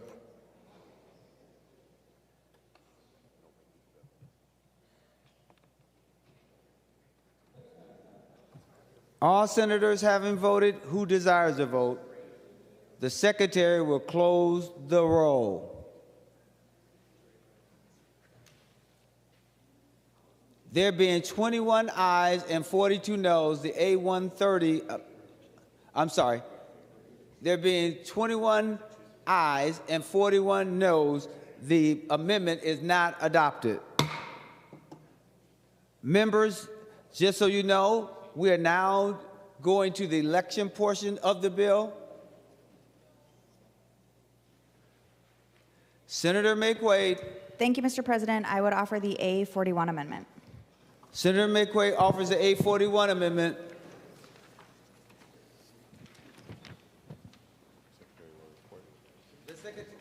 The Secretary will report the A41 McQuaid amendment. Senator McQuaid moves to amend Senate File Number 3045 as follows. Page 101, after line 24, insert. This is the A41 amendment.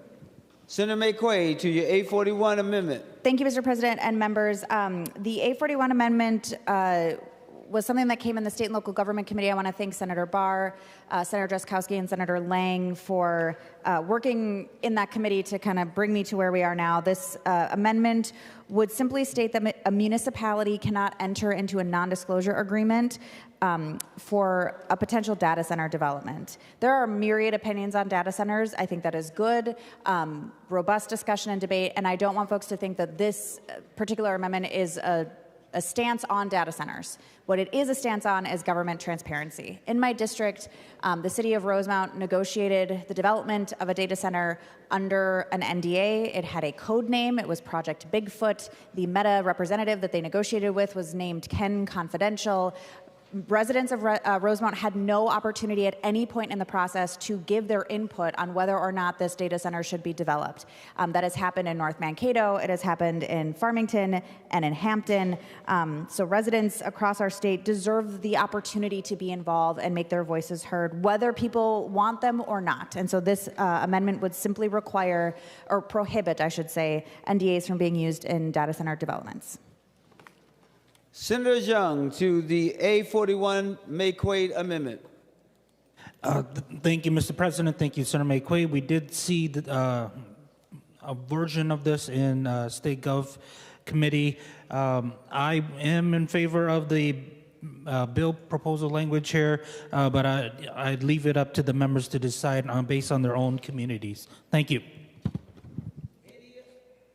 Any other discussion? Senator Lucero. Thank you, Mr. President. And just wondering if Senator McQuaid would yield for a question. Senator McQuaid, will you yield? She will yield. Thank you, Mr. President. Thank you, Senator McQuaid. I was trying to read this as fast as I could, but it looks like it's about to go to a vote, so I have not completed reading it. So my question for you is, I see that is in regards to purview. Is this preventing only local municipalities from entering into non-disclosure agreements, or would it also restrict state level agency heads or department heads or anybody at the state level from also prohibited from entering into these non-disclosure agreements? Senator McQuaid. Thank you, Mr. President. And to Senator Lucero's question, on 1.8, we have defined municipality. So it's a county, a home rule charter, or statutory city or town. To my knowledge, data centers aren't being negotiated with the state. They're being negotiated with how we've defined municipalities here. Senator Lucero. Thank you, Mr. President. And would Senator McQuaid yield for one more question? Senator McQuaid, will you yield? She will yield. Senator Lucero. Thank you, Mr. President. Thank you, Senator McQuaid. And the reason I'm asking this is in my time in the legislature, there have been, I guess especially under the previous governor, Governor Dayton, there were some negotiations that were happening at the state level to try to draw companies here by offering special tax breaks or other things like that. And so there is precedent for state level officials promising different incentives at the state level. So would you be favorable to expanding the scope to also then prevent state level officials from these non-disclosure agreements? Because specifically under Governor Dayton, I recall that there was some negotiations happening, but there was a non-disclosure and the public was prohibited from getting details of what was being discussed. Would you be agreeable, Senator McQuaid, to expanding the scope to state level officials? Senator McQuaid, directly to the question. Thank you, Mr. President. And to Senator Lucero's question, I have learned since State and Local Government Committee, where this was an amendment, to hear that there are larger concerns with NDAs and the use of government at all, and I think that is worth exploring in a bill, whether it is the state or city or county or municipality. I wanted to keep this very, very narrow to data centers because this is a current issue right now where this is happening and citizens aren't being able to be involved. I think the broader question about NDAs in government is definitely worth pursuing. It's just not in this amendment. Senator Lucero. Thank you, Mr. President. And just to be clear, what I'm referring to is not even expanding from the scope of data centers. It'd be expanding the scope of who's prohibited by the non-disclosure. And I can't do it on the fly here, but I would have offered some kind of an amendment that I don't know what maybe commissioner would be the state level commissioner. But again, I can't do it on the fly, but what I would have been interested is expanding those who are prohibited to also being prohibited at the state level. Thank you, Mr. President. Senator Draheim. Thank you, Mr. President. And thank you, Senator McQuaid, for bringing the amendment forward. I have grave concerns on the structure of how a commercial transaction happens. I would say the majority of commercial transactions have a non-disclosure agreement at the onset of the transaction, sometimes accompanied by a letter of intent to purchase or have an option to purchase. I think this would put the whole state behind the rest of the country. And, you know, I look at our own U of M has their own data center, Mr. President. So I think this needs work, and it isn't practical. It would affect pretty much every transaction. What if it's more than just a data center? What if it's a big corporation coming in, a tech company that needs a data center? What if it's another university? So I guess I'd ask the author of the amendment to stand for a couple of those questions. Will you yield? She will yield. Senator McQuaid, to the questions. Thank you, Mr. President. And to Senator Draheim's question, we have defined data center here so that it is specifically where it's the primary purpose for processing, storage, management of digital data. So I'll give you a really good example, Mr. President. There are many companies that have their own data centers, Target, Cargill, Honeywell. They have them on their campuses, and their primary purpose of their campus is not to store, manage, process digital data. Unlike in Rosemount, where you have a 1 million square foot data center owned by Meta, and its only purpose is for processing, storage, and managing data. And none of the citizens in the city of Rosemount at any point in time had any inkling that this was happening until after it was completely approved and going through. In the city of Farmington, the proposed site is 50 feet away from some people's bedrooms. I think those folks would have liked the opportunity to go and say, no, thank you. And so this is just preventing the data centers itself, not a corporation that might have a data center, but those aren't the kind of data centers that they're trying to build in the state of Minnesota anymore. It's for mega corporations and it's data centers only. Senator Draheim. Thank you, Mr. President, and thank you for your answer. But it's one or more buildings. So you could have an existing company that needs to expand and add a building to expand their data center or to put in a data center. So we're going to handcuff our Fortune 1000 companies with this bill. So it needs work. I strongly urge a no vote if you want Minnesota to keep up with technology and maintain our corporations. Please vote no. Senator Westlin. Thank you, Mr. President. I do request a roll call. Roll call requested, roll call granted. Senator Pratt. Thank you, Mr. President. Before I start my comments, I just wanted to say I thought we were on the elections part of the bill, and I hope that if the minority comes up with some similar types of amendments, that they will be respected. Mr. President, I want to talk specifically to some of the points that Senator Draheim made. I am very concerned that we are limiting this to only data centers. It feels a little too targeted, and as he said, you know, a data center could be tied to one of the universities where they need to you know, a lot of our research. In fact, my son, who recently got his PhD, is working on supercomputers that analyze satellite images from billions of miles away. But would Senator Xiong yield for a question? Senator Xiong, will you yield? He will yield. Senator Pratt. Thank you, Mr. President. And Senator Xiong, I'm choosing you because as the chair of the Committee of Jurisdiction, I'm hoping that you or your staff will be able to answer my question. And that is, as I understand it, any agreement before it can be enforced must be adopted in an open meeting. Is that correct? Senator Xiong. Thank you, Mr. President. Thank you, Senator Pratt. Yes, as you asked. Senator Pratt. Thank you, Mr. President. Would Senator Xiong yield for a question? Will you yield? He will yield. Senator Pratt. Thank you, Mr. President. Senator Xiong, for the same reason. So if we didn't allow a non-disclosure agreement, let's say like Senator Draheim had said, where we want to make sure that we are maintaining the integrity of the talks, but knowing all of the details, all of the proposed agreements will be made public before a vote.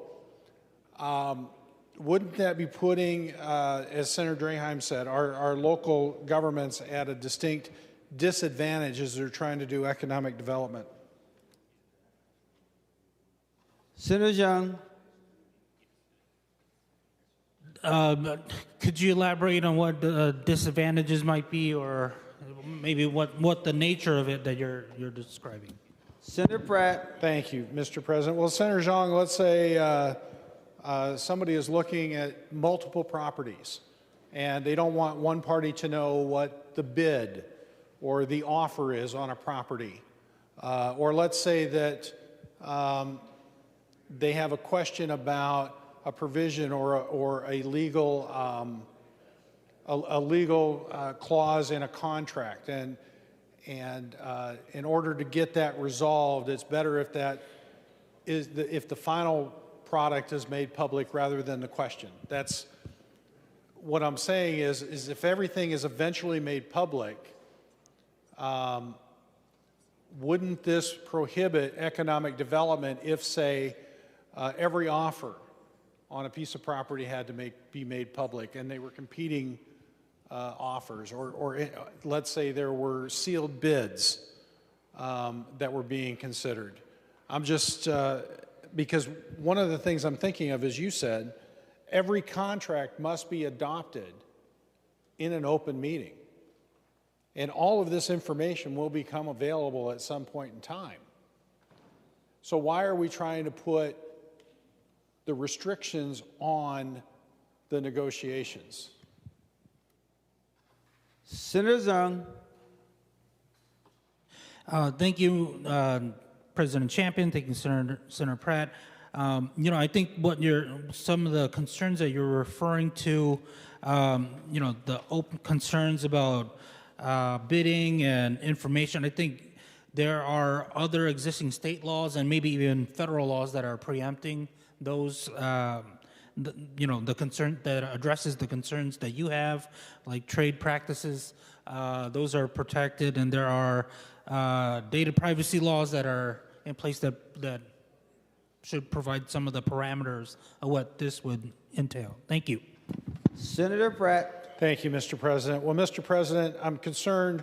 I can't remember the legal term when you target a specific, a very narrow segment in a bill, but I understand that there are some legal precedents that say that you can't necessarily be so precise that it affects a small population in many cases.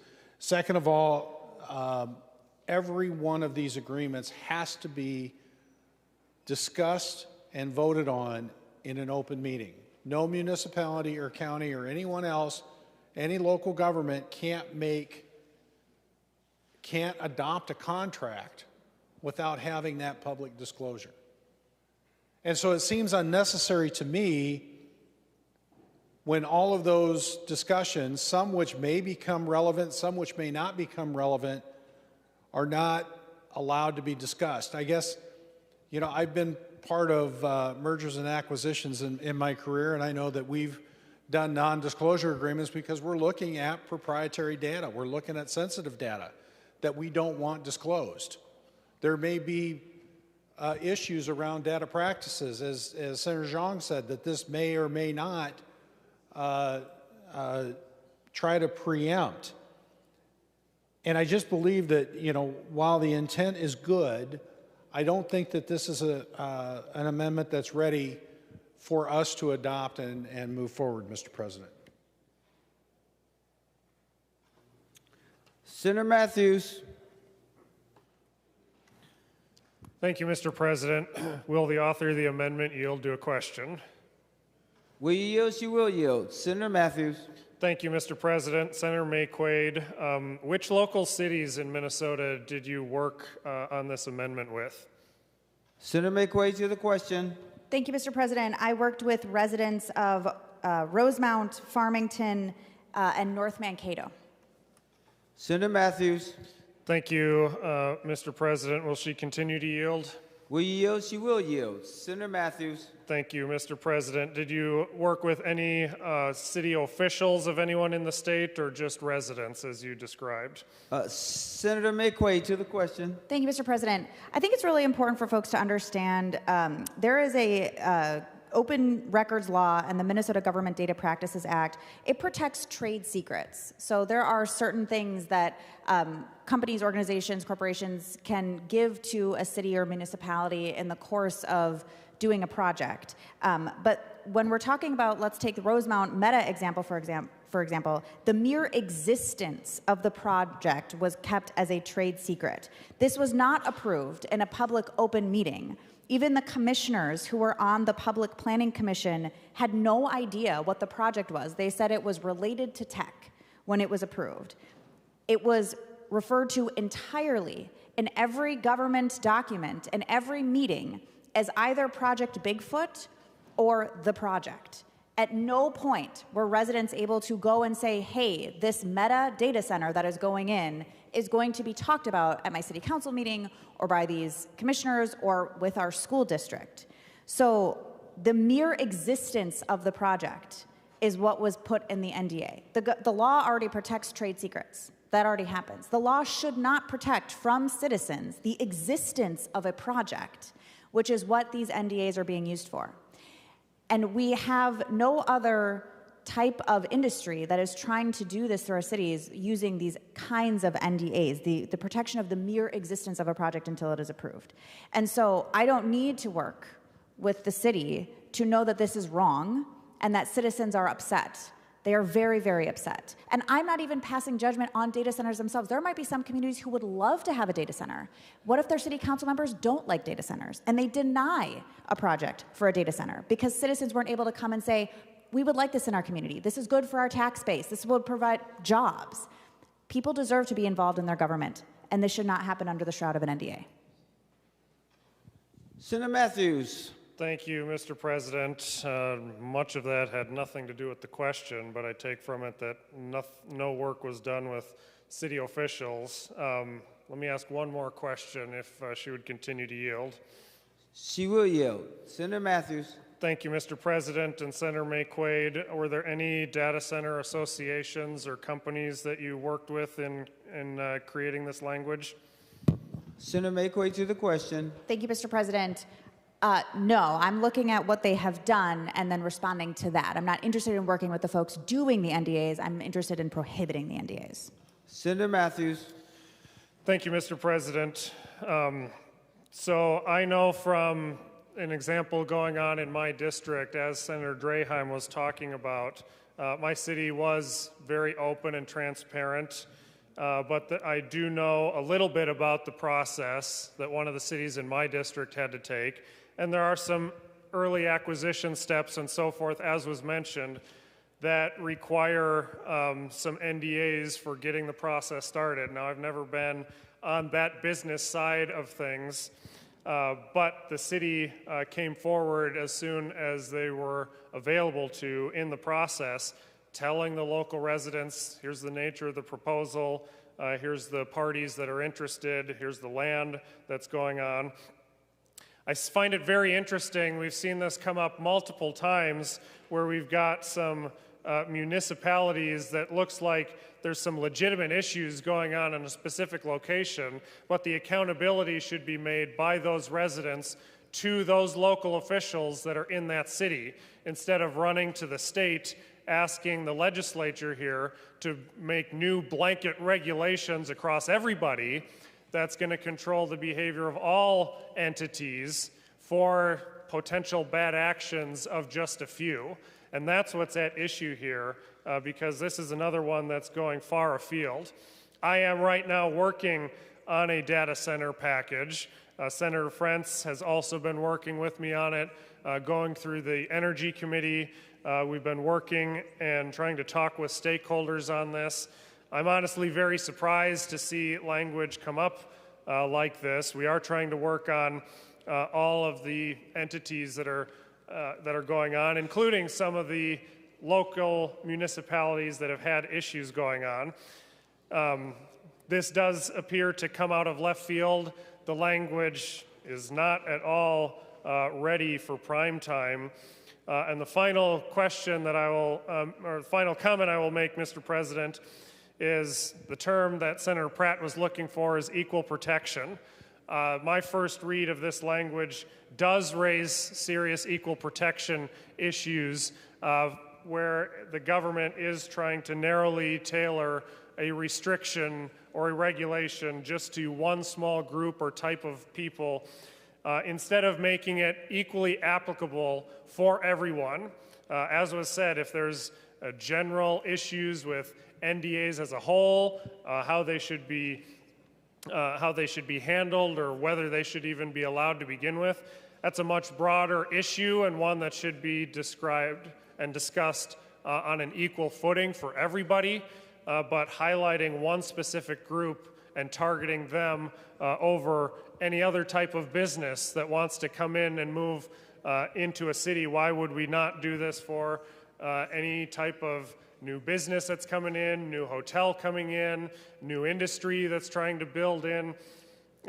There's a lot of issues with language coming in like this. I don't think we should be doing this on the fly, and I know that Senator Frentz and I are going to be working on trying to get a comprehensive data center package done by the end of this session. So I would urge our colleagues to vote no on this amendment. Senator Duckworth. Thank you, Mr. President. I appreciate it. And I appreciate the amendment and the spirit behind it. I used to represent the fine folks of the city of Farmington before redistricting. It's a neighboring community, know a lot of folks there, and of course have been aware of this issue as people have talked about it and have been figuring out how they were going to deal with it as it presented itself. All that to say, I think Senator Draheim and Senator Pratt are obviously valid in expressing the idea that non-disclosure agreements serve a purpose, a very valuable purpose, whether it's a city government. My experience has been on a school board where certain conversations or certain pieces of information need to be shared or considered in a way that is confidential until certain aspects of it are ready to be made public. That being said, I am also extremely sympathetic to members of the public being fully informed and aware of things that are going on in their cities and their communities. This is a great example of that. I think Senator Matthews is correct when he says we've identified an issue here that the people of Minnesota likely have an interest in providing some clarity for. And so my recommendation would be that rather than an approach that would just simply outlaw non-disclosure agreements specific to these types of development opportunities for cities, that the author of the amendment maybe look at, instead of addressing timelines regarding disclosure and public hearings, so that we are making it 110% clear that the public, that local communities are informed of what's happening, and still be given time to weigh in on that before things are official or take effect.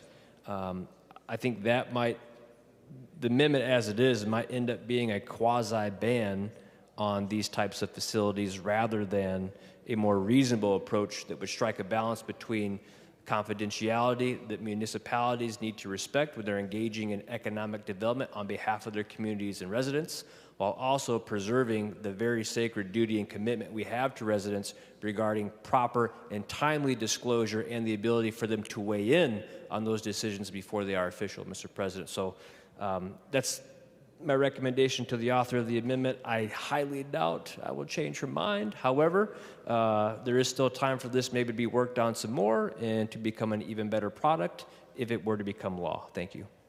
Senator Jaskowski. Thank you, Mr. President. Thanks for bringing the amendment, Senator McQuaid. Members, the people this affects are local governments. Local governments are a creature of the state, created by the state. Our job and role is to determine what parameters through which local governments operate in. And Mr. President, we have Chapter 13 in law, the Minnesota Data Practices Act, and we spend lots and lots and lots of time to ensure the government is open so that the people know what their government is doing. And what we're seeing happen here, and I have to tell you, I'm fully supportive of data centers establishing themselves if they can and how they can and where it makes sense, but we can't have them operating with our local governments in secret. Secret is not a way for government to operate. And that's what we have going on in some communities as they come forward. And it's not necessary. The people should be able to know what their local unit of government is doing instead of having a contract that's secret and kept from them. As a matter of fact, it's caused all kinds of problems in several communities in our state already, and it's something we need to address. And this amendment, I think, begins to address it well. I think it's something we should put on the bill and have more discussion as we go forward. I've read it. It takes place in the future rather than retroactive, which sometimes we see provisions like this that attempt to do that. We can't have local officials signing secret agreements with developers. That doesn't help the local government in our communities operate effectively. It's actually sending us backwards. I support the amendment and encourage you to vote for it. Thank you, Mr. President. Senator Draheim. Thank you, Mr. President. Thank you, members, for the good discussion.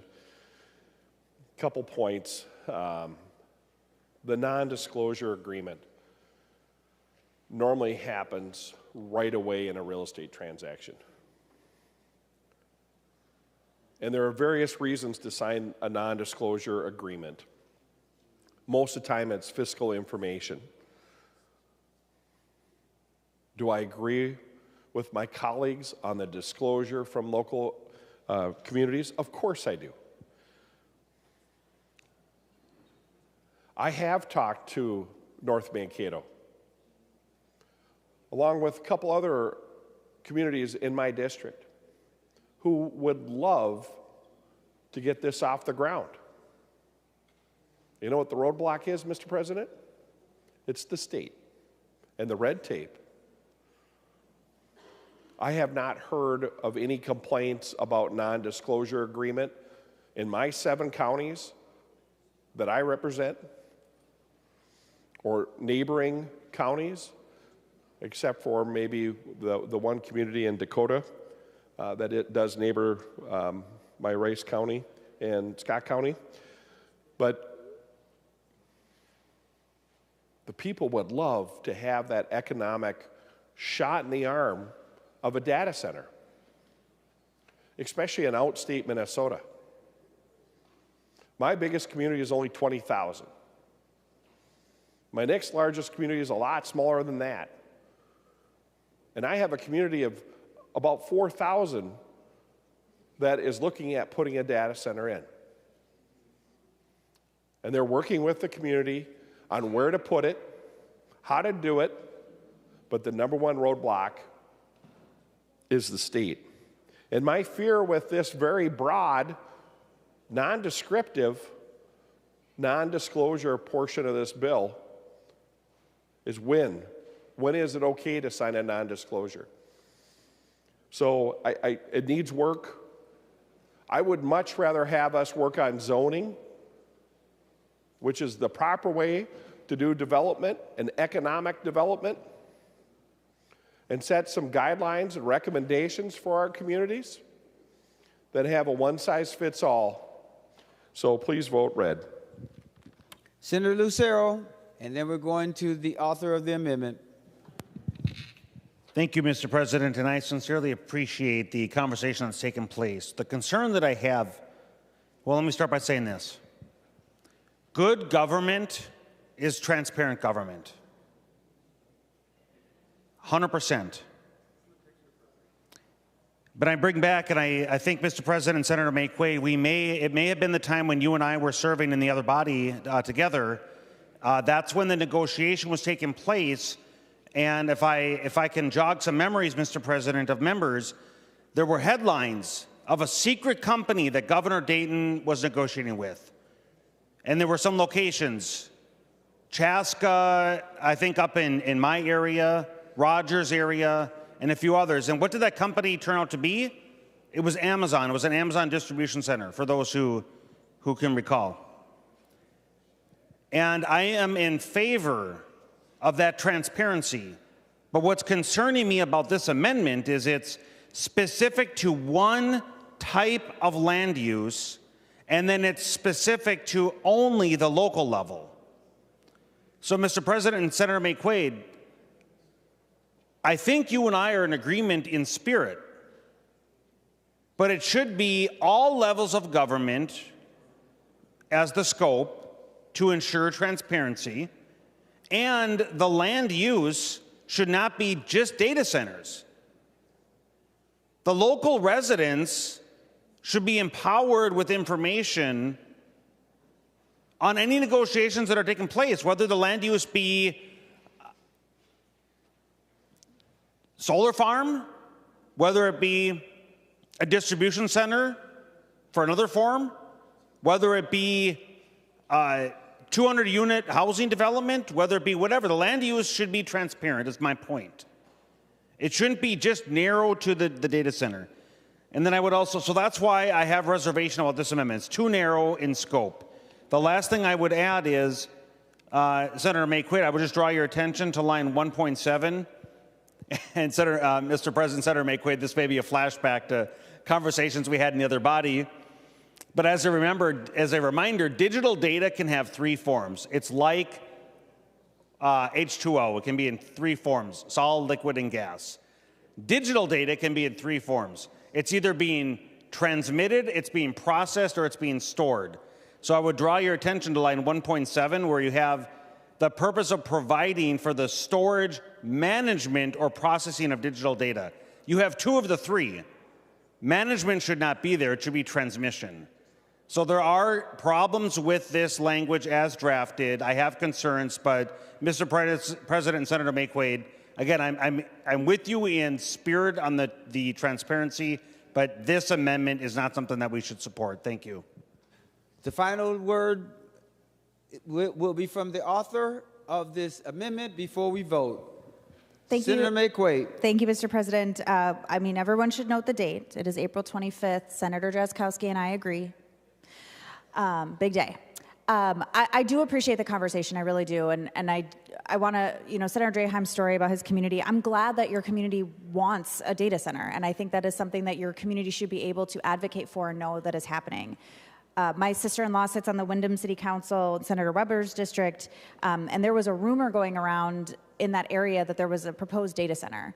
And citizens were really, really scurrying to find out if it was true. And the reason that they couldn't figure it out is because they knew that in other places, there had been these secretive measures, that the mere existence of a project couldn't be talked about. There are numerous ways that trade secrets can be kept secret. We have really good data practices, and the Data Practices Act, and there's normal processes for cities to go through accepting bids and bringing things through planning commissions. I'm not saying that that there has to be specific timelines. All I'm saying is that the normal process through which a city does anything else that a citizen could give input on, yay or nay, or maybe they don't care, that is what we should be doing with data centers. And so, members, I'm going to ask for a green vote. I appreciate the thoughtful and robust discussion.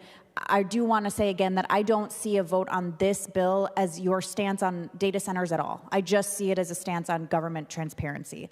I look forward to a robust conversation in the future about data centers. The Secretary will take the roll on the A41 May-Quade amendment.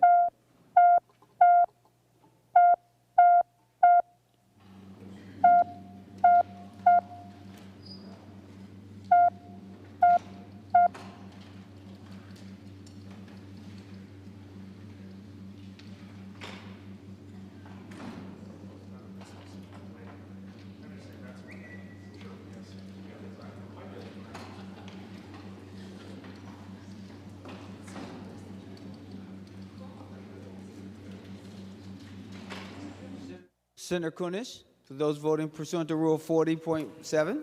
Yep. Mr. President, Senator Friends is a no. Senator Friends votes no. Senator Herr is yes. Senator Herr votes aye.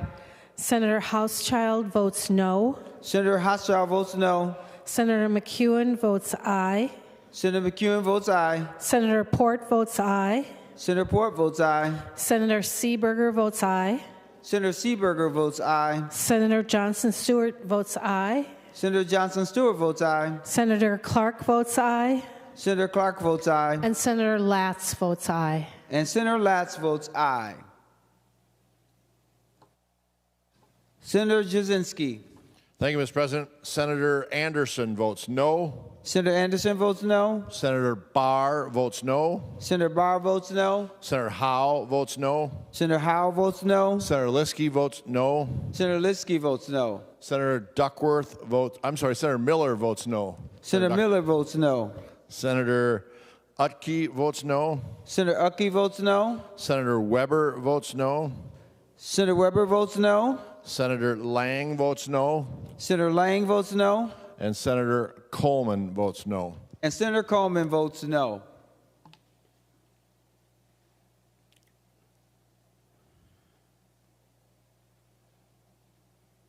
All senators having voted who desires to vote, the Secretary will close the roll. There being 32 ayes and 32 noes, the amendment is not adopted. Members, before I said this, and then I realized that there was another person who wanted to stand. Do you have a, okay. That there was another person who stood, which was Senator McQuaid, when I was making the transition from the state and local governments portion now to the election portion. We are now on the election portion of the bill. Senator Westlin. Thank you, Mr. Chair. That was such an anticlimactic moment. I was ready to go. Members, today is Democracy Day, and today we are taking up our elections bill. As Americans and Minnesotans, we all, regardless of where we live, what we look like, or which side of the political aisle we are on, have a right to know that our leaders are making decisions in the public interest and protecting the people against bad actors. This requires transparency as to the financial interests of our leaders, who they are listening to, and who is speaking in our elections. Transparency builds faith in government. This is the fundamental principle behind the 2025 elections bill. It includes a wide range of pro-democracy reforms that will improve transparency, prevent corruption and fraud, close loopholes in our campaign finance laws, and adopt best practices which will strengthen election administration across the state. This bill offers an opportunity for us to take a stand and deliver a clear message that Minnesota's votes are never for sale and that we are a national leader in elections for a reason. Our omnibus bill this year includes a wide variety of important reforms and new protections, much of which has bipartisan support to make our elections stronger. I'm going to do a brief walkthrough of the bill, Mr. President. This bill includes strong new protections against voter bribery, which will ensure that Minnesotan voters are never for sale, especially as Elon Musk and his billionaire buddies are attempting to buy elections across the country. This bill contains new protections against scam PACs that often engage in predatory practices against seniors and often other vulnerable Minnesotans by fraudulently claiming to be fundraising for police organizations, teachers, cancer research, or disingenuous political purposes. This bill provides protections for workers against being fired for running for office, and it protects workers from being retaliated against for refusing to lobby for their employers. We have a clear new campaign finance provisions that will shine a light on wealthy interests in our elections and increase transparency, including new standards for independent expenditures, electioneering, and a new prohibition on red boxing, which is a practice in which candidates post information on their website with explicit instructions on how independent expenditure groups supporting them should be targeted in an effort to circumvent coordination laws. This bill includes a wide array of provisions from state and local election officials to ensure that Minnesota's elections continue to run smoothly and efficiently and can remain the strongest in the country. The Campaign Finance Board's 2025 lobbying recommendations are in this bill, which reflect input from a broad array of stakeholders to provide clarity around state and local lobbying requirements. This bill also includes a new plain language handbook that will address any confusion about who needs to register as a lobbyist. This bill includes also new disclosure and transparency requirements to help improve and restore faith in government, especially around disclosure of conflicts of interest and financial interests of local officials.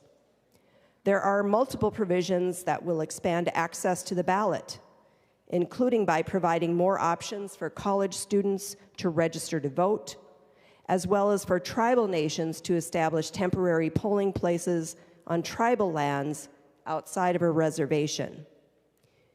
Overall, this is a great bill. And it invests in Minnesota's democracy. It will help keep us first in the nation when it comes to elections, and I look forward to your support.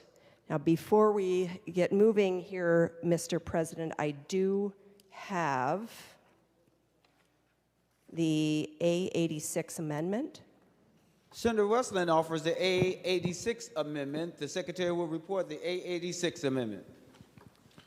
Senator Westlin moves to amend Senate File Number 3045 as follows. Page 107, after line 2, insert. This is the A86 amendment. Senator Westlin, to your A86 amendment. Thank you, Mr. President. This amendment addresses two things, the first being conduit financing. Conduit financing is a term for a government unit issuing tax-exempt bonds to finance large-scale projects with a public purpose, and they are often used for things such as affordable housing across the state.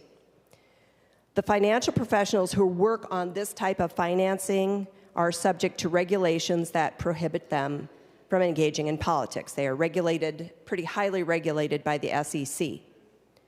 If these professionals were required to register as lobbyists, there are some financial institutions that may walk away from projects for fear of violating these federal prohibitions.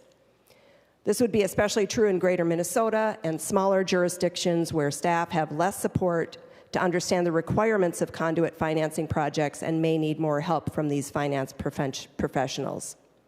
This amendment provides a very narrow exemption for these finance professionals, but ensures transparency by requiring detailed reporting by the lobbyist and the principal associated with the project.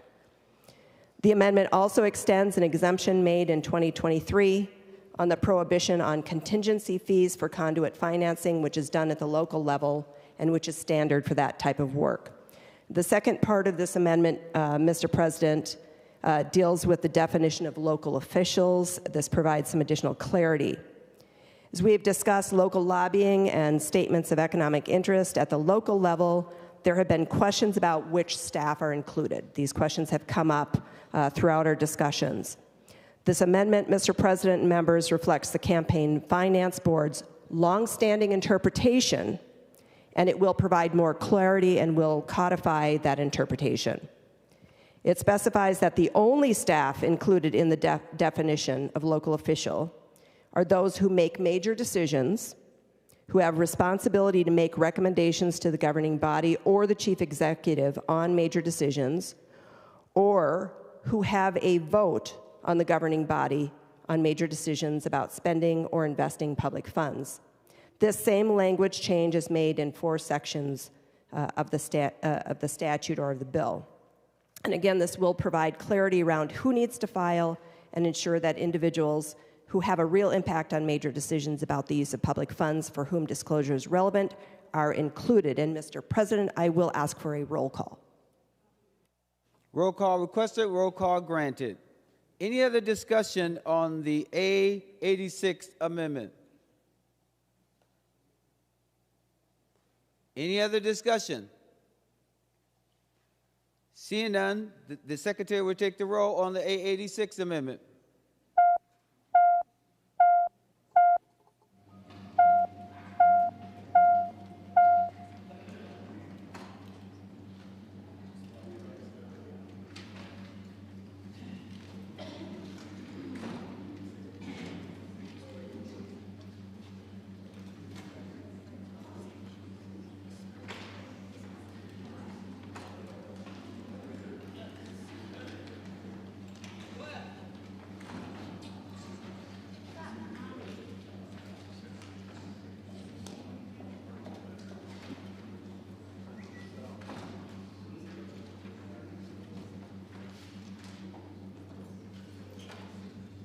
Senator Kunesh, those who are voting pursuant to Rule 40.7. Mr. President, Senator Latz votes aye. Senator Latz votes aye. Senator Clark votes aye. Senator Clark votes aye. Senator Johnson Stewart votes aye. Senator Johnson Stewart votes aye. Senator Seeberger votes aye. Senator Seeberger votes aye. Senator Port votes aye. Senator Port votes aye. Senator McEwen votes aye. Senator McEwen votes aye. Senator Hauschild votes aye. Senator Hauschild votes aye. Senator Herr votes aye. Senator Herr votes aye. And Senator Friends votes aye. And Senator Friends votes aye.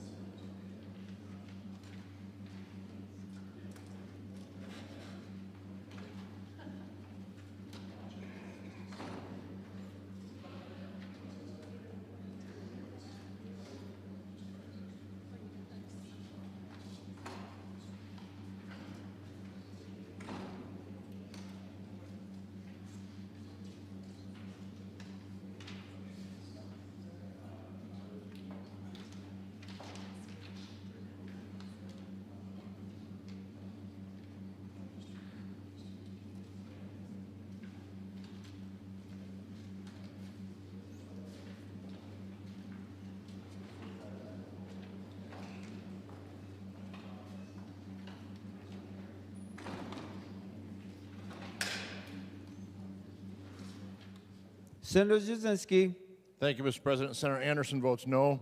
Senator Anderson votes no. Senator Barr votes aye. Senator Barr votes aye. Senator Howe votes no. Senator Howe votes no. Senator Wiesenberg votes no. I'm sorry, Senator Liskey votes no. Senator Liskey votes no. Senator Miller votes no. Senator Miller votes no. Senator Utke votes no. Senator Utke votes no. Senator Weber votes no. Senator Weber votes no. Senator Lang votes no. Senator Lang votes no. And Senator Coleman votes no. And Senator Coleman votes no.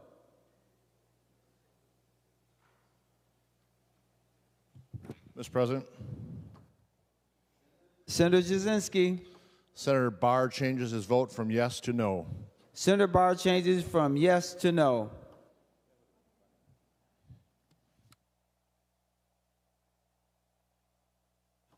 All senators having voted who desires a vote, the secretary will close the roll.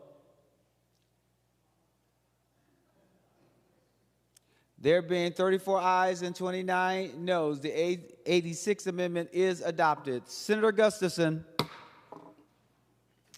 Thank you, Mr. President. I have the A94. Whoa.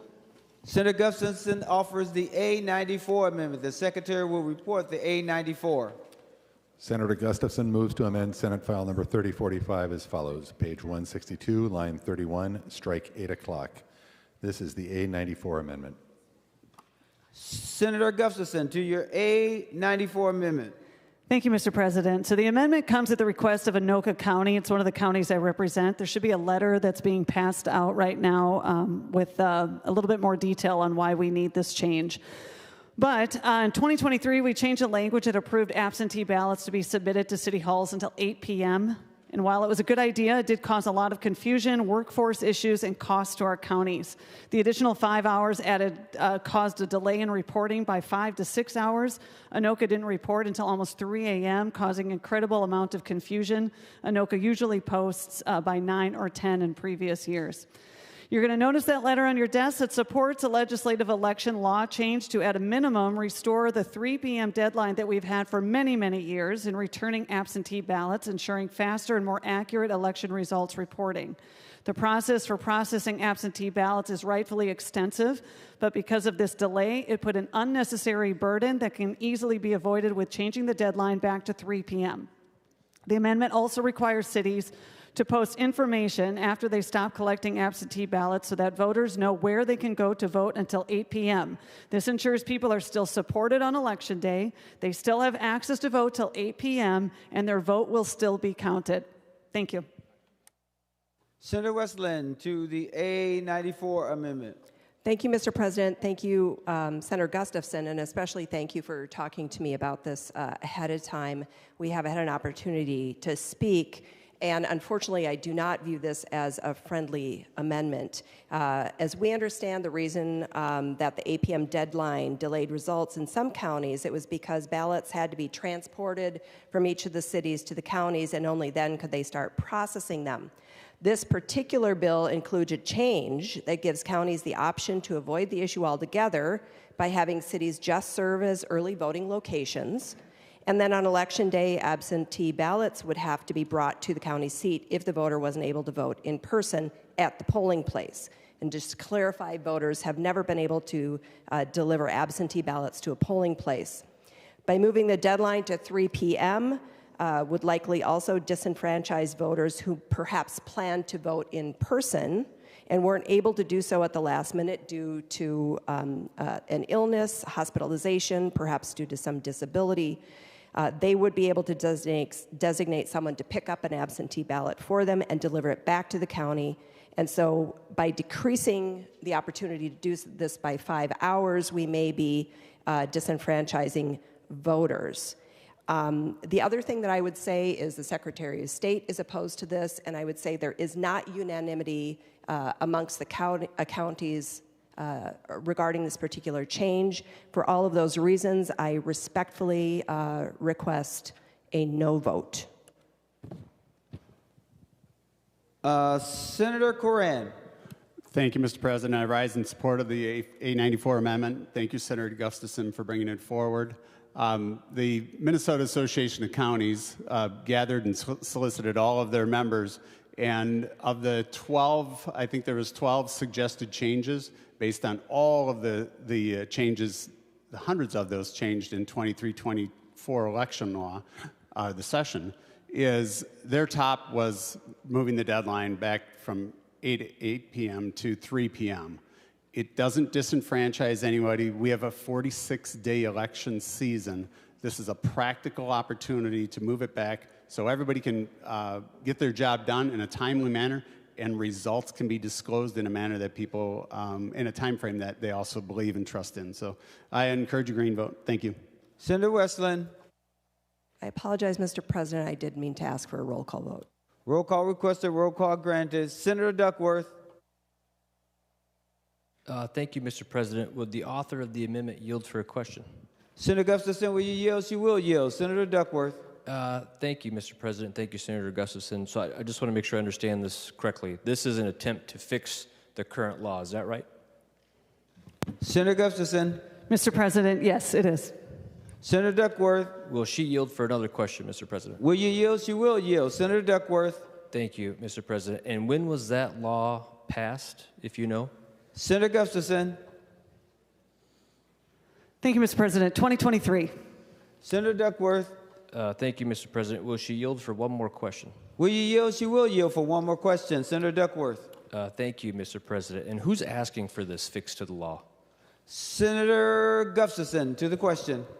Thank you, Mr. President. This comes not just from Anoka County, which is one of the wonderful counties I represent, but it is also supported by Hennepin and Ramsey County. They do not have letters, and those are just based on conversations that I've had with them, so you're not going to see any letters of support on your desks. But multiple counties have come forward and said that this has been an unneeded hassle. Senator Duckworth. Thank you, Mr. President. So, Senator Gustafson, you mean to tell me you are trying to fix an identified issue in the law that was passed in 2023 because your local counties are asking you for help and for relief and to fix something that has been identified as an issue that's causing a lot of heartburn and heartache for folks? I think that qualifies as good governing. I highly support this amendment, and I hope to goodness that we have this type of opportunity on other bills and other matters, whether it be for counties, school districts, our cities. This is how we govern, folks. I look forward to doing more of it. Thank you. Senator Bowden. Thank you, Mr. President. Respectfully, I would ask for members to vote no on this amendment. And just as a reminder of what Senator Westlin shared, there are some provisions in the bill that would address some of the issues that have been named.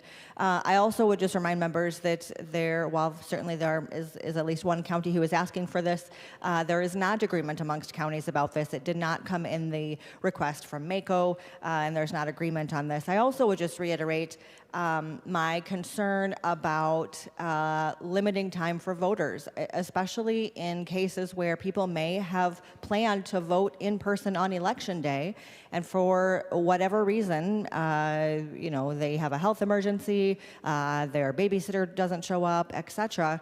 This limits their ability then to be able to cast their vote and limits the time frame they have to be able to cast that vote. So in order to be not disenfranchising voters, I would request a no vote on this amendment. Senator Kroon. Thank you, Mr. President. I rise in support of Senator Gustafson's amendment. I also represent Anoka County. This is one of their top legislative priorities. We're just simply reverting this back to the way it was before 2023. And actually, the way Senator Gustafson has drafted this, it even makes an improvement on that because there's notice provisions, essentially, so that if somebody does show up at a city hall after 3 o'clock, they're directed to their local precinct so they can trade that ballot in for voting in person, so nobody should be disenfranchised. And this is really just solving a problem from the counties. This new law really has caused a lot of problems for them, and it's also the main reason why we weren't getting election results until 3, 4 in the morning. And so this is just a common sense amendment to solve a problem that'll tremendously benefit our counties, and I respectfully request a yes vote. The last voice that we will hear is that of the author, Senator Gustafson. Thank you, Mr. President. Thank you, Senator Duckworth, for getting your little moment there. I want to just say that for years, Minnesota has had one of the highest voter turnouts in the country. Our election integrity is well regarded. We are constantly being recognized for having strong, safe, and protected elections. And that was even the case when we had a 3 p.m. deadline at the city halls. So I would encourage members to vote yes. This is something that'll make things just a little bit easier for our counties who are already under quite a bit of duress right now. Thanks so much. The Secretary will take the roll on the A94 Gustafson Amendment.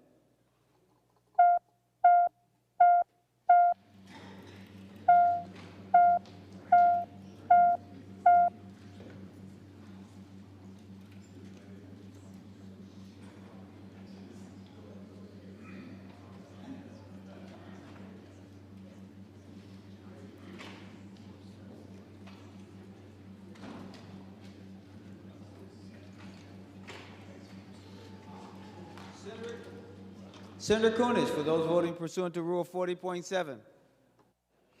Mr. President, Senator Latz votes no. Senator Latz votes no. Senator Clark votes no. Senator Clark votes no. Senator Johnson Stewart votes no. Johnson Stewart votes no. Senator Seeberger votes no. Senator Seeberger votes no. Senator Port votes no. Excuse me. Senator Seeberger votes aye. Senator Seeberger votes aye. That's a vote change. There we go. Senator Port votes no. Senator Port votes no. Senator McEwen votes no. Senator McEwen votes no. Senator Huschild votes no. Senator Huschild votes no. Senator Herr votes no. Senator Herr votes no. And Senator Friends votes no. And Senator Friends votes no. Senator Jasinski. Thank you, Mr. President. Senator Anderson votes aye. Senator Anderson votes aye. Senator Barr votes aye. Senator Barr votes aye. Senator Howe votes aye. Senator Howe votes aye. Senator Liskey votes aye. Senator Liskey votes aye. Senator Miller votes aye. Senator Miller votes aye. Senator Utke votes aye. Senator Utke votes aye. Senator Weber votes aye. Senator Weber votes aye. Senator Lang votes aye. Senator Lang votes aye. And Senator Coleman votes aye. And Senator Coleman votes aye.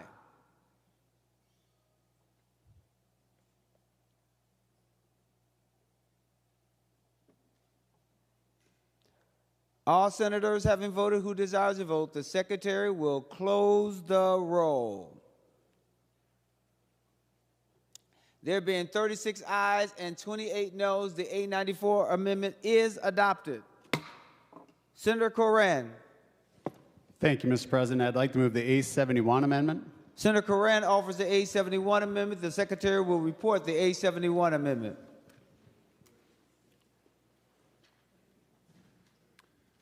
Senator Cran moves to amend Senate File Number 3045 as follows. Page 196, after line 8, insert. This is the A71 amendment. Senator Coran to your A71 amendment. Thank you, Mr. President.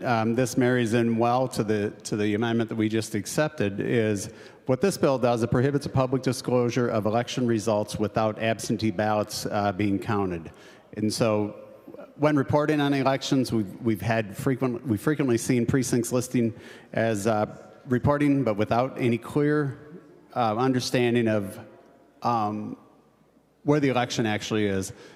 By not being able to identify or to have any affirmation that the absentee ballots are accepted or have been counted, it really creates a challenge. We've had a variety of close races, and certainly in the last election, where election results were reported as 100% precincts in, but without any indication or omission of the absentee ballot results, really created a lot of frustration and confusion and distrust in our election. What this just requires is to make sure the absentee ballots are counted, and I would hope it would be a foundation for the Secretary of State and everybody involved that maybe start to have a dual reporting on the Secretary of State's office where if we're going to count and record ballots, that we do dual track for all in person as well as received absentee ballot prior to the end of election season day.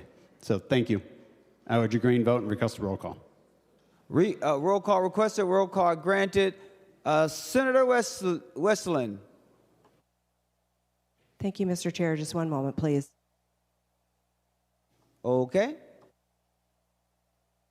All right, Mr. Chair, Mr. President, and Senator Cran, my understanding is that this is already the current law. It says, except as otherwise provided. I am not entirely certain what the point of this is.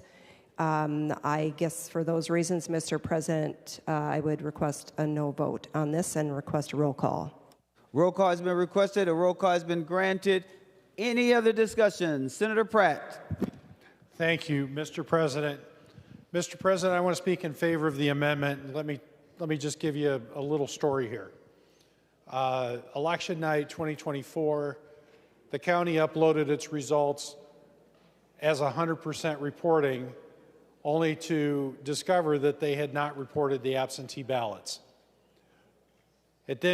We had believed that we had a winner in the 54A House race. All of a sudden, the Secretary of State zeroed out their website. There was no discussion on what was happening. And later that night at about 2:33 in the morning, they then uploaded the results with a different winner. What I can tell you, Mr. President, is that by not ensuring all of the votes, including the absentee votes, were counted when they listed 100% of the precincts, caused a mistrust in the election system within the local community. It was such a distrust that it led to numerous recounts and eventually led to one party in the House deciding not to show up to work for several weeks.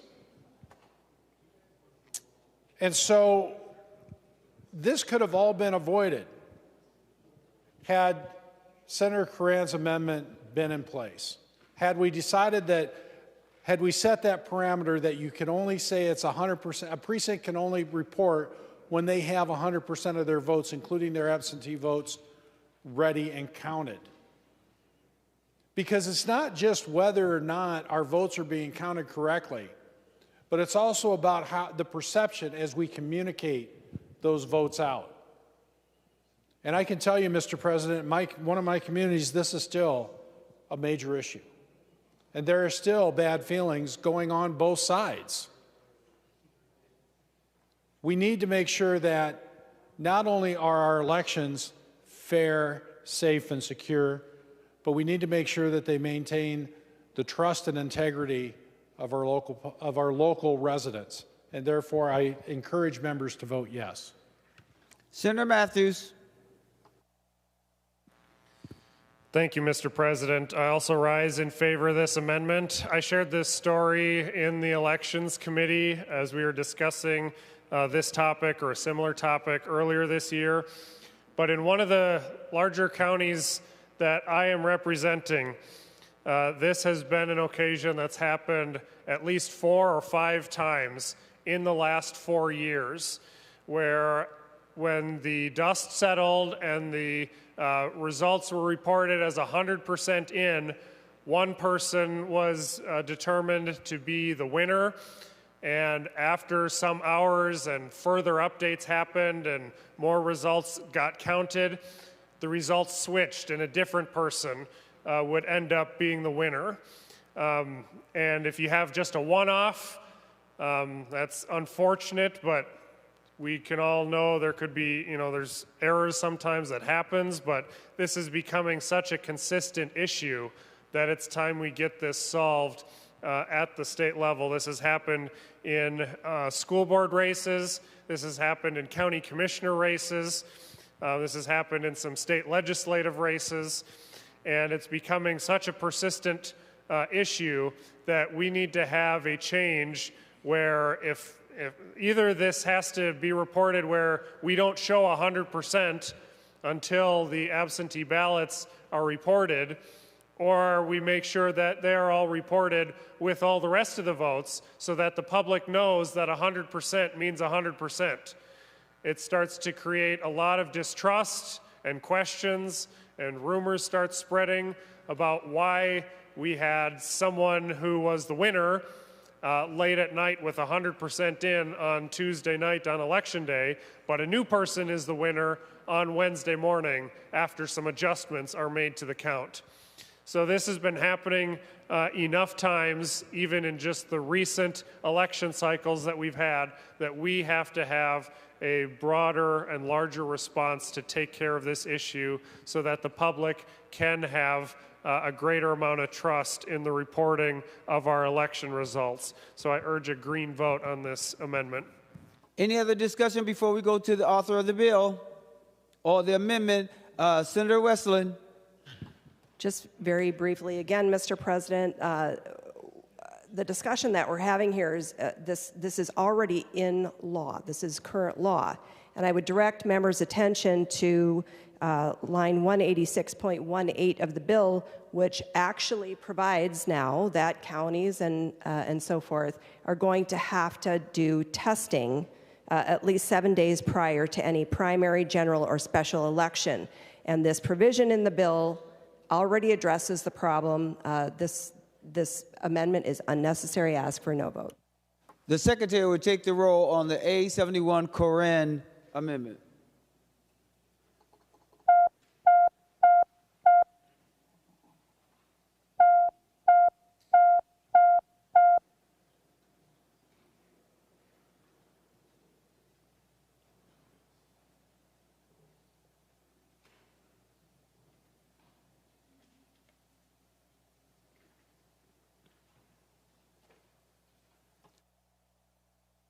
Senator Kunesh, for those voting pursuant to Rule 40.7. Mr. President, Senator Friends votes no. Senator Friends votes no. Senator Herr votes no. Senator Herr votes no. Senator Hochschild votes no. Senator Hochschild votes no. Senator McEwen votes no. Senator McEwen votes no. Senator Port votes no. Senator Port votes no. Senator Seeberger votes no. Senator Seeberger votes no. Senator Johnson Stewart votes no. Senator Johnson Stewart votes no. Senator Clark votes no. Senator Clark votes no. And Senator Latz votes no. And Senator Latz votes no. Senator Jasinski. Thank you, Mr. President. Senator Anderson votes aye. Senator Anderson votes aye. Senator Barr votes aye. Senator Barr votes aye. Senator Coleman votes aye. Senator Coleman votes aye. Senator Howe votes aye. Senator Howe votes aye. Senator Lang votes aye. Senator Lang votes aye. Senator Liskey votes aye. Senator Liskey votes aye. Senator Miller votes aye. Senator Miller votes aye. Senator Utke votes aye. Senator Utke votes aye. And thank you, Mr. President. Senator Weber votes aye in and alphabetical Senator order. Weber votes aye.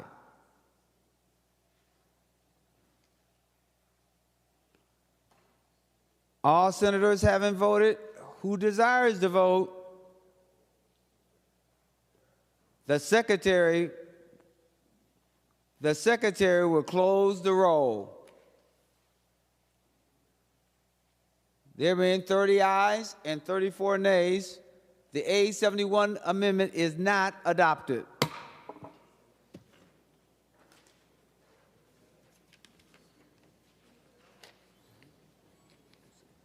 Senator Lucero. Thank you, Mr. President. Members, in 2023, the Democrat majority passed a provision that would enter the state of Minnesota into what is known as NPV, or National Popular Vote Compact. Mr. President, I would like to offer the A76 amendment. Senator Lucero offers the A76 amendment. The Secretary will report the amendment. Senator Lucero moves to amend Senate File Number 3045 as follows. Page 204, after line 18, insert. This is the A76 amendment. Senator Lucero.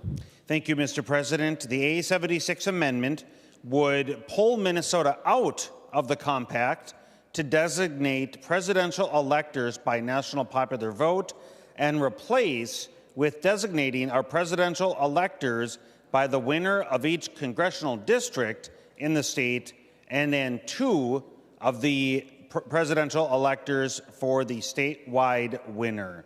This is how Nebraska and Maine designate their electors. I would encourage support for this amendment, and I ask for a roll call. Roll call will be granted. Senator Westlin. Thank you, Mr. President. Thank you, Senator Lucero. I am losing the ability to put words together. Vote no. Thank you. Further discussion on the A76. Senator Gruenhagen. Well, thank you, Mr. President. Yeah, and I rise in support of this amendment. National popular vote is a step towards a mob democracy. If you study anything about the history of our country, we have been a very stable constitutional republic based on God-given rights, which made us different than a democracy. One of the beliefs of our founding fathers, if you do any type of study, was that democracies, pure democracies, soon burn and crash. The French Revolution was based on mob democracy. And the other thing to understand is that if you go to NPV, whoever gets the most votes nationally would win the presidency. Our founding fathers had a lot of disagreement about larger states taking advantage of smaller states. And so when you look at the setup of our U.S. Congress, our House is based on population, and our Senate is based on states' rights. So even though California has 50, 60, or 70 Congress people, and North Dakota has 1 based on population, in the Senate, North Dakota has 2 senators, and California has 2 senators. So smaller states could block being taken advantage of by larger population states. If you go with national popular vote, you're basically going to gut the Electoral College, which is in our U.S. Constitution. I think there's 17 states that have passed it so far, Minnesota being one of them. They need another 61 electoral votes, and then there'll be lawsuits, of course, that will drag on for years after that. But imagine this, Mr. President and members.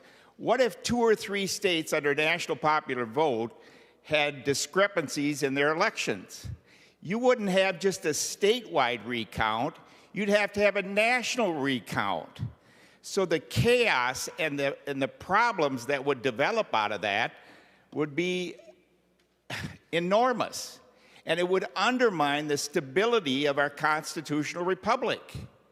I know some of you think, well, hopefully that wouldn't happen. But again, look at the stability of our constitutional republic based on Electoral College over the last almost 250 years. We're an exception. Now, we do have democratic representation, but we're a constitutional republic. There's a huge difference. And I'll give you the words of Benjamin Franklin on the difference between mob democracies and a constitutional republic. He said, under a mob democracy, a lamb and 2 wolves are voting for what's for lunch. Under a constitutional republic, a well-armed lamb is ready to contest the vote. Please vote yes on the Lucero Amendment. Thank you, Mr. President. Further discussion on the A76. Final comments with Senator Lucero. Thank you, Mr. President. I am very, very happy that President Trump won the electoral vote and is our president. But he won the national popular vote. So if the compact had been enforced, Mr. President, just think about this, and all of those on the other side of the aisle, all my Democrat friends, Minnesota would have awarded the 10 electoral votes to President Trump, despite Minnesota having voted the other way. Right now, with President Trump in office, we are seeing unimaginable actions taking place, such as criminal damage to property against Tesla vehicles and other things. We're seeing people wearing Trump hats, thrown out of businesses. I can't imagine what would have happened in Minnesota. You think the riots in Minneapolis that Governor Walz failed to stop were bad? Imagine the riots and chaos that would have taken place in Minnesota if the 10 electoral votes went to Donald Trump. Mr. President, let's pull us out of this compact. And again, I encourage a green vote. Thank you. Members, the Secretary will take the roll on the A76.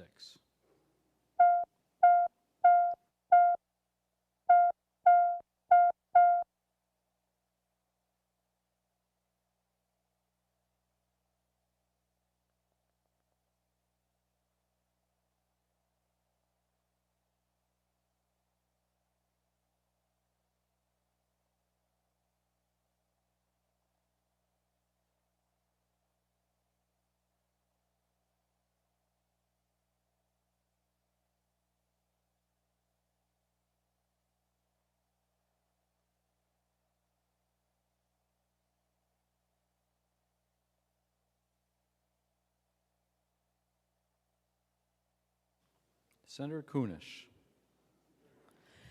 Mr. President, Senator Friends votes no. Senator Frentz votes no. Senator Herr votes no. Senator Herr votes no. Senator Hauschild votes no. Senator Hauschild votes no. Senator McEwen votes no. Senator McEwen votes no. Senator Port votes no. Senator Port votes no. Senator Seeberger votes no. Senator Seeberger votes no. Senator Johnson Stewart votes no. Senator Johnson Stewart votes no. Senator Clark votes no. Senator Clark votes no. And Senator Latz votes no. Senator Latz votes no. Senator Jasinski. Thank you, Mr. President. Senator Anderson votes aye. Senator Anderson votes aye. Senator Barr votes aye. Senator Barr votes aye. Senator Coleman votes aye. Senator Coleman votes aye. Senator Howe votes aye. Senator Howe votes aye. Senator Lang votes aye. Senator Lang votes aye. Senator Liskey votes aye. Senator Liskey votes aye. Senator Miller votes aye. Senator Miller votes aye. Senator Utke votes aye. Senator Utke votes aye. And thank you, Mr. President. Senator Weber votes aye. Senator Weber votes aye. All senators having voted with the desire to vote, the Secretary will close the roll. There being 30 aye votes and 33 nay votes, the amendment is not adopted. Senator Rasmussen. Mr. President. Senator Lucero. Thank you, Mr. President. Hope I'm not going out of order here, but I believe, at least according to mine, oh, no, what? Mr. President, Senator Rasmussen is next on the list. It's my fault. Sorry for that. Senator Rasmussen. Thank you, Mr. President. As members of this body know, the state government is facing a $6 billion deficit. And as a part of some of the budget bills that we've seen coming out of committee here in the Senate, we've seen cuts to nursing homes, we've seen increases in taxes, we have seen, Mr. President, cuts to education. And a lot of tough decisions are having to be made this year because of this $6 billion deficit. And so, Mr. President, I think we have to look at how the state of Minnesota is spending tax dollars to subsidize and fund campaigns. And I think that given the budget situation that we're in, it might make sense to pause using tax dollars to subsidize political campaigns here in the state of Minnesota. And so with that, Mr. President, I'd like to offer the A43. Senator Rasmussen offers the A43 amendment. The Secretary will report the amendment. Senator Rasmussen moves to amend Senate File Number 3045 as follows. Page 126, after line 24, insert. This is the A43 amendment. Senator Rasmussen. Thank you, Mr. President. I would request a roll call. Roll call will be granted. Senator Rasmussen. Thank you, Mr. President. This amendment is quite simple. It pauses the public subsidy and the PCR programs until 2029. This would save us more than $12 million per biennium that we could reinvest in nursing homes, in education, in property tax relief and other key priorities that I think Minnesotans want us working on. When I was out talking to voters, I didn't hear any of them say that we should use their tax dollars to subsidize political campaigns and candidates seeking office. I think this is a common sense approach, and I'd ask for member support. Senator Westlin. Thank you, Mr. President and members. One of the great things about our public subsidy program is that it encourages candidates to abide by spending limits. It encourages small contributions. It encourages more public funding of our elections. And I think this is a very bad idea, and I would request that members vote no. Further discussion on the A43 amendment. Senator Mitchell. Thank you. I rise against this amendment because the other thing that it does is it makes it for people who might not have ever even thought of politics because they don't know rich donors and they don't want to be in the pockets of special interests to actually be able to go out within their communities, and if they're a community activist or someone that's just connected, they're able to fund it in a way that the actual people in their community have the opportunity to fund them. It also engages people who might not have ever had an opportunity to donate to a politician and give that support because they weren't financially able to do so, because they can make that donation and then get the reimbursement back. So it really engages a lot more people in politics. It makes our political process in Minnesota much more people-oriented instead of special interest-oriented. And I think that's really important because that's who we're supposed to be representing. Senator Wiesenberg. Thank you, Mr. President. I support this amendment. I actually don't take PCR funds, and I do engage my community. I don't know anybody who gives me a lot of money. I go door knock and I go talk to people and I put in the hard work and I pound the pavement and I get small campaign donations from my community, and I don't take PCR because I don't think the government should be funding campaigns. Thank you very much. Further discussion on the A43. Senator Rasmussen, the Secretary will take the roll on the A43 amendment.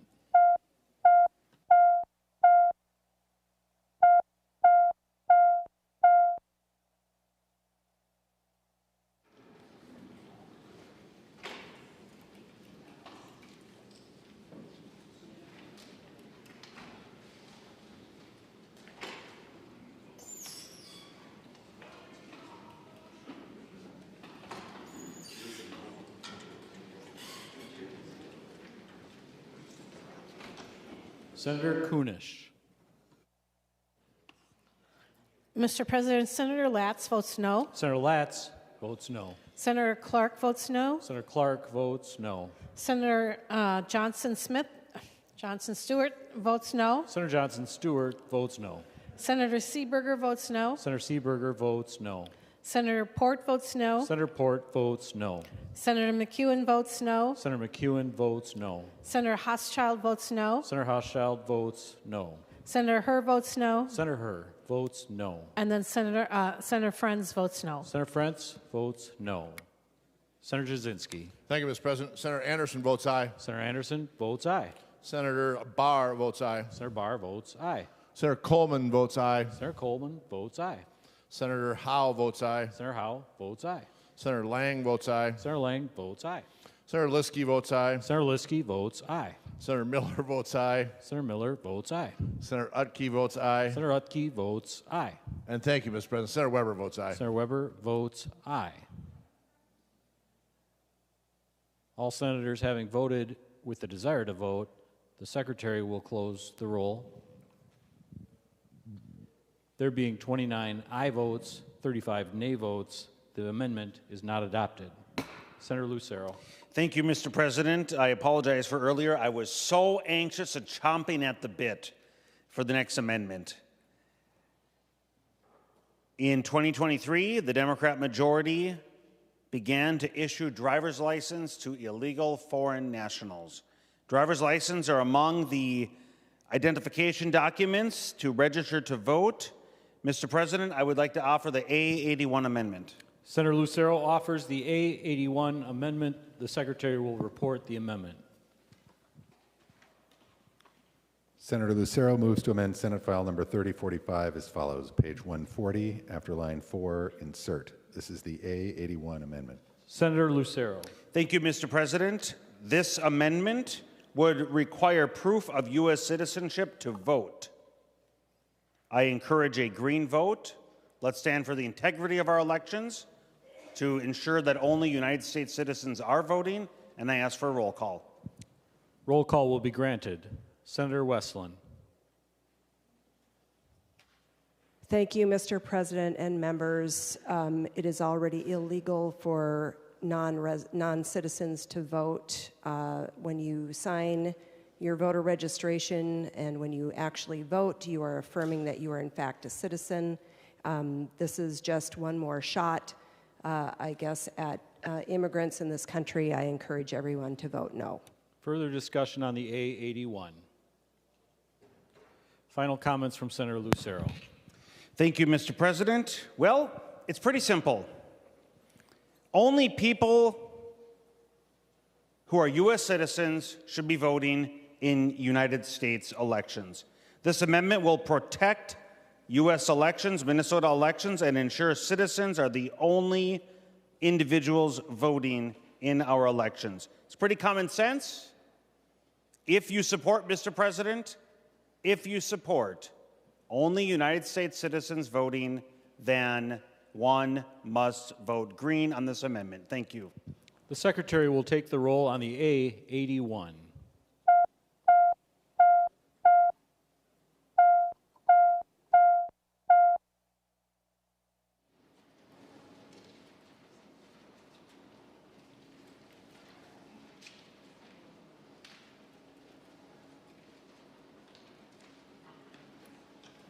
Senator Kunish. Thank you, Mr. President. Senator Latz votes no. Senator Latz votes no. Senator Clark votes no. Senator Clark votes no. Senator Johnson Stewart votes no. Senator Johnson Stewart votes no. Senator Seeberger votes no. Senator Seeberger votes no. Senator Port votes no. Senator Port votes no. Senator McEwen votes no. Senator McEwen votes no. Senator Hauschild votes no. Senator Hauschild votes no. Senator Herr votes no. Senator Herr votes no. And Senator Friends votes no. Senator Friends votes no. Senator Jasinski.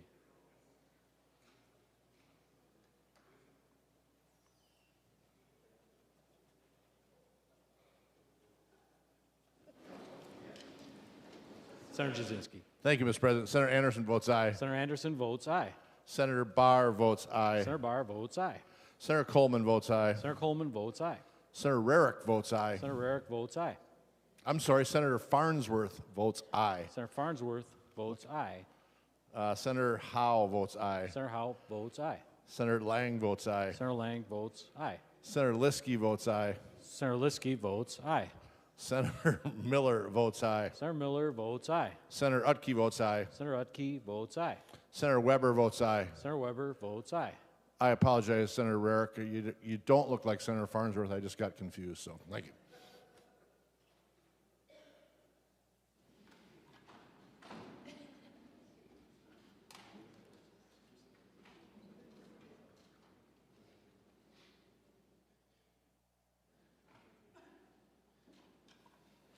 All senators having voted with the desire to vote, the Secretary will close the roll. There being 30 aye votes, 34 nay votes, the amendment is not adopted. Senator Lucero. Thank you, Mr. President. I would like to offer the A80 amendment. Senator Lucero offers the A80 amendment. The Secretary will report the amendment. Senator Lucero moves to amend Senate File number 3045 as follows. Page 153, after line 2, insert. This is the A80 amendment. Senator Lucero. Thank you, Mr. President. This amendment would require that non-citizens get removed from the voter registration rolls. I ask for a roll call and a green vote. Roll call will be granted. Senator Westlin.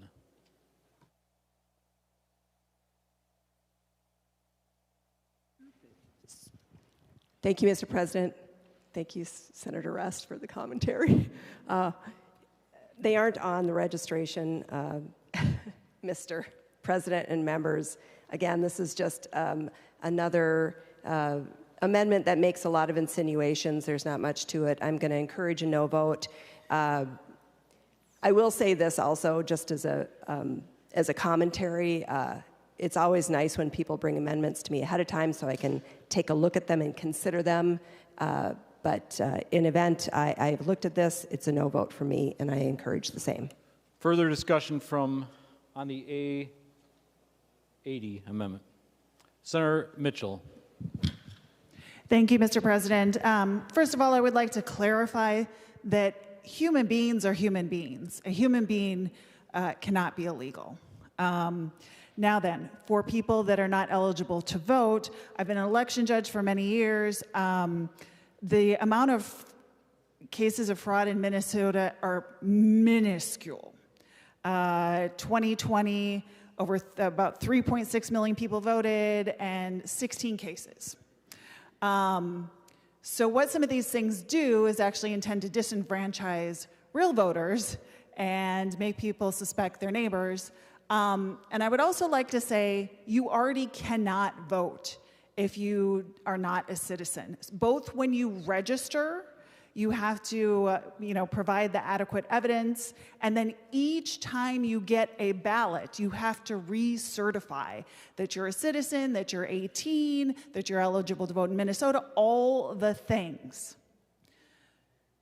Someone who does not have that status is not going to risk their status in their country for one vote. The fact that that is even an allegation is ridiculous, and it is not something that we are seeing in Minnesota. People are verified every time they vote, and they have to certify their status every time they vote with their signature. So again, we are, it's not something that's happening, and it's really just something that's meant to demean our immigrant population. Our elections in Minnesota are secure. Further discussion on the A80. Senator Lucero for final. Thank you, Mr. President. Well, the Democrats voted down the amendment that only United States citizens should vote in Minnesota elections. This is the opportunity to say that illegal foreign nationals should be removed from the voter registration. If you believe that, vote green. If you oppose that, if you want illegal foreign nationals to continue to remain on the voter registration, then vote red. The Secretary will take the roll on the A80.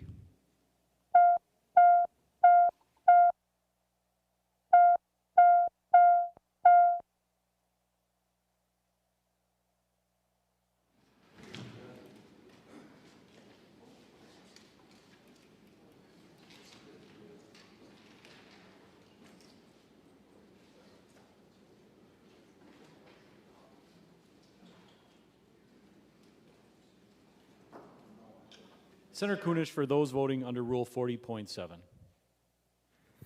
Mr. President, Senator Friends vote no. Senator Frentz votes no. Senator Herr votes no. Senator Herr votes no. Senator Hochschild votes no. Senator Hochschild votes no. Senator McEwen votes no. Senator McEwen votes no. Senator Port votes no. Senator Port votes no. Senator Seeberger votes no. Senator Seeberger votes no. Senator Johnson Stewart votes no. Senator Johnson Stewart votes no. Senator Clark votes no. Senator Clark votes no. And Senator Latz votes no. Senator Latz votes no. Senator Jasinski for those voting under 40.7. Thank you, Mr. President. Senator Anderson votes aye. Senator Anderson votes aye. Senator Barr votes aye. Senator Barr votes aye. Senator Coleman votes aye. Senator Coleman votes aye. Senator Farnsworth votes aye. Senator Farnsworth votes aye. Senator Howell votes aye. Senator Howell votes aye. Senator Lang votes aye. Senator Lang votes aye. Senator Liskey votes aye. Senator Liskey votes aye. Senator Miller votes aye. Senator Miller votes aye. Senator Utke votes aye. Senator Utke votes aye. Thank you, Mr. President. Senator Weber votes aye. Senator Weber votes aye. All senators having voted with the desire to vote, the Secretary will close the roll.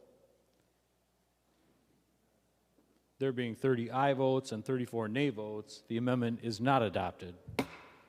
Senator Matthews. Thank you, Mr. President. I'd like to offer the A74 amendment. Senator Matthews offers the A74 amendment. The Secretary will report the amendment. Senator Matthews moves to amend Senate File Number 3045 as follows. Page 105, delete Section 6. This is the A74 amendment. Senator Matthews. Thank you, Mr. President. The A74 amendment is going to help uphold the First Amendment rights of our citizens who want to speak out about election issues when it comes to campaigns and campaign issues. This amendment will delete the changes in this bill that is greatly expanding the definition of express advocacy. And my contention is that the provisions in this section are unconstitutional and violate free speech principles. These changes would make it much more difficult for groups to inform the public on candidates and their actions unless they register as an independent expenditure group. In committee, we had organizations from both normally the right-wing side of issues and left-wing side of issues come and say that this would greatly curtail their ability to be able to educate the public on issues that they care about unless they submit themselves to the registration and the rules of the Campaign Finance Board as an independent expenditure. Furthermore, I want to point out to the body that in this bill, we are spending $500,000 from the general fund that could be going to our seniors or to schools or to roads and bridges to pay for the lawsuit from a constitutional challenge to an election bill from the last biennium that the state of Minnesota lost.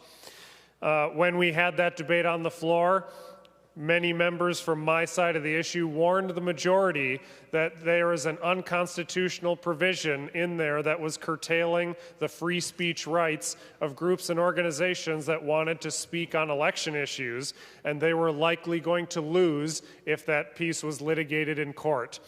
That, in fact, did happen. And now we are spending $500,000 of general fund money for the legal fees for that lawsuit. And so, members, I don't want us to make that mistake again. I do believe that this section will likely be litigated and might get litigated from both sides of the aisle if this were to pass into law.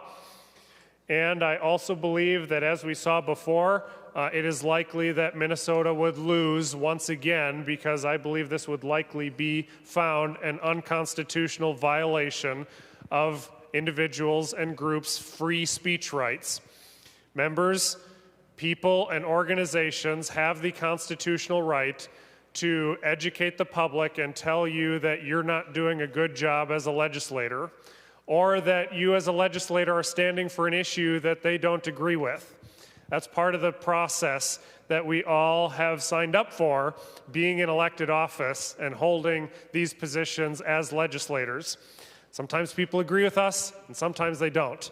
And it is important that we maintain and uphold the free speech rights for all those individuals with their efforts to speak to and educate the public. So I urge the body to adopt my amendment. Let's remove this part from the bill. Let's not risk another lawsuit that will only enrich more election lawyers down the road instead of spending money on our schools and our seniors and other needs from state government. I ask for a green vote on this amendment, and Mr. President, I ask for a roll call. A roll call is granted. Senator Westlin. Thank you, Mr. President, and thank you, members. When I came to this body, I had no idea that I would be in the company of so many constitutional experts. I do want to say that this amendment is actually based on federal standards that provide additional transparency. This has to do with the promotes, attacks, supports, and opposes language. This has been upheld by a number of circuit courts. That this has a standard that's been in place in some form for for at least some period of time for Arizona, Hawaii, Illinois, Maine, Vermont, and West Virginia. This is good language, and this is important. This is around independent expenditures, and this is about knowing who is trying to influence our elections, Mr. President and members. And I'm positive that earlier I heard one of my colleagues on the other side of the aisle talk about how important and how good transparency is. So I am going to encourage everyone to vote no. Senator Kroon. Thank you, Mr. President. I rise in support of Senator Matthews' amendment.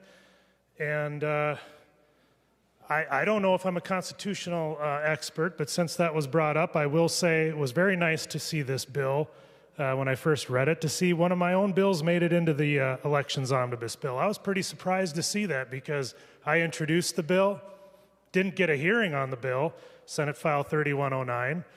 But here it is, right on page 4 and 5. There's an appropriation to the Campaign Finance and Public Disclosure Board.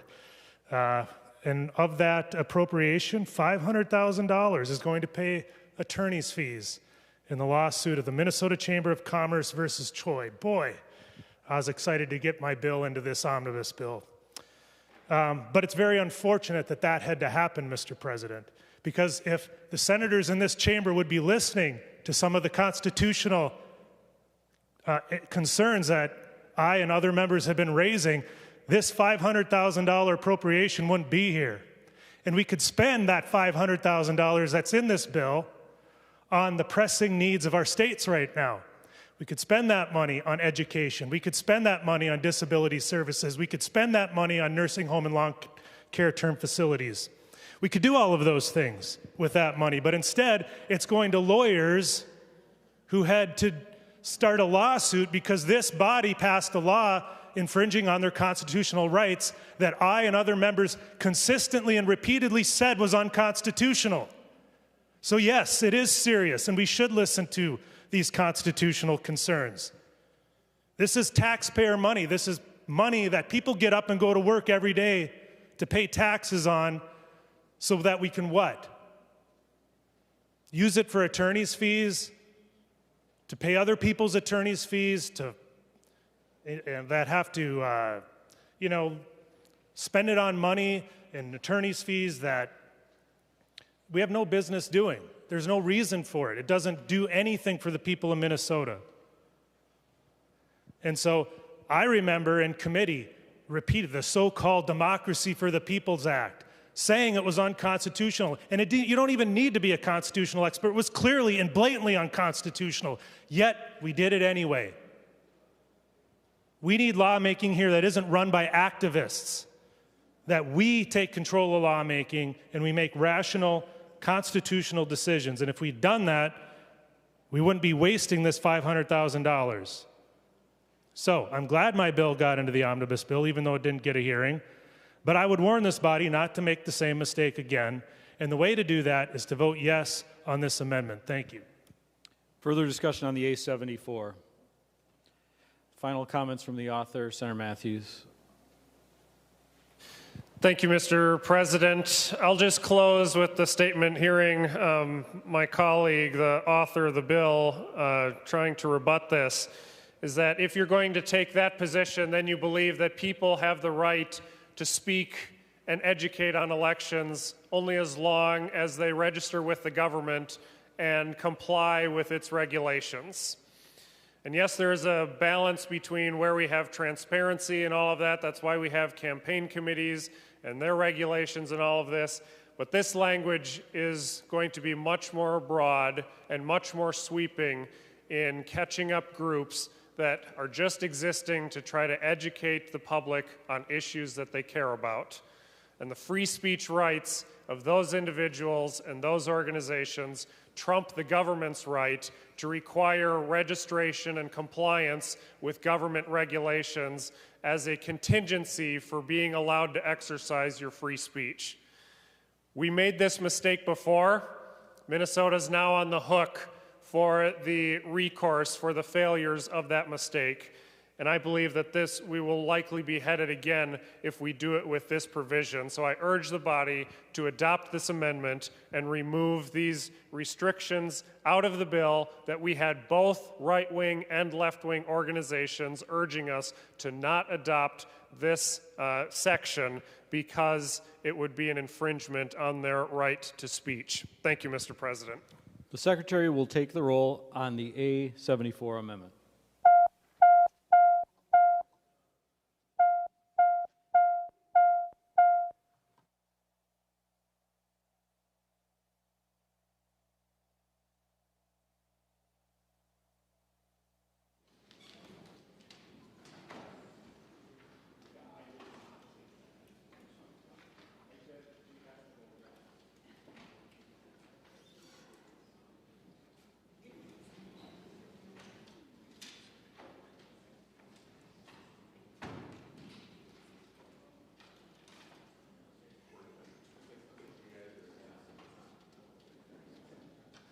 Senator Kunish, for those senators voting under Rule 40.7.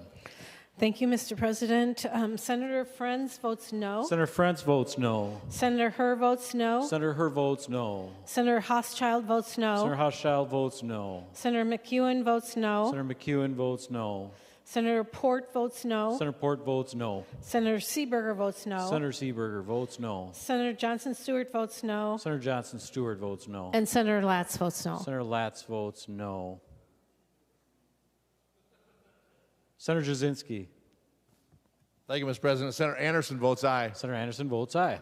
Senator Barr votes aye. Senator Barr votes aye. Senator Coleman votes aye. Senator Coleman votes aye. Senator Farnsworth votes aye. Senator Farnsworth votes aye. Senator Howell votes aye. Senator Howell votes aye. Senator Lang votes aye. Senator Lang votes aye.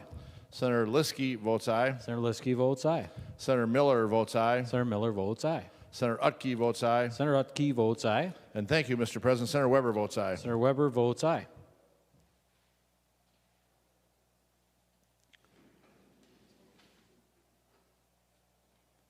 All senators having voted with the desire to vote, the Secretary will close the roll. There being 30 aye votes and 34 nay votes, the amendment is not adopted. Senator Coran. Thank you, Mr. President. I'd like to move the A69 amendment. Senator Coran moves the A69 amendment. The Secretary will report the amendment. Senator Coran moves to amend Senate File Number 3045 as follows. Page 136, after line 12, insert. This is the A69 amendment. Senator Coran. Thank you, Mr. President. What A69 does is it adds felony to the list of serious crimes for which elected officials can be recalled for. Per the Minnesota Constitution, defined in statute as an elected official must be an eligible voter and can only be recalled for malfeasance, nonfeasance, and a serious crime. In statute, a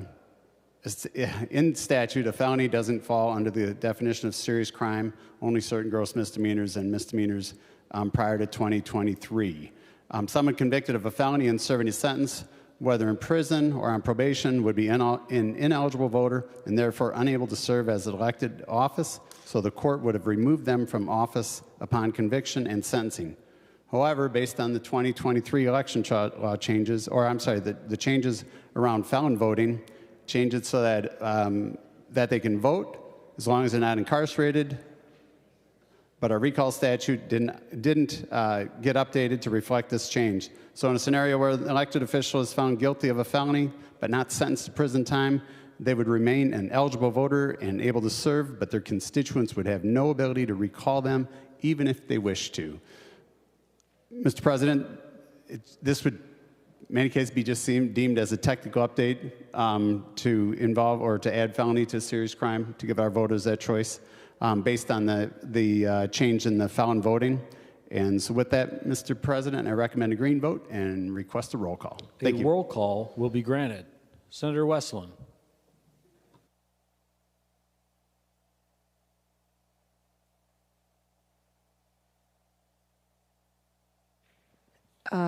Mr. President, I'm just getting a look at this potential amendment.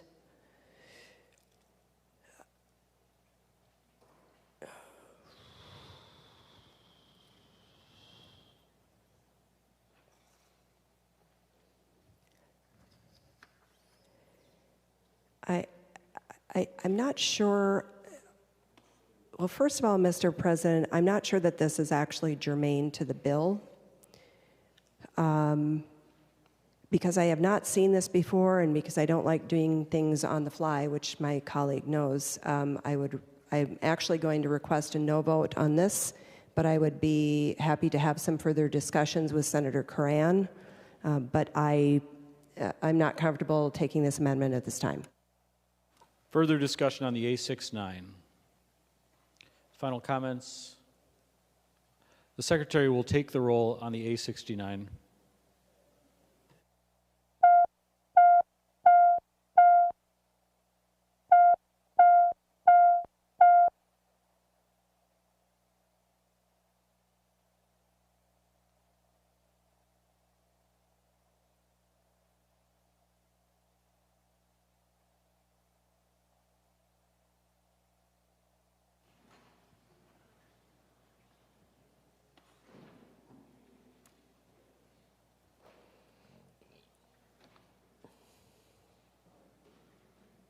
Senator Kunish for legislators voting under Rule 40.7. Senator Kunish. Mr. President, Senator Latz votes no. Senator Latz votes no. Senator Johnson Stewart votes no. Senator Johnson Stewart votes no. Senator Seeberger votes no. Senator Seeberger votes no.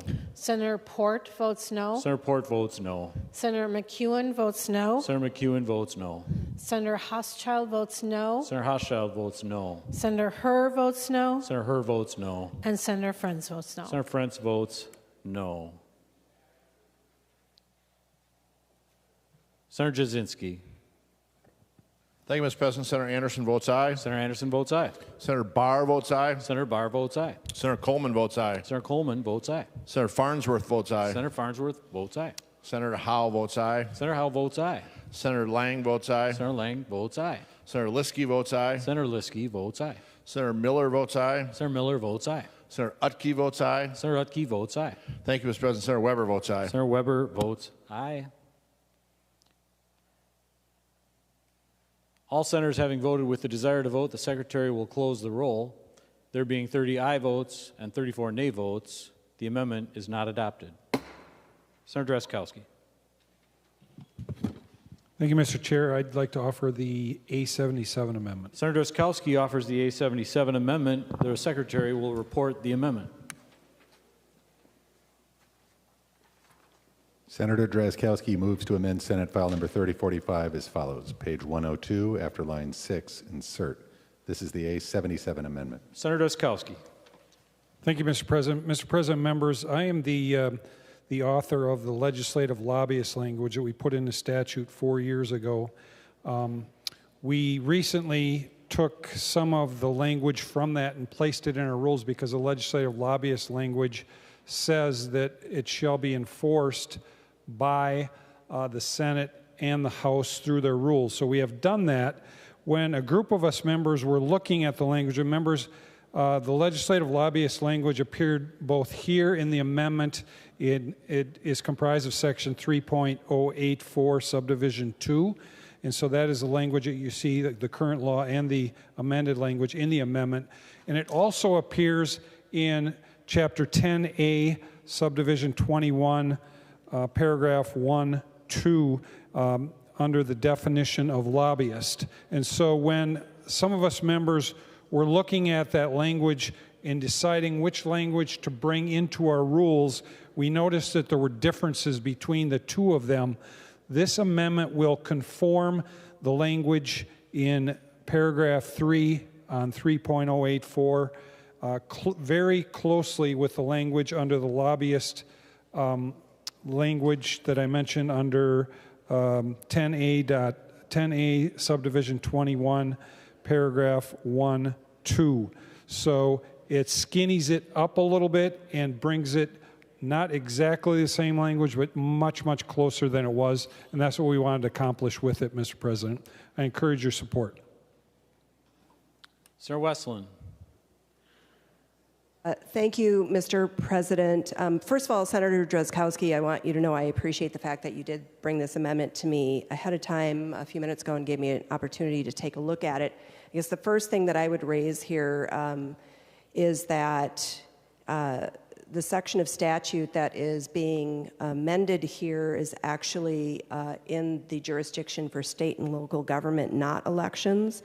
And so for that reason, Mr. President, I would raise a point of order based on germaneness 35.2, and I would say that is subdivision 1.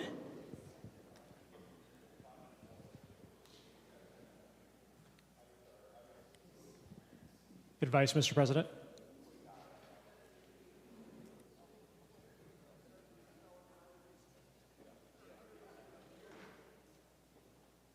Mr. President, I'll withdraw my point of order. Thank you. All right. So I'm asking members to vote no on this particular prohibition or this particular amendment to the prohibition because it actually ends up loosening the current prohibition.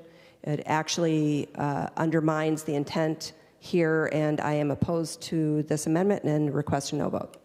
Roll call will be granted. Further discussion on the A77. Senator Aaron McQuaid. Thank you, Mr. President. I'm wondering if Senator Drazkowski would yield for a question. Senator Drazkowski will yield. Senator McQuaid. Thank you, Mr. President. And Senator Drazkowski, I'm looking at this. I actually think I like it.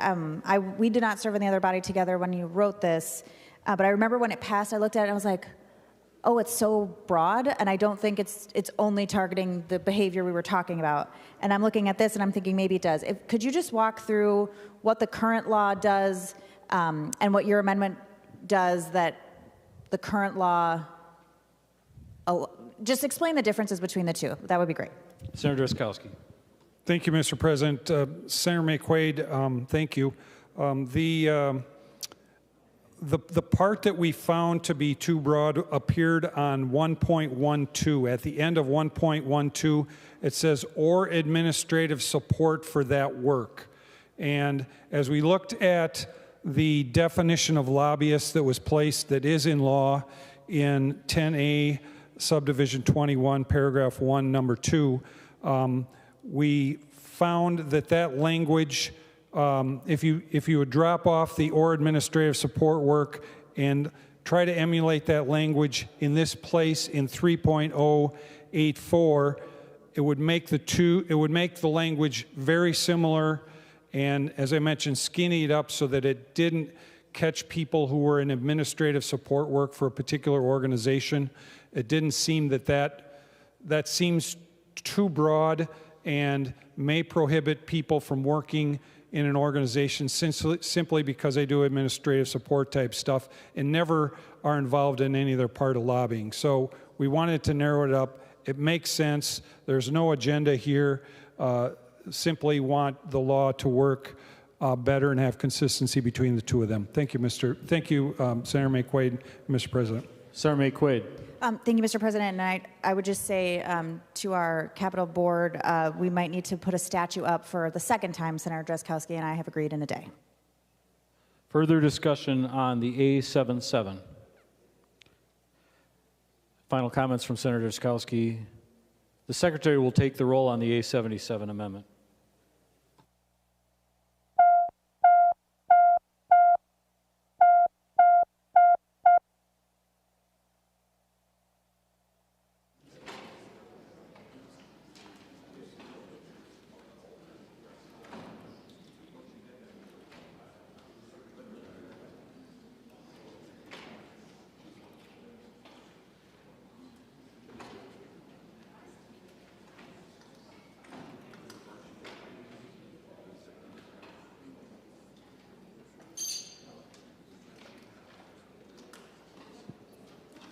Senator Kunish for senators voting under Rule 40.7.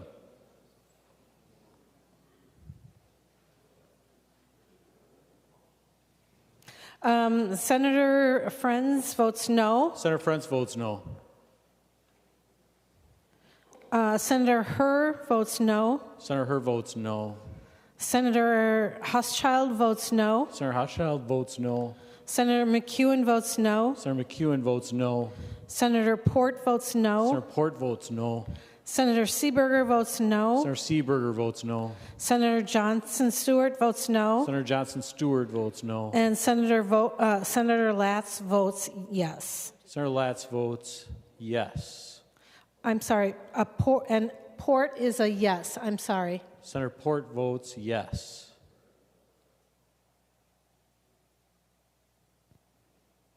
Senator Jasinski.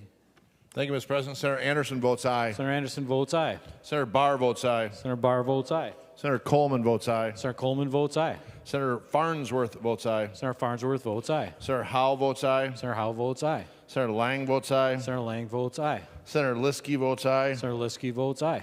Senator Miller votes aye. Senator Miller votes aye. Senator Utke votes aye. Senator Utke votes aye. Thank you, Mr. President. Senator Weber votes aye. Senator Weber votes aye. Mr. President. Senator Kunish. Thank you, Mr. President. I'd like to change a vote for one of our members. Senator Seeberger changes her vote to aye. Senator Seeberger votes aye.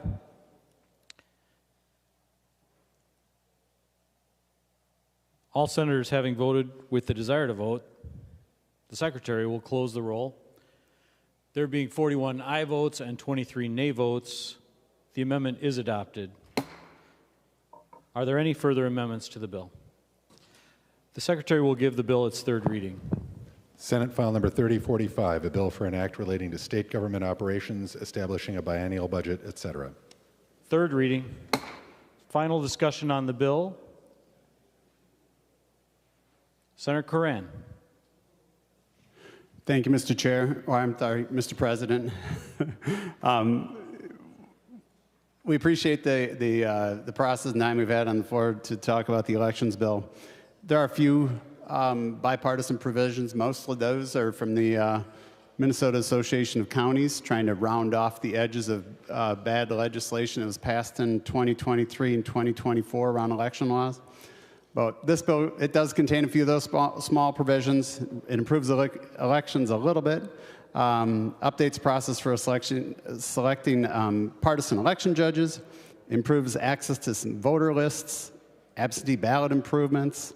But it's unfortunate, it really doesn't include a lot of measures which would greatly enhance the transparency and the accessibility to data so we can prove to voters that only eligible people reside on the voter registrations databases. Those things have been removed, and so this doesn't move us any closer. And then with the unconstitutional elements which are brought up and are attempted to be removed through Senator Matthews' amendment, we put ourselves in harm's way again of First Amendment constitutional issues and further financial harm to continue to move forward with things that are unconstitutional. Many of the changes enabling the Campaign Finance Board great latitude in expanding their role. Some of the reporting as it relates to municipal elections, municipal officers and staff as it relates to campaign finance, bringing some 14,000 people into the reporting requirements. None of that's going to enhance or help the security of our elections. But I did hear one thing: we're going to stop. Elections aren't for sale. We have preserved that good billionaires, compliant billionaires that support Democrats, will be unharmed by any of this legislation. They want to go after a single billionaire, Elon Musk. That's not how we write law in Minnesota for a single incident of something that hasn't occurred in Minnesota, but that has been a trend here. So, Mr. President, I look forward to what conference committee looks like, and hopefully we can add some provisions that actually do move us forward and add some transparency. So thank you. Thank you. Members, I've been given a list, and so if you're interested in being on the list, let me know. But I've been given a list, and I'm going to try to go in the order in which it was presented. I was looking for Senator Lang, but I'll come back to him. Senator Xiong.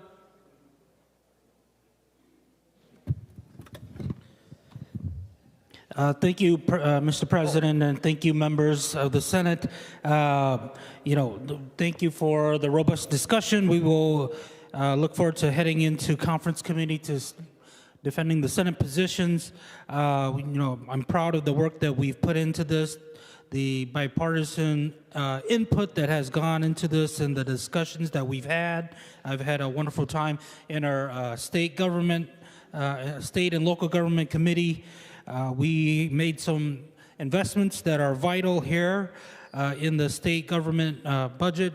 I know that there are operational increases that are put in place, but many agencies are facing cuts to jobs, to positions, but we are looking forward to serving the needs of Minnesotans and planning for the future of this state for the next couple of years. And so I hope to earn your support. Looking forward to our continued discussion on our state government budget and the conference committees. Thank you. Members, the list that I'm going through now is for state and local governments, and then we'll go through the list for elections.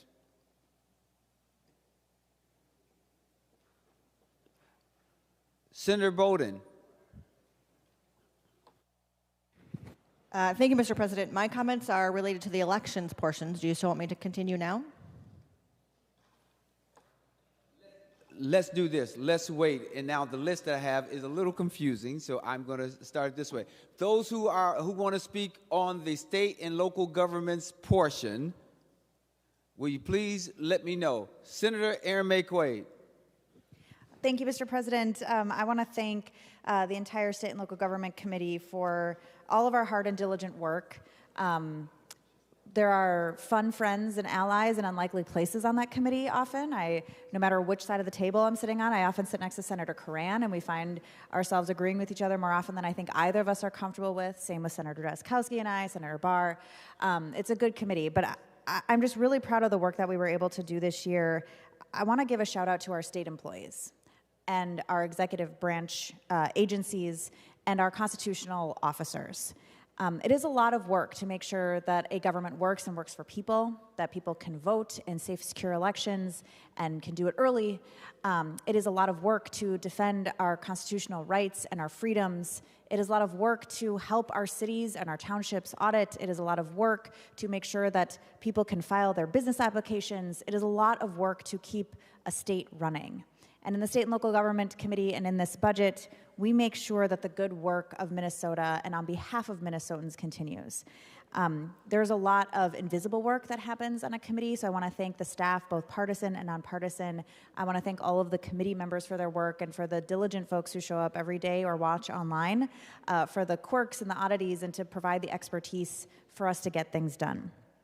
The last thing I want to say is to the state workers who are implicated in good ways by our bill today, thank you for the work that you do. It is not unknown, it is not unnoticed. We have staff right here in this chamber who spend a lot of time listening to us talk, preparing our amendments, printing things out, engrossing things, and it is deeply, deeply appreciated. And so it's not lost on me at a time when we are seeing some of our government be dismantled at the federal level. I want to really give a shout out to government that is good and that works, because it is important, and I think people, especially nowadays, are waking up to how important it is. It's been an honor to serve as Senator Xiong's vice chair, and I look forward to a green vote for this part of the bill. Any other speakers for the state and local governments portion before I go to elections? Senator Swazinski. Thank you, Mr. President. I just want to thank Senator Xiong for accepting the state fossil bill. And anyways, in 1988, it was first introduced, and so it's been a long ride for the giant beaver trying to become the state fossil. And the idea was brought to my attention my first year here from an 8th grade class that was all excited about trying to make a difference and trying to have their bill be heard. And off and on for the last 9 years, I've introduced the bill. And so I'm glad. I don't know where those 8th graders are now, because I'm sure they're in college somewhere, but I want them to hear me say your voice can be heard and you can make a difference. And now the state fossil will join the state drink and the state bird and the state tree, and maybe next year we'll introduce an amusement ride as for another state symbol. Thank you, Mr. President. Members, I'm still on state and local governments before we go to elections. Is there anyone else who wants to has final words for state and local governments? If not, now we are going to elections. Senator Bowden. Thank you, Mr. President. I am proud of the work of the Elections Committee, and I am proud to vote for this elections bill today because it reflects our values and commitment to preventing interference in our elections and assuring Minnesotans that their votes are not for sale. This bill takes on dark money, makes campaign finance and lobbying more transparent, and invests in outreach to underrepresented communities. As Donald Trump, Elon Musk, and MAGA Republicans in Congress work to roll back the freedom to vote in order to bolster their own political power, in Minnesota, we are protecting democracy. As Elon Musk sues Minnesota for our bipartisan law prohibiting the use of AI deepfakes to influence elections, we are strengthening transparency and shutting out disinformation. As Musk tries to buy a seat on the Wisconsin Supreme Court by bribing voters, Minnesota is making it clear to billionaires and large-moneyed interests that our votes are not for sale. As Donald Trump is firing cybersecurity workers who safeguard our elections, we are bolstering protections for our elections from foreign interference and physical threats to polling places and election workers, who, after all, are our neighbors. While the president has 34 felony convictions for misusing campaign funds to illegally influence the 2016 election, Minnesota is shining a light on dark money, strengthening transparency in political ads, and requiring income disclosures for public officials at all levels. As Donald Trump is signing executive orders in unconstitutional authoritarian power grab, taking away power from states and threatening to retaliate against those who don't adhere to his extreme agenda, we are securing funding for local elections administration to ensure Minnesota remains a leader in voter turnout and free and fair elections. This bill is about protecting the freedom to vote, ensuring elections that are transparent and free from corruption, and defending a multiracial, inclusive democracy that is under attack by our own president. While Donald Trump, Elon Musk, and MAGA Republicans try to undermine public trust in elections, spread misinformation, and buy votes, the Minnesota Senate is taking a stand to defend our democracy, and I will very proudly vote yes. All right, I'm going to Senator Carlson. Thank you, Mr. President. I rise in support of the elections budget. As chair of the Senate Elections Committee, I've worked closely with Senator Westlin and the entire committee. The entire committee team, including Beth Fraser, Will Freeman, Christy Blood, Madeline Stankiewicz, to craft a bill that meets the moment. The Trump administration and Elon Musk have attempted to bribe voters by offering cash prizes or entering voters into sweepstakes for huge amounts of reward money. And this is for voting, and it erodes the overall trust in elections across the country. We are not going to let that happen in Minnesota. We in Minnesota are known for having one of the strongest election systems in the country. This bill confirms our commitment to the democratic process. It fights corruption, shines a light on dark money, and cracks down on scam PACs that exploit vulnerable Minnesotans.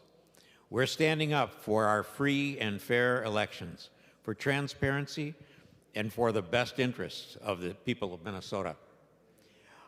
I want to give immense credit to Senator Westlin for her extraordinary leadership on this bill.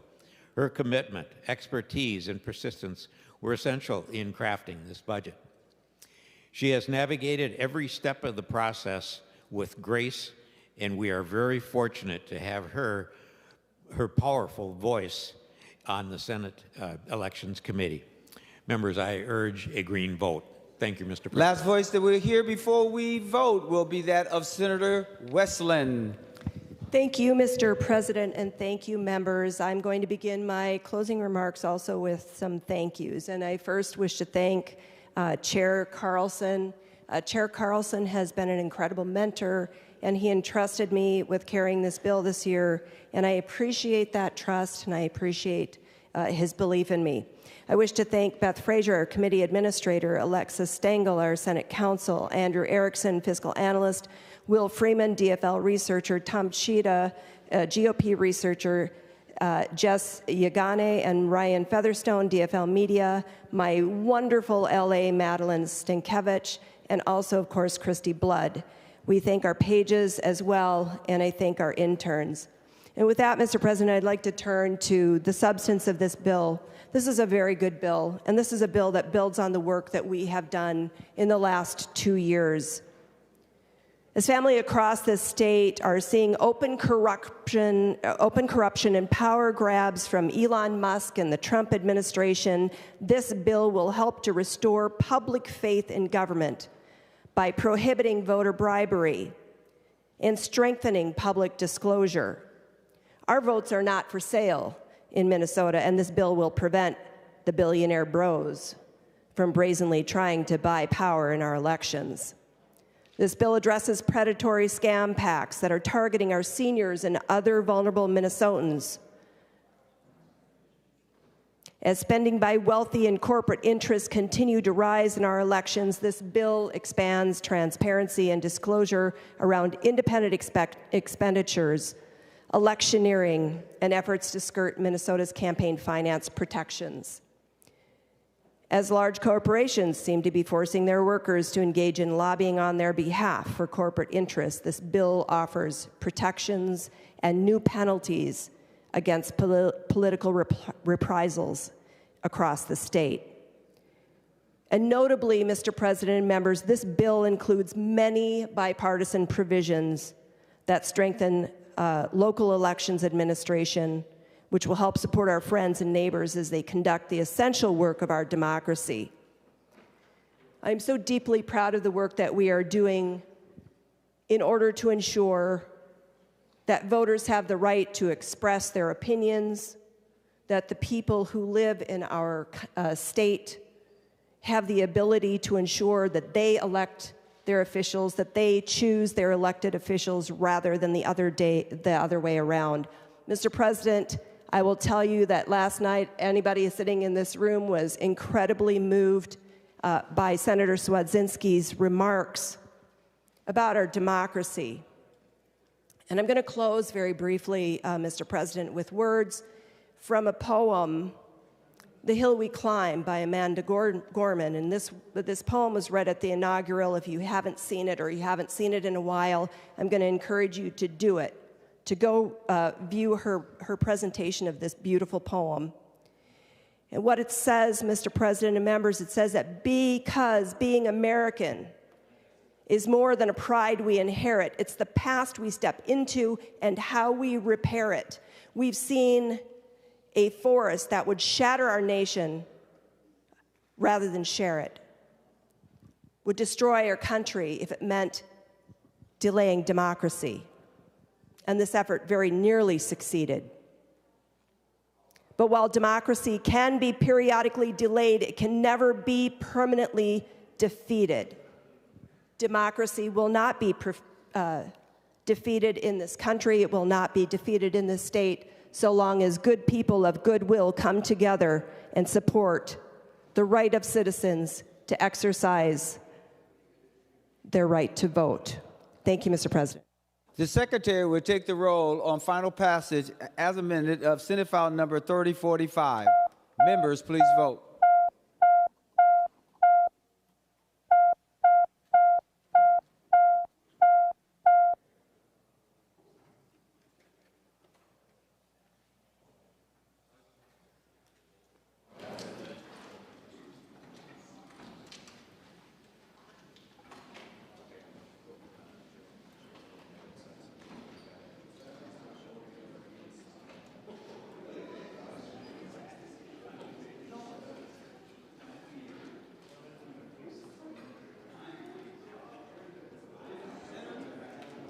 Senator Kunesh, for those voting pursuant to Rule 40.7.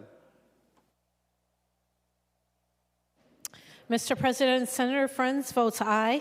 Senator French votes aye. Senator Herr votes aye. Senator Herr votes aye. Senator Huschild votes aye. Senator Huschild votes aye. Senator McEwen votes aye. Senator McEwen votes aye. Senator Port votes aye. Senator Port votes aye. Senator Johnson Stewart votes aye. Senator Johnson Stewart votes aye. And I'm waiting on one more.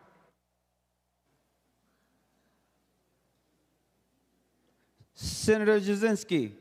Thank you, Mr. President. Senator Anderson votes no. Senator Anderson votes no. Senator Barr votes no. Senator Barr votes no. Senator Coleman votes no. Senator Coleman votes no. Senator Farnsworth votes no. Senator Farnsworth votes no.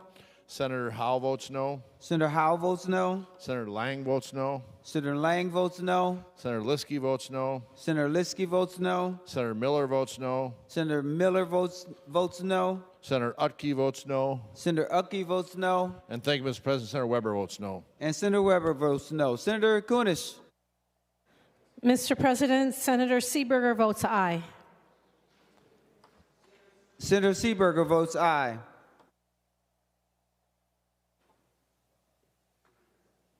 All senators having voted who desires to vote, the secretary will close the roll. There being 35 ayes and 29 noes, the bill is passed and its title agreed to. Members, we're still on special orders. We'll now go to House File 688. Senator Westlin. Thank you, Mr. President. We'll make this quick. This is a great bill, Mr. President. This relates to assistant dog organizations that rely heavily on volunteers to train and socialize dogs so that they can go on to change people's lives. One of the challenges, Mr. President and members, is that for those who are volunteering to train service dogs, if they reside in an HOA or reside in other housing where there is a restriction on dogs, they are not allowed to train service dogs.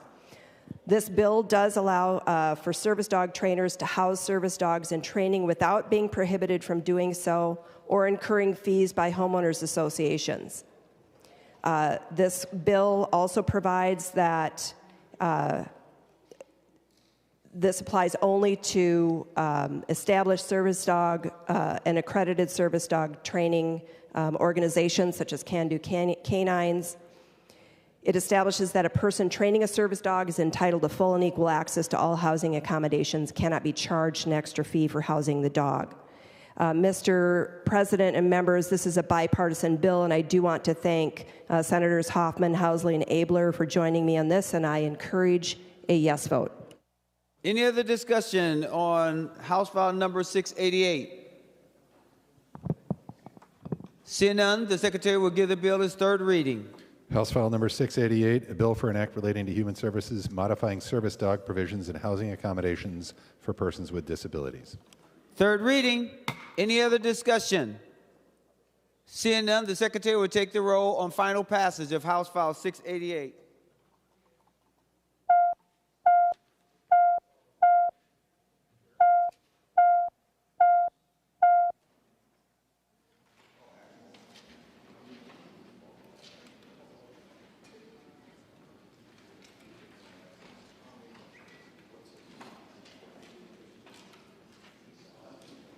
Senator Kunesh, those voting pursuant to Rule 40.7.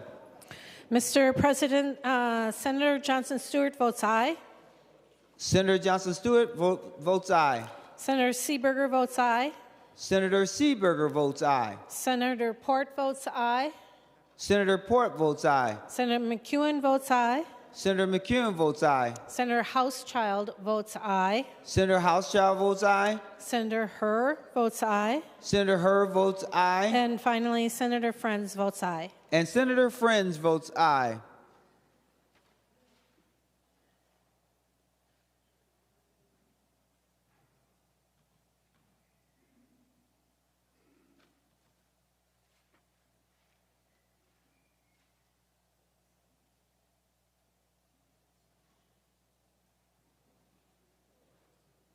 Senator Jasinski.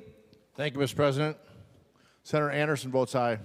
Senator Anderson votes aye. Senator Barr votes no. Senator Barr votes no. Senator Coleman votes aye. Senator Coleman votes aye. Senator Farnsworth votes aye. Senator Farnsworth votes aye.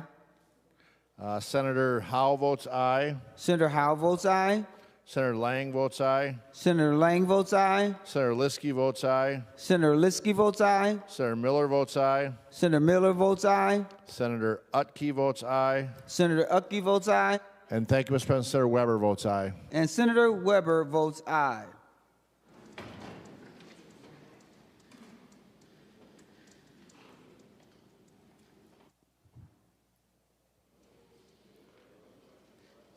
All senators having voted and who desires to vote, the secretary will close the roll.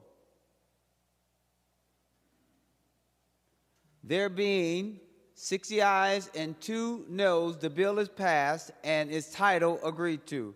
Members, we will now go to Senate file number 2200. Senator Pappas.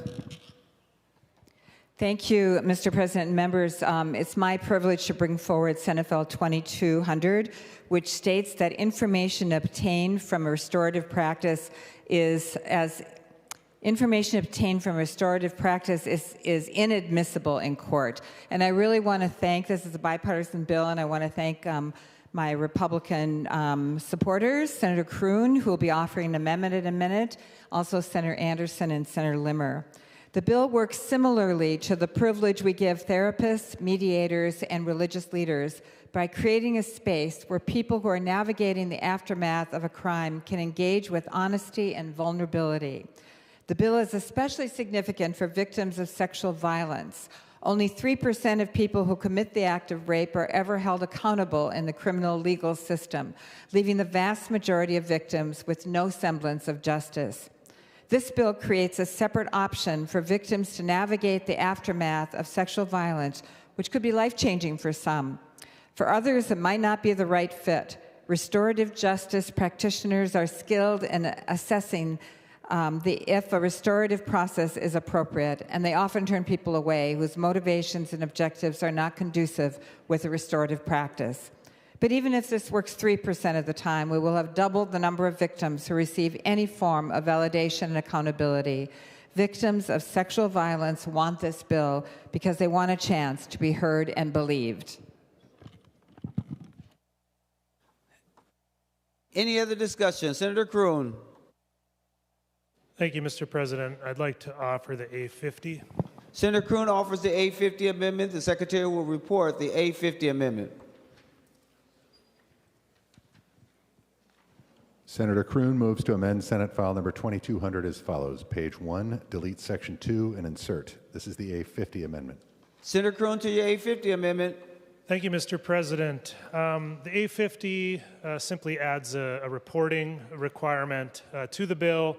The first part of the reporting requirement is where the grantees must provide certain information on recidivism, public safety, and local financial investments in restorative practices. That's kind of the substantive part of the reporting requirement. The second part is a data reporting requirement on the grant funds paid to the participants to show how much money that they've been paid and for the purpose of the payment to those participants.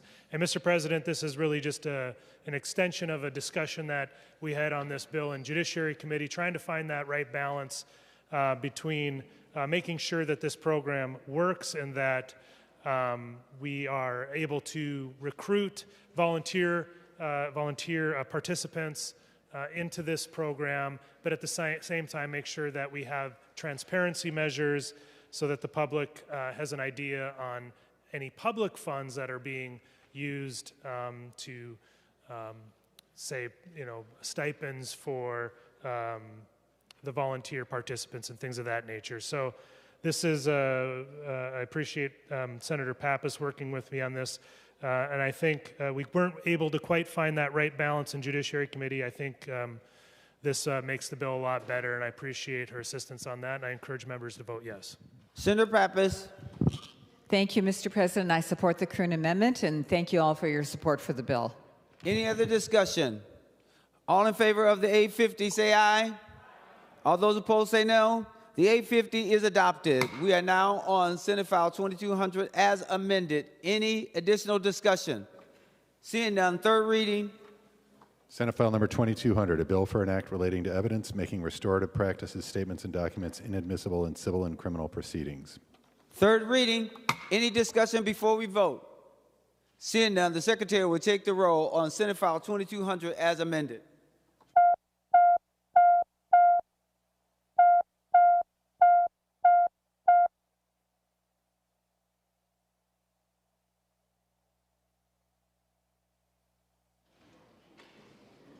Senator Kunich, for those voting pursuant to Rule 40.7.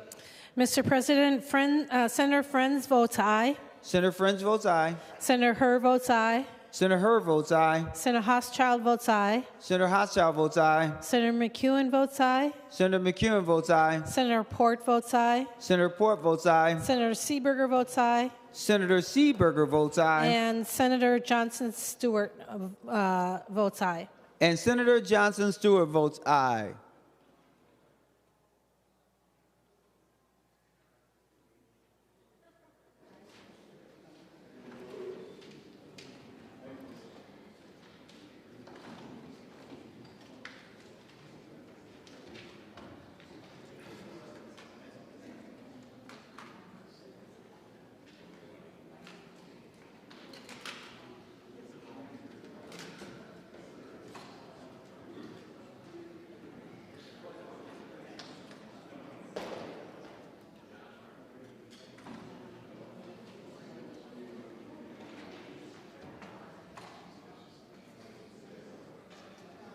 Senator Jasinski.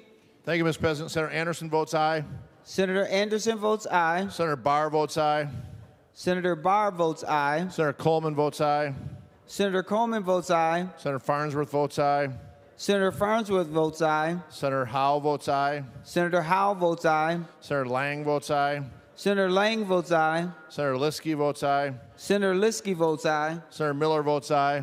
Senator Miller votes aye. Senator Utke votes aye. Senator Utke votes aye. And thank you, Mr. President. Senator Weber votes aye. And Senator Weber votes aye.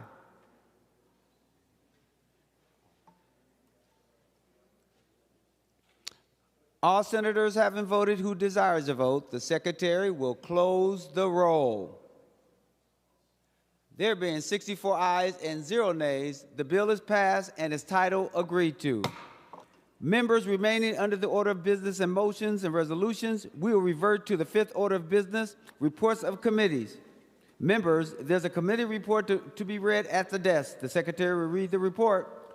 Senator Marty from the Committee on Finance, to which was re-referred Senate File Number 1417, a bill for an act relating to state government, providing for certain judiciary, court, public safety, crime, corrections, data privacy, and civil law policy. Reports the same back with a recommendation that the bill be amended as follows, and when so amended, the bill do pass. Senator Murphy for a motion to adopt the committee reports. Mr. President, I move the committee report read by the Secretary be adopted. To the motion to adopt, all in favor say aye. All those opposed say no. The motion prevails. The next order of business is the sixth order of business, second reading of Senate bills. The Secretary will read the Senate file number. Senate File Number 1417. The Senate file has been given its second reading. Members, we will now go to the 13th order of business, which is the announcements of Senate interests. Without objection, the following senators will be excused from today's session. Western Mall Day, rest from 1:15 to 1:15 to 1:25 p.m. Senator Johnson, 1:25 p.m. to 3 p.m. Senator Abler from 1:40 to 1:55 p.m. and Senator Nelson, 1:40 to 2:30 p.m. and 3:50 until the rest of the day. Any other announcements of Senate interest? Senator Marty. Thank you, Mr. President. Senate Finance Committee will meet in 15 minutes after adjournment. If we can finish before midnight, we will do so. Otherwise, we will be meeting tomorrow at 11:30. We're taking up Senator Dibbo's transportation bill first, and then Senator Hoffman's human services bill. Senator Zaskowski. Thank you, Mr. President. Would the majority leader yield for question? Senator Murphy, will you yield? She will yield. Senator Jaskowski. Thank you, Mr. President. Senator Murphy, Madam Majority Leader, can you tell us when the Rules Committee is going to meet next? Senator Murphy. Thank you, President Champion and Senator Jaskowski. I think real soon, but I don't have it scheduled yet. Senator Jaskowski. Okay, thank you, Mr. President. Would she yield again, Mr. President? Senator Murphy, will you yield? She will yield. Senator Jaskowski. Thank you, Mr. President. Senator Murphy, will the Rules Committee be meeting within the next few days? Senator Murphy, to the question. Thank you, President Champion and Senator Jaskowski. As I said, it's not scheduled yet. Senator Jaskowski. Thank you, Mr. President. Senator Murphy for a motion. Oh, I'm sorry, Senator Johnson first. Senator Johnson. All right. Thank you, Mr. President. Appreciate that. Would Senator Murphy yield for a question? Senator Murphy, will you yield? She will yield. Senator Johnson. Thank you, Mr. President. Thank you, Leader Murphy. Just wondering about the calendar for next week, kind of what you envision for bills and committee going on next week. I know it's going to be kind of a busy time. If you could just briefly lay that out. Senator Murphy. Thank you, President Champion and Leader Johnson. I expect that we will be spending a great deal of time together here in the chamber next week. I believe we're meeting every day next week with an aim of moving the balance of the budget bills that will make up this 2026-27 budget proposal coming from the Minnesota Senate. So there'll be some continuation of the finance hearing. There may be a rules hearing, but certainly we'll be meeting every day here on the floor to get the work that we need to get done as the Senate, as we're then ready to take on the House. Any other questions? Oh, thank you, Senator Johnson. Senator Murphy for a motion. Thank you, Mr. President. I move that the Senate do now adjourn until Monday, April 28th at noon. On that motion, all in favor say aye. All those opposed say no. The motion prevails. The Senate is now adjourned.